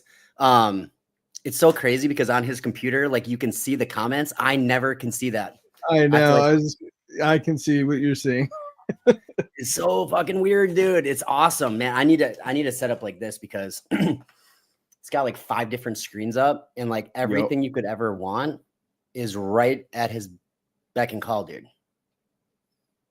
Like I have to switch between my cell phones and my iPad. It's much easier just to have everything right in front of you. Yep. 1000%. Bro, this is What'd, when we full-time. what'd you think of In-N-Out? Hold on a second. I didn't get it yet. This is when we full-time. What? And just everything you do is this, bro. Oh, dude, this would be like a dream. Right? And in Cali. I know. So, What's up, Egon? You want some more? Eat some more if you want. It's so fire, right? Bro, I'm giving he's Hinch, giving me all the trade secrets with like food and. I'm giving Hinch the fucking the brookies, bro. The brookies, bro. The brownie cookies. Oh God. Yeah. Oh yeah. Fuck those things. I Are so can't believe you guys went for a ride in the Tesla and you did not stop at In-N-Out. That was supposed to be stop numero uno. What the fuck were we thinking? We have to. We can't get it now, obviously, but like we have to get in and out. We just. Oh, there's time. You know what fucked me up is I was thinking I was gonna pick you up from the airport. You want to know the funniest thing? I've been holding off, and I went past an In-N-Out twice. Oh my God. And I was like, "That's what it is." And guess what? There was like no cars, and I was like, "What the fuck is Ghost talking about?" No, it was It was when I came back. No, when you told me where you were Take me there. the other night, I was like, "Wait, if you like look to your left, there's probably an In-N-Out." Like I knew you were right next to one. Well, we were planning on. Yeah, I was planning on flying in, and he was gonna pick me up. Right. I ended up driving instead. So no, when he was in Vegas though, like he was describing where he was, and I'm like, I'm pretty sure there's an In-N-Out like right there. I actually forgot. No, you don't understand how long I've been wanting In-N-Out though, and she doesn't eat In-N-Out, dude. My kids don't like it. What? So I've been dying, bro. I've only had it one time in the last like 3 months. Literally, every single person's been talking about In-N-Out. It's only 10:30. Yeah. No, we just ate, dog. That's the Oh. problem. I'm literally Like, still chewing right now. Yeah, bro. He's eating a brownie cookie from Domino's. Those things are fucking hit, bro. They're all hot and shit. It's still hot, and it came like 25 minutes ago. I know it holds its heat. Well, hey, so you'll appreciate In-N-Out that much more. Domino's, in my opinion, is so bland. oh yeah, no, But we they've got come the along. we got the pepperoni pineapple jalapeno. That shit is fucking thin crust. That shit hits. But still, it's not In-N-Out, bro. I'd fucking give it a 3 out of 10 in comparison to In-N-Out, bro. I'm so mad. I guess I'll never know. Oh fuck that. We got to figure it out. You should secretly see if you can say your answer. And have one more day, dude. It's so late, dog. I can see if she's still up. It's in 12:30, 12:38. Oh, probably still up. she's Wait, in Wisconsin right now? She's there for like 6 months. Oh, fuck. Damn, dog. Are you just swinging through, or you mean is he supposed to stay an extra night? Like Bro, how we long are you in LA? We fucked all the way up, dude. Like, I'm gonna keep it a buck, bro. He was like, I'm gonna come out end of May. I was like, perfect. I'm like, it's my daughter's birthday and my wife's birthday, depending on when he comes. Right. Then I thought he was coming next, like this upcoming weekend. He ended up coming in. Remember, you were gonna come in this Friday. I was gonna come on Friday. Well, yeah, we were gonna play poker. Oh yeah, I was gonna come on Yeah, Friday. he was gonna come this upcoming Yeah. Friday. And then instead, he's like, dude, I fucking low key am like done working already.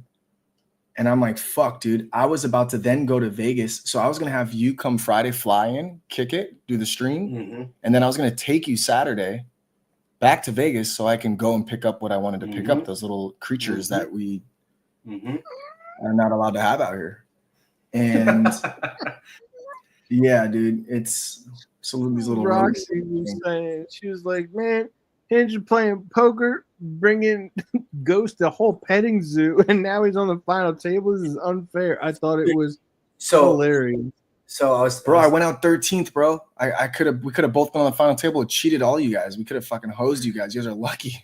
I get in here, Ghost goes out immediately. Immediately. I come in here, I'm talking with Boo and Ghost out here in his office, and folds queens. So I had queens. I called 79,000, 130,000. I called 79,000, and then I'm sitting here talking, and I got timed out, and I didn't realize it. Oh my god! I was like, "Are you effing kidding me?" And twos won it, like literally just twos. Yep. A pair of ducks. So I said, "Okay, screw this. I'm just going all in, dude." At this point, I only have 26,000 left.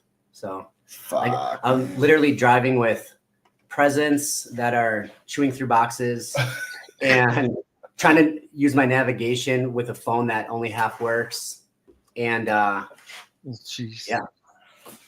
yeah, bro. The best part is like he's holding a face. He's got a fucking rodent that's literally running around his car damn near because it's eating through boxes. Dude, it did. It got It got out. dog.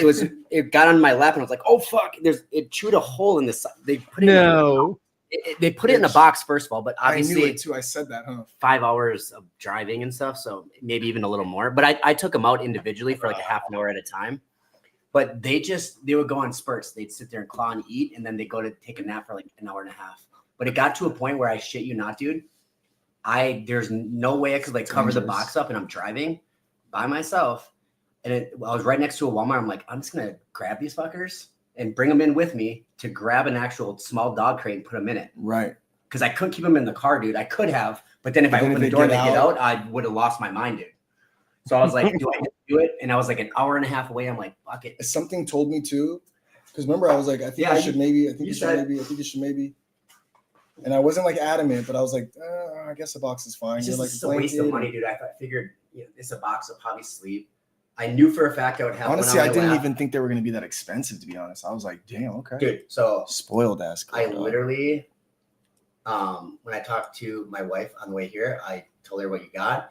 And she goes, oh, that's so cool. I'm like, yeah, dude, this is how expensive they were. And she goes, what? They're literally $40 here. Yeah, I don't get it. I was like, well. I asked Boosh like $100 max. I was like, oh, okay, I don't mind getting that's two. Exactly what she said. She goes, $40 here, but she goes, at most 100, but that would be way too expensive.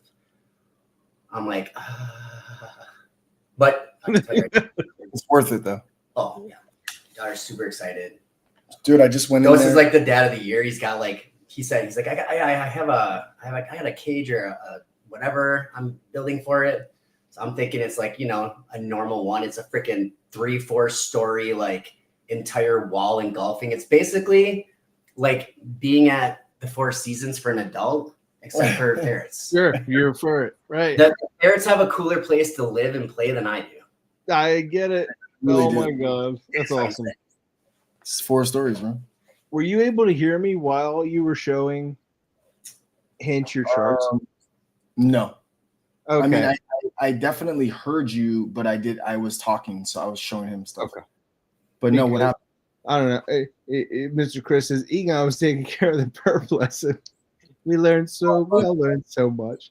And I thought you were reacting to what I was saying, and I was like, okay, so he's saying that zone's consolidation.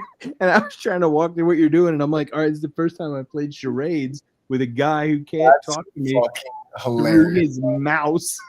Charades. Egon's like, see, he's even agreeing with me. Really, Ghost is telling me about all these double bottoms like from yesterday. And I swear to God, dude, I was right. No, I saw those, and then it's now a bullish flag. But then I thought you were trying to tell me, oh, be careful because it's gonna liquidation points around 163. It could drop all the way back down here, and I was like, wait.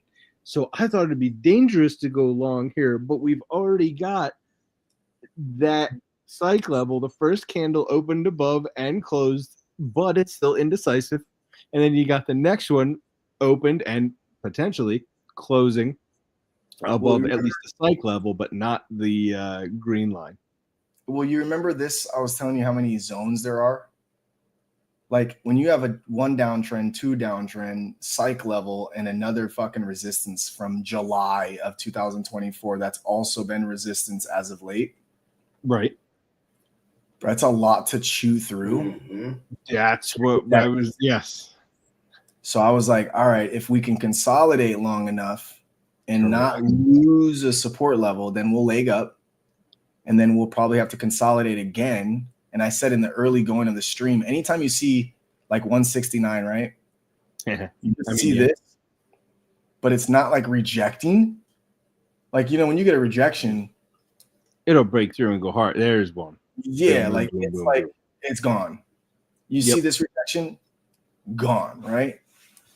This rejection, it didn't go gone. It just held. So you get your little pop. Same scenario. You never really got your rejection and drop. So when I see that, I'm like, okay, cool, dude. Yeah, dude, I feel comfortable that the probability of it going up from there is fairly high. And then this candle came in and I had to look at my setup like, hold up, wait, what the fuck? What's happening right now? And, people would have gotten psyched out on this or this. Typically, it's like, I'm not about to lose my profits. But I still felt like, all right, let's see how this candle closed. It closed above the 167.37 and it closed above this. So that's bullish, obviously. and you get your continuation, which was enough juice to kind of, break through. But reject, now you get this reject, now you get the intersection reject. Again, if we can consolidate above this and kind of start trading in this wedge, we could very well see that extension up to here next. Well, that was the question that I had thought you were answering when you went down and circled the 163 psych level. I was like, all right, well, it wasn't my plan to take something at this level because I needed to pull back to gain a good entry. I was like, I had asked you, I thought, so good. where a safe, you think, liquidation level would be. And I thought you were showing me 3 different levels, and I was like, no, I'm pretty sure it's just this one for support. And I thought you were saying it was the 163 weekly. Did you take those? Oh my God. I did not take them out. Yeah, but I give Boo the cookies instead. You better grab I'll be right back. I'm so sorry. 1 second. Yeah. Oh my God. I sent him in. We put Mountain Dews in the freezer, and he went in to take them out, but instead he forgot. Can or plastic or glass? And that's why. So, like, if it was plastic, they'll explode. Yep. Oh, that's good. I even set an alarm to make sure we didn't forget, but we're dudes, man. We forget that shit. Dudes just forget things. That's what we do. He's got his office out here. I'm like, dude, you're missing a mini fridge. That's the only thing that's not out here. It's a mini fridge. Mm-hmm. Actually, look at that Xbox in the corner. It's actually a mini fridge. I'm just kidding. Xbox in the corner? No, but there is an Xbox mini fridge. Oh, sweet. I thought it'd be cool if it had one. It's supposed to be like the new Xbox, the Series X, the one that looks just like a black obelisk, and it's literally a mini fridge. Front just opens. He's got his Pittsburgh Steelers championship ring here. Just sitting like Shut up. perfect. Just steal it. Just kidding. It's got 2 big old diamonds in it. I don't know if they're real. I don't even know if this is. It's got to be. I'll send him my Eagles one. It's fine. Yeah, thanks. You got to cover this for me. Appreciate that. Okay. Just kidding. What would you pick as your liquidation level or a safe zone? So my liquidation right now, I got in earlier. My liquidation level is, let me just tell you right now, I think it's one. Thanks, buddy. I closed out 100%. I think when it broke 172. So I got in at 167.28. My liquidation is 164.5. I wanted to go. I did 50x leverage. It's a small entry. Right. Not the greatest level, but again, it was meant to be a scalp that I just ended up keeping because I fell asleep. Sure. And it worked out. So you're asking what would be a good liquidation level? If I were to take something right here, just because I've been extremely bullish on this, like I don't think that I should take anything here, but I was like, if I wanted to swing something overnight, I've made more than enough gains to take a 0.07 flyer.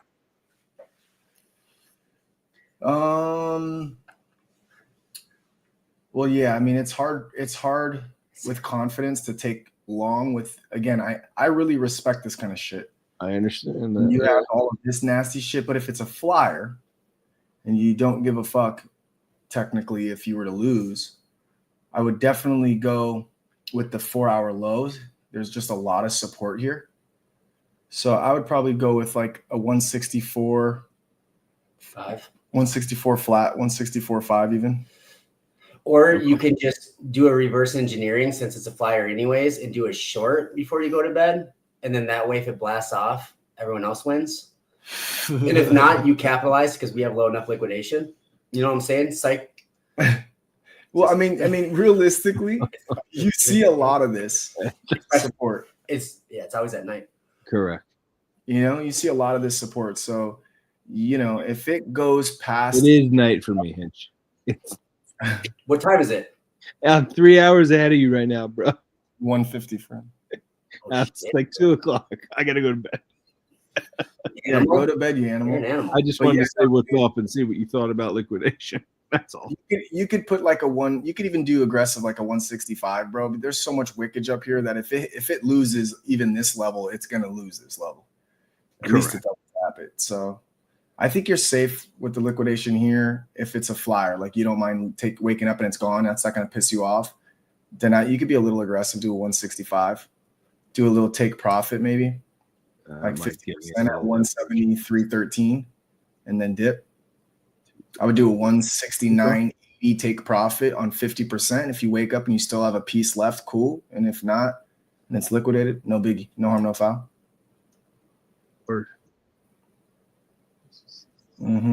Wait, 169.50. That's where I would 172.50. My fault. Ah, okay. That makes 172.50. I would do a take profit at 50%. Yeah. Only because you saw this wick, right? So just like we have all of this support here, we have a big issue up here. Yep. But it pulled back enough where I like at least the entry. But you're saying it we have an issue here.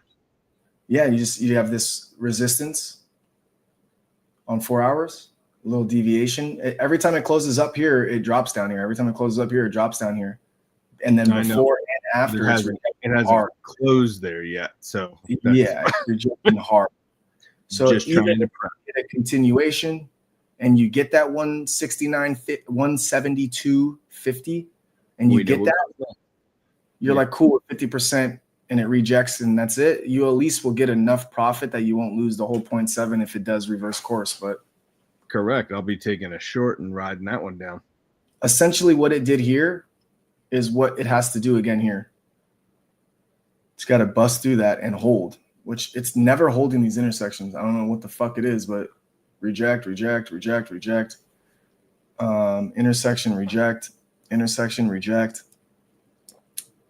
That's why I think we're going to get more consolidation personally. Unless Bitcoin goes to like 108, 109 tonight, I don't see us going too much above. There's a huge cup and handle on the 15. There would be a handle, I mean. No, the 15 got another cup formed. This morning, wasn't Bitcoin at 104 and it hit 107? Yeah, it's at 107.6 right now. Yeah, now. But where did it start the day yesterday? Was it 106 or was it around 104? I thought it was like 104. This morning at like 6 in the morning, this shit was at 104 for sure. Yeah. Okay, cool. That's what I thought. Mm-hmm. So the potential's there. So we'll see. Exactly. I just look at the cup. You got your cup handle. And then you come up and there's your completion, which is also forming another cup handle. A double cup and handle? Yeah. It usually does, dude. Enjoy your night, Egon. I know you're tired as fuck. Get some rest. Please don't forget to send me your OX address again. And, oh my God. You know what? Yesterday you go, I'm sending it right now. Yep. I swear I'm going to after stream. We're gonna have a one-on-one about here goes. I don't know what it is, because you're like me and I mean well, but then I forget. I shared it with you. You have it. Obviously, the poker sheet, everything's filled out. I just need the bounty stuff. I figured out who got all three, and we'll be good. I'm sending you a poly address. Initially, yeah. I'm gonna send you your interlink alien number 17, which is the blockchain one. I sent you the link. Interlink is poly or no? For the NFT or no? Yes. Yes, okay. It was poly. Okay, I sent it. Thank you. And then the three bounties. It would have been you, Motown, and Telemiro. That's right. My man. All right. Good night, guys. Enjoy your time out there, Hinch. And Ghost, I will talk to you guys tomorrow. Have a good night, man. All right, y'all. Peace. Shout out to the 439 still watching, man. Y'all are crazy. I love it. A little unorthodox day today, man. We had poker. I tried to get the final table up. Damn near forgot. We got company. Lotto Fan Bam is really in full Fan Bam mode with Hinch in the building. And man, we'll see if we'll keep it up for a little bit longer. See if we can catch some trades. We're still in a long from yesterday. We got a pretty bad fill, even though our entry is at 169.88 and we kind of averaged into this position. We're up about 12%. I did secure 25%, I think, at one point. Yeah, I secured 25% of the position at one point. I don't want to let this trade turn red. I would much rather secure profits. So I got a tight mental stop loss on this one for now, just because I will re-enter a position with a better entry if I have to before I let this one kind of go south on me. Only thing I have a concern of right now is, again, we have a lot of potential resistance areas of concern. I'll pull it up on a 4-hour chart so it's a little bit less clustered so you can kind of see where I'm getting these grooves from. The high of 185 recently, we finally had another little double top action here. So I've connected the dots to give me my downtrend that we're currently in. And it did hit that trend again tonight and rejected it as well. So that's 3 times it's rejected, which is a good thing. Normally you get that 3 rejects and you do get that break above. So we may very well see that. Who knows? The second downtrend that we have is this guy over here, which is the one I'm referencing. When we first broke out from our 150 psych level, we started getting lower highs before having to break that out.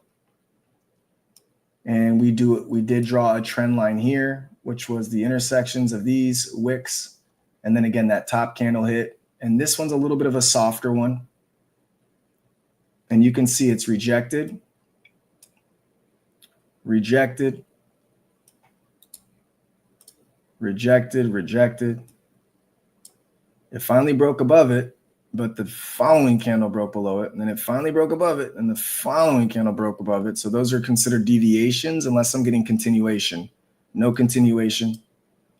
Every other candle is falling back below it. Again, it's soft. It's not really respecting it too much, but it's there. We got a pretty big reject on that intersection. July 2024's resistance, along with that downtrend we speak of. That intersection was rejected. On top of that, to the penny, September 27th, end of candles, September 27th of 2024 was 173.13. This sucker hit 173.13 and rejected. These levels have not been moved. They've been here for a hot minute, man, but you can see that rejection again. We had another rejection before now we're finally starting to pop kind of a little bit above it for now. So these 2 downtrends are definitely making it extra difficult to blow past this 170 psych level with steam. That's why you see it rejects, kind of holds the 169 level, which was resistance for quite some time. Came back up, testing this thing again. So eventually we're going to get to the right of that, and it'll be a little easier to start chewing through this with consolidation, which is again why I believe they're going to try and hold 170 as support until they break above this trend line, break out of this, and now it becomes a heavier dose of support on the way down. And that should flip the support to flip this resistance to support within the hours. I mean, by 5 a.m., we're on the right side of this nastiness.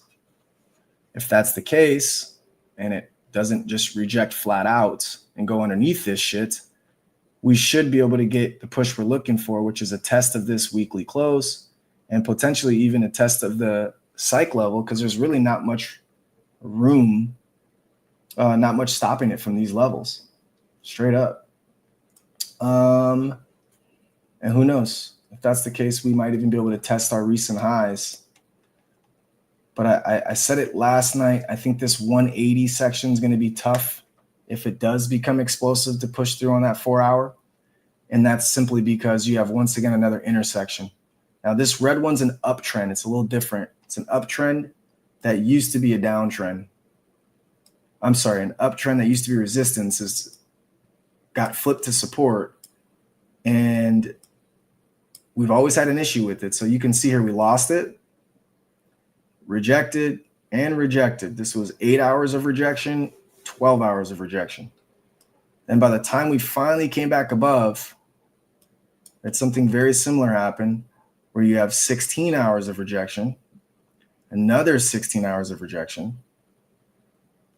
And then it finally flipped it up here where it then saw it as support, held it as support until it could no longer hold it as support, which turned into a deviation because the following candle closed back above. We ripped to our 185 highs and we held it as support until we couldn't hold it as support. Once again, it then flipped to resistance, which gave us like this triple intersection with the current downtrend, the most recent downtrend prior to that, plus that uptrend. And obviously we rejected, came back up, reject, reject, reject. So at this area, you have your intersection of another reject, which I think these are why this happens when you see like a nice push to the upside and then you just can't chew through this. And that's it. Everyone takes their profit and they leave and they wait for another entry. So these intersections have proven to be really big on Solana. So I really do hyper focus on them. Shit. What? Just went up 40 cents. Like, oh, fast. Yeah. Like I just watched it. Literally 40 cents in one pop. Yeah, it's trying, Sorry, bro. I wasn't trying to interrupt you. No. It's trying for sure, bro. It really is. I mean, that's why I haven't cut it. You know, I trimmed 25% just in case. But yeah, no, it's trying. That's what I do. I do think that's the next test, though. I think we're going to come back and test this uptrend and see if we can finally reclaim it. The problem is it's not going to happen in the next 4 hours. These are 4-hour candles, so it can't happen in 4 hours. So you're not going to get the intersection of the 180, which is a good thing because you get to stretch out. You shouldn't have to come up against this line, this uptrend for quite some time. So again, if we can get to the right of this, which is about 5 o'clock p.m. tomorrow, if we can keep above 170 by 5 o'clock tomorrow, then we can stretch off that and this will be our new support. It could even be like a run to 175 and come back and hold it as support, and then you get your next leg up too. I mean, I like this long because I'm already in it. I wouldn't like joining along right now though. You know, I just wouldn't. I really wouldn't. I do think we can get above this though. Once again, this candle closes in 2 hours, so we're halfway done. We can start our 1 a.m. candle. If we were to start it above 170.30, which is what they're kind of trying to do, then you really only have a couple resistance points at that point. And this is one of our newer trends, so it's not that crazy to get through. In the perfect world, we close above 171.62 on this candle. That would tell me we have a lot of support now. You know, potential support here, which could for sure give us that test of the 175. 173.13 is huge too, though. So you could see we were resistance, broke about it, support, resistance. I mean, we got to choose. These are tough zones, man. Anytime you get 3 tough zones in a row, though, even 4, 1, 2, 3, 4, that shit makes it very difficult to break past, man. It really fucking does, dude. It's rough. But I like our longs, man. I definitely like our longs. I like that we finally came and tested this 160. I think that was huge. And it held strong, wicked up. All the candles still closing above this key level. This key level is crazy to me, bro, because it reacts around it a lot, bro.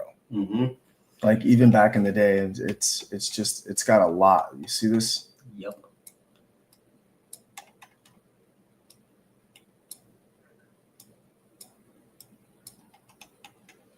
So key level, it's flying past it or dropping bonkers below it. Same thing here. It's like a feast or famine line, dude. Yeah, look, as soon as it lost it, it came up to test it, lost, and it was gone. Then over here, came down and hit it and just fucking ripped. You know? Back to 180 from that level. So this key level is fucking huge. And I haven't seen it as a key level really any which way. But look at it over here. Look at this shit. See this? This is back in,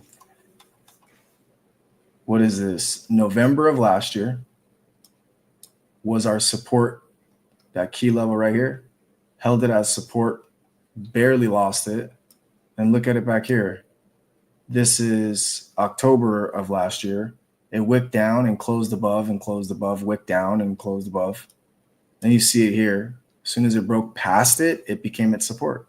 I feel like on the 4-hour chart, if you're actually watching the 4-hour and not 15, not the 5, just that, this is so effing telling for big, like to be able to do big plays, dude. 100%. Because literally every time you're showing it, People, yes, it's hindsight, but it fucking happens. Dude. Every time. People tell me. What the fuck is that candle? This one? When was that again? Once again, look at. Holy boner candle, dude. Yeah, this was our breakout. Oh, yeah, that's right. That's right. Yeah, this was that fucking. 1 4-hour candle, dude. Yeah, this was our breakout to all-time highs. That's right. So again, key level. It came down and held it as support. It had a little minor deviation. Came back, and as soon as it closed above it, it came down and tested it, closed above it 2 in a row, came down, made sure of it, and then that was it. Yeah. All the way to 295 or 226. Held the next one, which was a 200 psych level. Here's another boner candle. And then all the way up to 260. And came down to test, I think it was 220 or 225 psych level. No, it was 220, 222-ish, 221. And then it came up eventually to hit the 295. Oh, no, that was it. That was the run. I don't know, bro. I look at 4-hour, and it's a fucking cheat code. It is a cheat code, dude, especially looking at it on your computer like this. I swear to God it is. Like, it bothers me when I look back and I'm like, oh my God, dude, it's so fucking obvious, you know? Mm-hmm. But that's why I'm like, these 2 hours, this is noise. That's what you hear me say, noise? Yeah, it's nice. Because I don't give a fuck what it's doing in this hour, 2 hours. Like, this is noise. The only other level that you can get a big enough time frame to really understand shit is the 1 hour. Yeah, for sure. The 1 hour, it'll kind of deviate through shit. Mm-hmm. So you can kind of get like, oh, it looks like we're going to close above the cycle level. Looks great. We'll go to a 4-hour and you didn't. Right. Right. So you can kind of pre-gauge the move. Like, tell me that's it's not like an indication of where it's probably headed. Tell me that's not ridiculous, bro. Yeah, it's fucking breaks through, cannot hold above, comes down, tests, holds above. Breaks through, cannot break above, comes down, tests, closes above. Mm-hmm. Breaks through, cannot hold above. Let's double test, failing to double test. Mm-hmm. Then we got to go here to test one more time. Is this the support? And if it holds, then okay, we're back to the top. Yep. It's just that's it. But then you go to a 4-hour. Well, you're still in the middle of it. Mm-hmm. Just a big old indecisive right now. Yeah. Again, look at these rejection modes. I mean, that's a lot, bro. Imagine during the 4-hour, seeing that go above that trend line and being like, okay, that's the FOMO. Long. That's FOMO. Yeah, I know. Like that's FOMO charted. That's why you have to wait for confirmation. Yes. Because if not, you're losing your exactly. Ass especially because you're like, oh, long, high leverage. 4-hour will show you FOMO to the fullest, bro. Mm-hmm. Because people are like, oh, it finally broke above. That was the level he was talking about. And then they go long right here. And then, like you said, it just, that's why it's like, if you were going to go long, I wouldn't. Right. This is too much. But if you're playing with like 0.07 and it's like profit for real, and you really don't care if you get liquidated, sure, that's fine. You can go long there for fun. Or like it's literally just for fun. Pick that trend line and wait till it hits the top and then do a short on it for a quick scalp because it's been going off the trend lines. See, I haven't played both during the same play on live, but I make the best moves on that because I do a small enough short here that if it does rip continuously, it just dents my profit a little bit. Right, exactly. You know? But if it's not, and the retest, I profit. Yep. And then I'm still able to hold through now even more because I don't even care. I just also profited off that move, right? But that's like, I don't do that shit live most of the time because live I would short here, so then I'm going to cancel my long. Yeah. You know? Yeah, exactly. If I'm willing to take a quick scalp, then I'm canceling my long because it's a smaller account that I really want to preserve the profits on. And technically, on the small account, you can do it, but this is more so like being consistent and being able to compound. We don't need two going at once, dude. That kind of defeats the purpose. Yeah, no. On a compounding. Once you get more advanced and like have the funds to do it and understand it. On compounding accounts, you should see this: $4, saved a bigger loss with 11, made 5, made 9. So you see 14, 18, basically $20 up, $11 down, $9 profit. You're like, okay, that's not the best of days, but it was profit. And you go to the next day and you're like, okay, 4, 6, 7. Yeah, we'll test it. 4, 6, 7, 7, 3, 11, 7. Like, okay, cool. That's a good looking freaking. Well, yeah, dog, because percentage wise, these were beefy.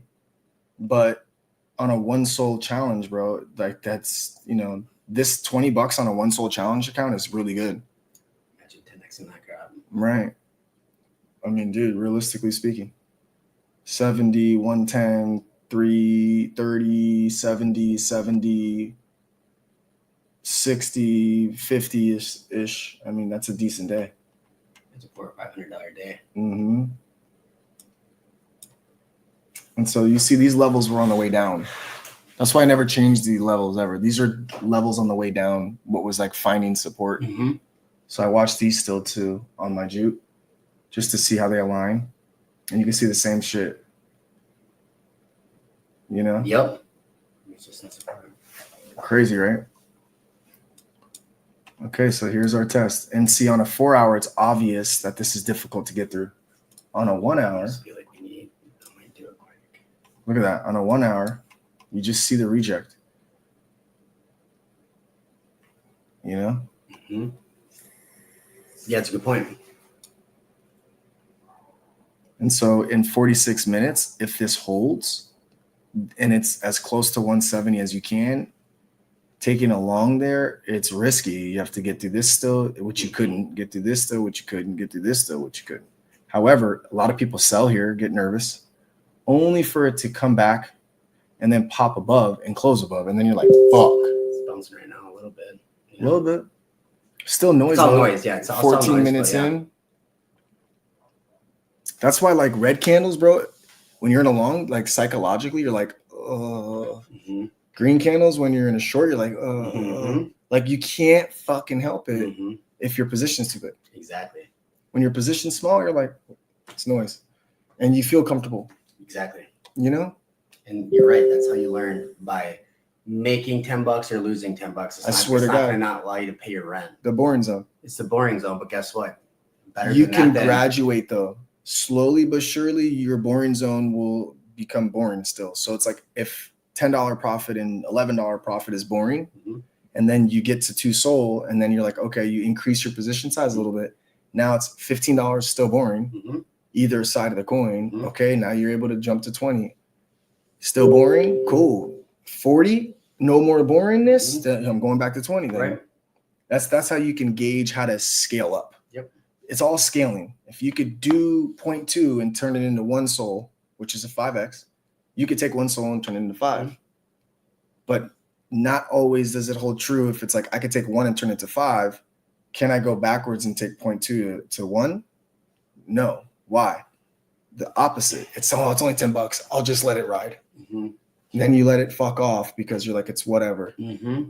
That's the chasing that you do that fucks people up. Like, everybody goes through this phase where they're like, oh, maybe I'm too high of a position. So they go small. They're numb to those position sizes. So then they don't even strategically trade it. They just like whimsically decide when they're going to Mm-hmm. sell. Mm-hmm. For me, it's like strategy.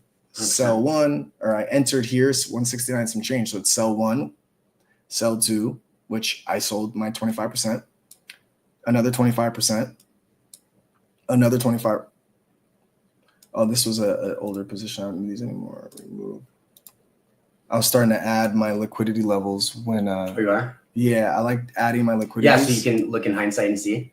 Yeah, I want to see like in this example, I chose this below this as my liquidity because it has so much action and so much support on it. that even this was support. When I chose that as my liquidation, look what it did. It came all the way back when I was sleeping and helped. So I didn't get liquidated, right? Yep. But if I look at my liquidation, it is, what is it, 160, 163.26. So what I do is 163.26.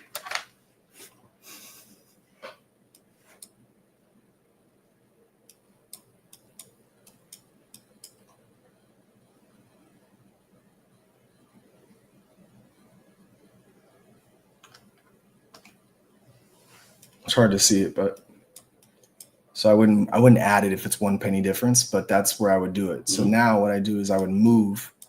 Next time I enter it, I would move it. Like in this case, a fun thing to do too, to stick to your plan, is like this. My next trim zone right here. Next trim zone here. Next trim zone here, right below my levels.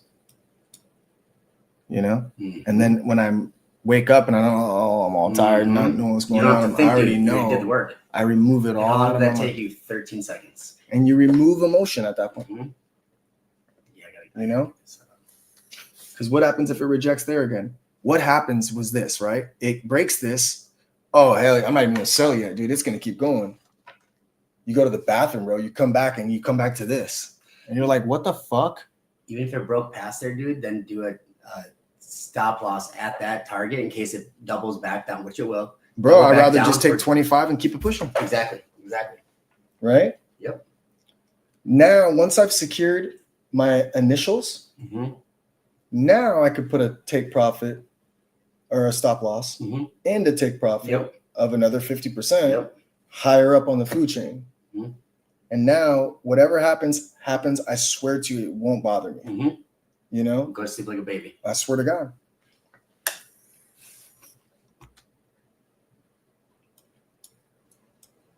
So it's so normal for me to see this. Like to me, this is so obvious. Like it was support for as long as it can before it ripped.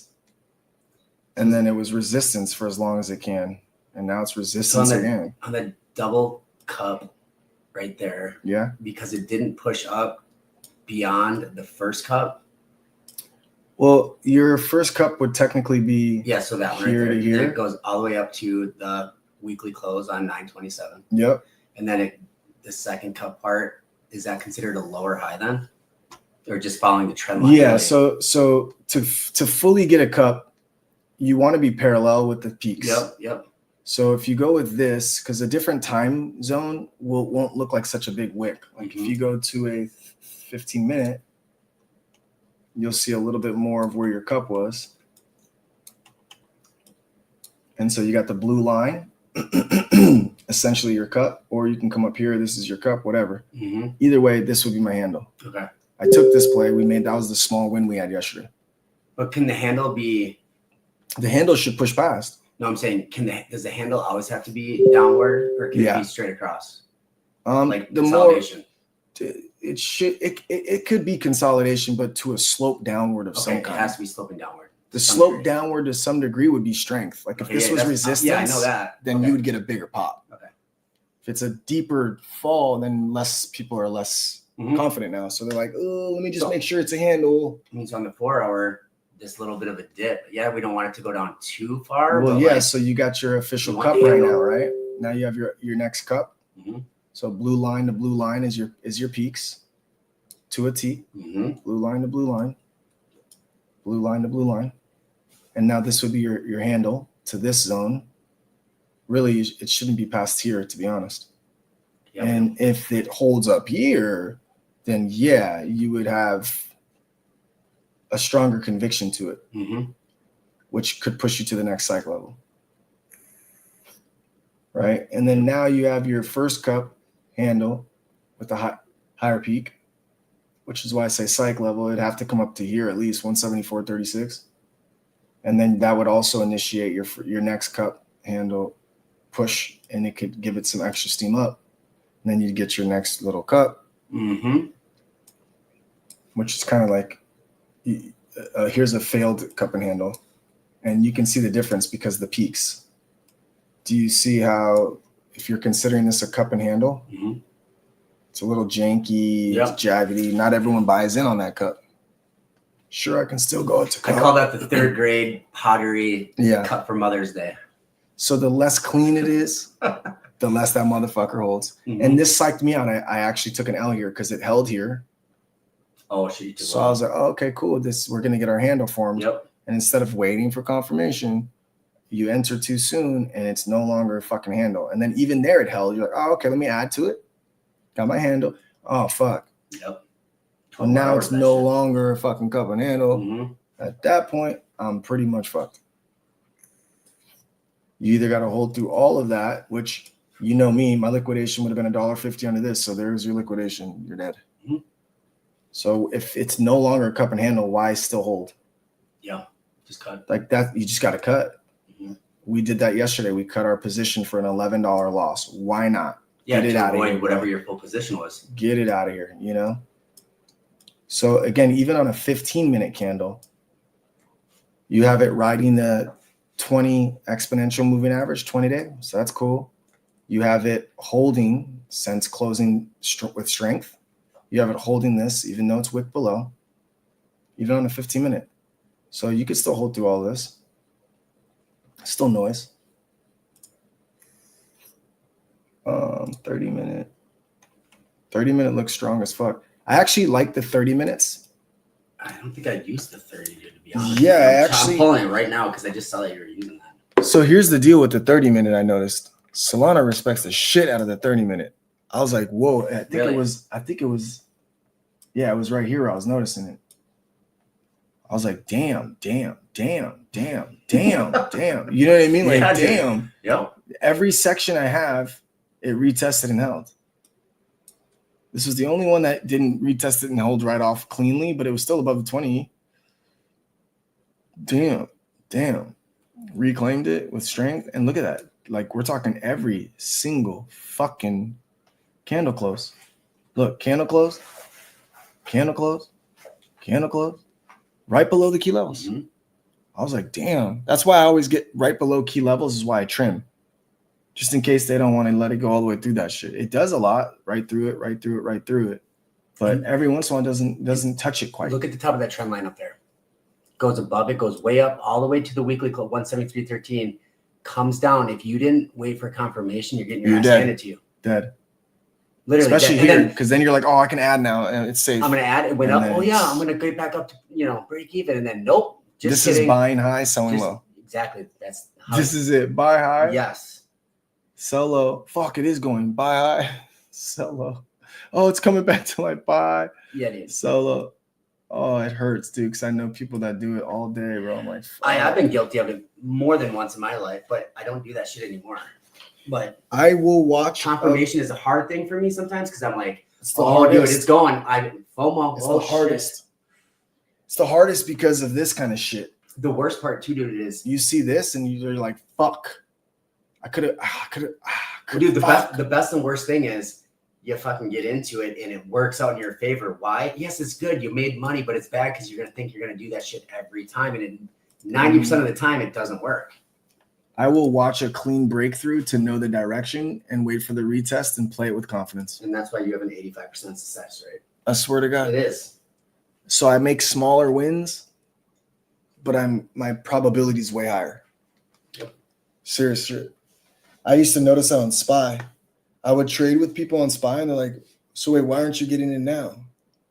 And then I would be like, damn, how the fuck did they see that already? They didn't even get confirmation.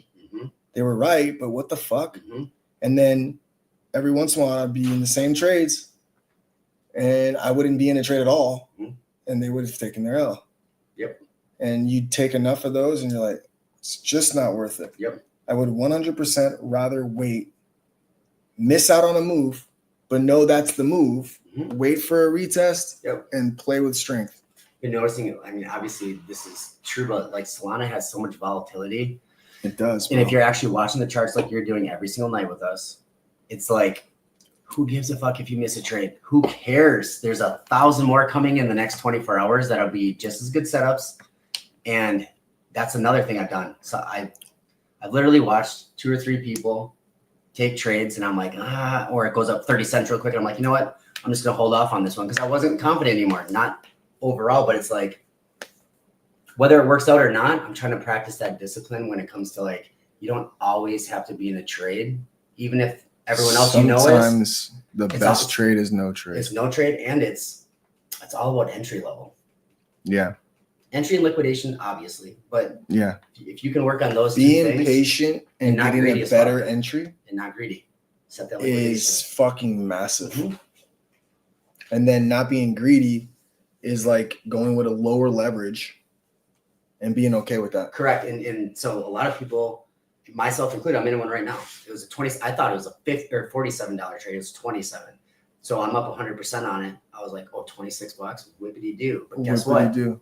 But guess what? Didn't get liquidated. Why the fuck am I doing the trade if I'm not going to be excited? I'm not greedy about it. And sometimes I think, just like me, people are like, okay, well, I only went in with $15. I'm up 4, but what is that really? It's not going to change my life. It's not about changing your life in one play. That's another key lesson is compound. Yes, it's compounding for sure. We just have to understand that takes time. It's like a snowball. You go out there, you start with a 1-inch snowball, and it's fucking before you know it, you can't move that bitch. And you know, it takes time though. It takes time. Bro, this was the epitome for me to realize. So we talk about it. It's 12 to 13 days to double your account by making 5% a day. This was the epitome of how I saw it come to fruition. It was right here. Like this right here, we went from 1 SOL to 2 SOL in 10 days. Wasn't even a full 12 to 13 because some of our plays were more than 5%. So if you could take 1 SOL, turn it into 2 SOL in 10 days, not force trading, taking fucking $3, $7, $11 wins, then now those are double on a 2 to 4, which could again be a 10-day time frame. So by 30 days, you took 1 SOL, flipped it to 2 in the first 10 days, 4 and 8 SOL, and 8 will just round up to 30 days. That's we'll call it like $1,400 from 1 SOL in a month. In a month, and you could go right back down to 1 and do the same thing over if you really wanted to, or just keep going. Or you can say, "Fuck it, I'll keep going I'll take 4 SOL. Yep. I'll be back at 4 SOL, and it'll take me 10 days to make 4 SOL." If it's taking you 10 days to make 4 SOL, and that's not enough for you to eat off of, okay, no problem. It took you 10 to make 4. That means it'll take you 10 to make 8. So don't take the 4 SOL out at that point. Now you're rocking with an 8 SOL account. Every 10 days you double it. You're making 8 SOL every week and a half. So that's essentially what, 8 SOL, 32 SOL for the month. I mean, you're talking about thousands, $5,000 a month. Yeah. And there's also nothing wrong with taking half of that and chucking in like your Coinbase or your bank account, and then saying, okay, listen, now I don't need to sell Tesla stock or Lotto. I'm telling you this. And this is the dip of a lifetime. This is what that's the only reason the rich get richer. It's not because they're necessarily like have secret answers. Some do, but it's because they have money sitting on the sidelines for like when I was just telling Ghostus on the way here, when it went down to 100, I must have told 100 people around me, if you have any amount of money, just buy the Solana. Don't do perps, just buy the Solana. And they're like, oh yeah, but dude, look at the chart, dude. It's just knife. And I was like, just trust me. Stick whatever you can afford into it. And then you come tell me where we're at in 6 months from now, which it wouldn't even be that. And it wasn't. But it's like, I'm so confident in that I was willing to tell like family members and stuff, like just buy something. Same. And same. Yeah. And you have a buddy that did. And so I have 2 people that went really heavy at one of them was at 100 and the other one, like, I think he put in a limit order at 100 and it hit. And another one at 104. My business partner was 104. Ever since getting in Lotto, and even Zach, it's like it's done on Solana. It's super cheap. It's fast as shit. It's not just from a anywhere. Consumer perspective, not even charting it or looking at it, just the crypto itself. It's not going anywhere. It's inevitable. And we'll see 300, 500. In my opinion, we're going to be in the 4 digits. This will be 4 digits will be the new ground, or base level at some point. And if you have $100, your average is $100. Now you can do what you do in perps. Oh, I need a couple G's for a wedding we're going to, and it's in Hawaii. Okay, I'm gonna trim, 20%. I'm gonna trim one soul. Well, you got freaking 50 of them. One soul could pay for a vacation. Yeah, no, bro. To me, it's inevitable, dog. There's another thing too. If you figure out I want to make $5,000 a month, and you work the math backwards, you're like, all right, I need whatever $5,000 a month is, which would probably be close to what, 32 soul. Right now, let's say 30. It's $166 a day. If it's 30 days. If you're going based on like business days and you don't want to trade on the weekends, divide that by what, 22? 22, yeah. That's $227. Okay. Monday through Friday. Monday through Friday, 5 days a week, you have to make $222. $227. Okay, $225. So that would mean. So then divide that by an 8 hours. It's basically 8%.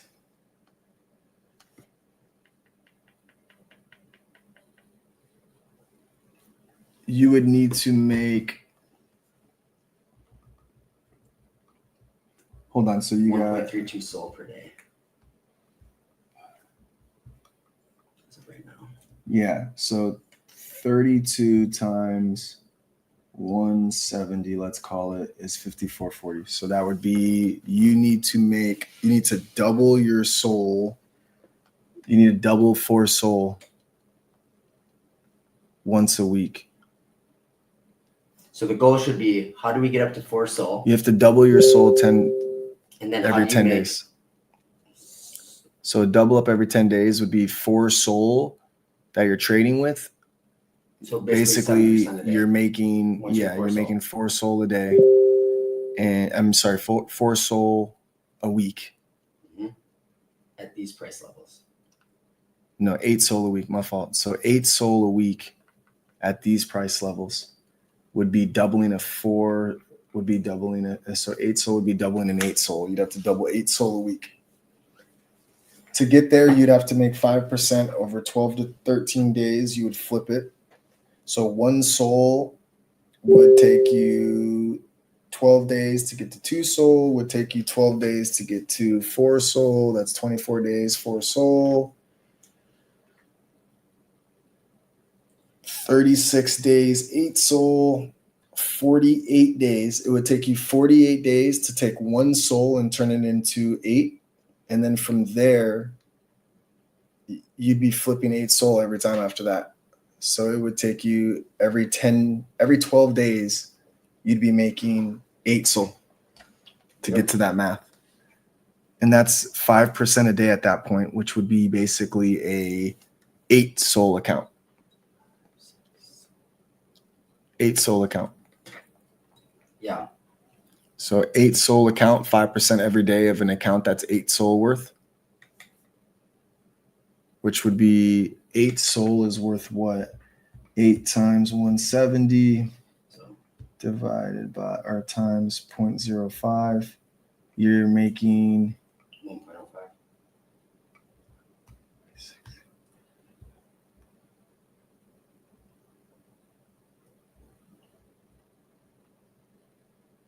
$680 a day. Is that right?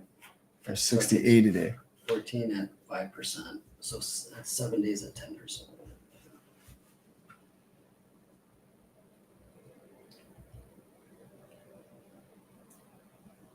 So 8 soul times 170.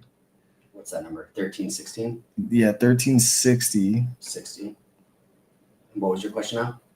So from 1360, 5% of 1360 is about what, $70? 68. 68? We'll call it 69 like the Lotto ballers. 69 Lotto bars. You would need to make that off of each trade. Okay. And so we would times want 3 trades a day times 30 a month. Yep. So you need to make $70, $69 on 2 trades some days and 3 trades other days. So essentially 2.5 trades a Which day. on live you're doing at least 2 or 3. Yeah. Or at least 1 or 2. That's it. You clear.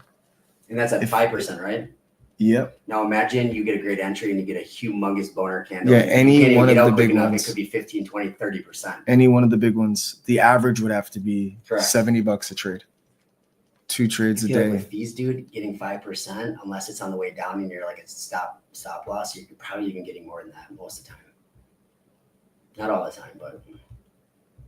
So 170 is 1 SOL. Multiply that by that 30 fucker bumps days. real good. There it is. You need to make 1 SOL a day. I guarantee you. What'd you say? 170, 160? We want to finish above? No. That's my downward one. 170, 162. Yeah, dude, it's right there with 8 minutes ago. Yeah. Or wait. 23. 23 minutes. An hour and 23. Oh, yeah. Okay. Yeah. Yeah. Well, the hour candle you want to keep closing above, but yeah. But you saw people would have got shaken out on that. Yeah, I know. I was actually thinking of adding right at that 170 marker, but I didn't because I was like, I'm going to stick to what we're doing right now. So there's my second clip I can do now. See it? Second clip. So Oh, yeah. I can do 25% again.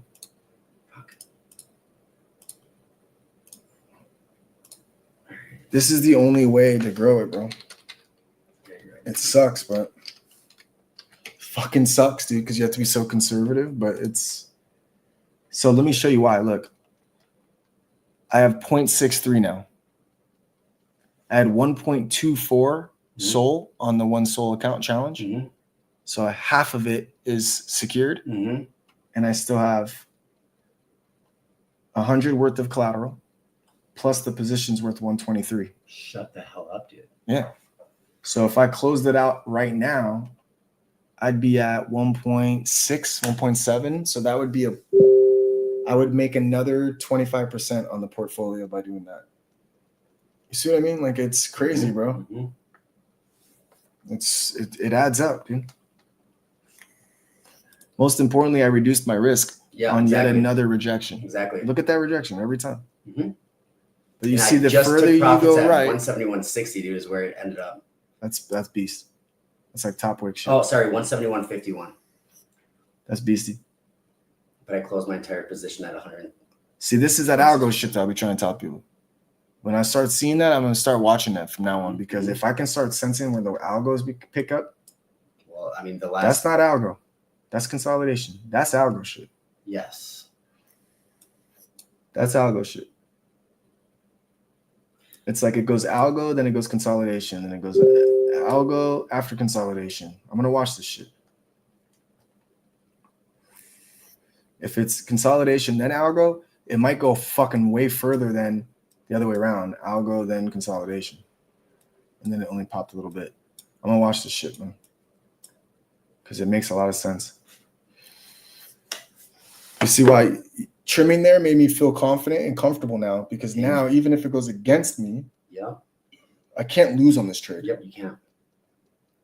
Because even if this shit went to 168.43 and I lost, I broke even on that second half of my position, I already secured a good 20% on the first part. So that's a 10% secure, at least overall. If a continuation happens, then I can make more money. But we really want to see a close, no matter what, above that uptrend, the downtrend. Yes. So you don't want to backtrack from these levels. Nope, you definitely don't. Because then we'll be Close testing the above, psych level again. which you're better off doing what? Closing, reopening, if that's the case. Exactly. Right? Yep. Unless your order fill is so low, so far away from this level, there's no point in holding it. Yeah, exactly. Like, that's why another thing I never understand. People will hold through all this shit for fucking 2 days, dude, round tripping it all. Yep. Because it's never enough profit when they could have just been getting in and out multiple times. Dude, that's why I just finishing out my entire position. I was up 130%.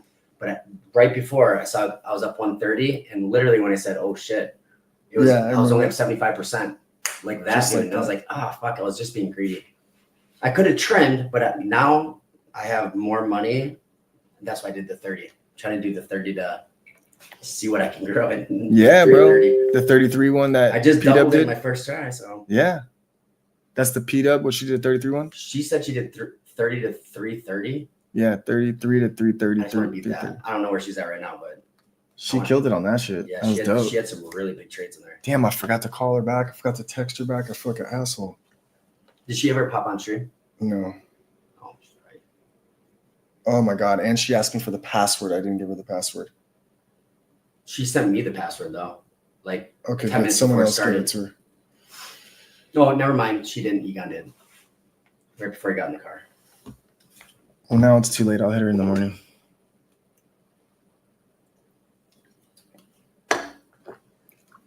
All right, everybody. I hope you guys enjoy your evening, man. I'm going to kick it with Hinge for a little bit, bro. So enjoy your night. If you had a good time tonight, the 445 concurrent viewers that are still in here at this very moment, if you could share the space, that'd be amazing. Make sure you like it, quote it, repost it, all that fun stuff to get the algos cooking. Remember, there's people from down under just waking up, people in the UK. We got people in Estonia. We got people all the way from Sierra Leone. I mean, man, just share the space, man. Sharing is caring. It's free to do.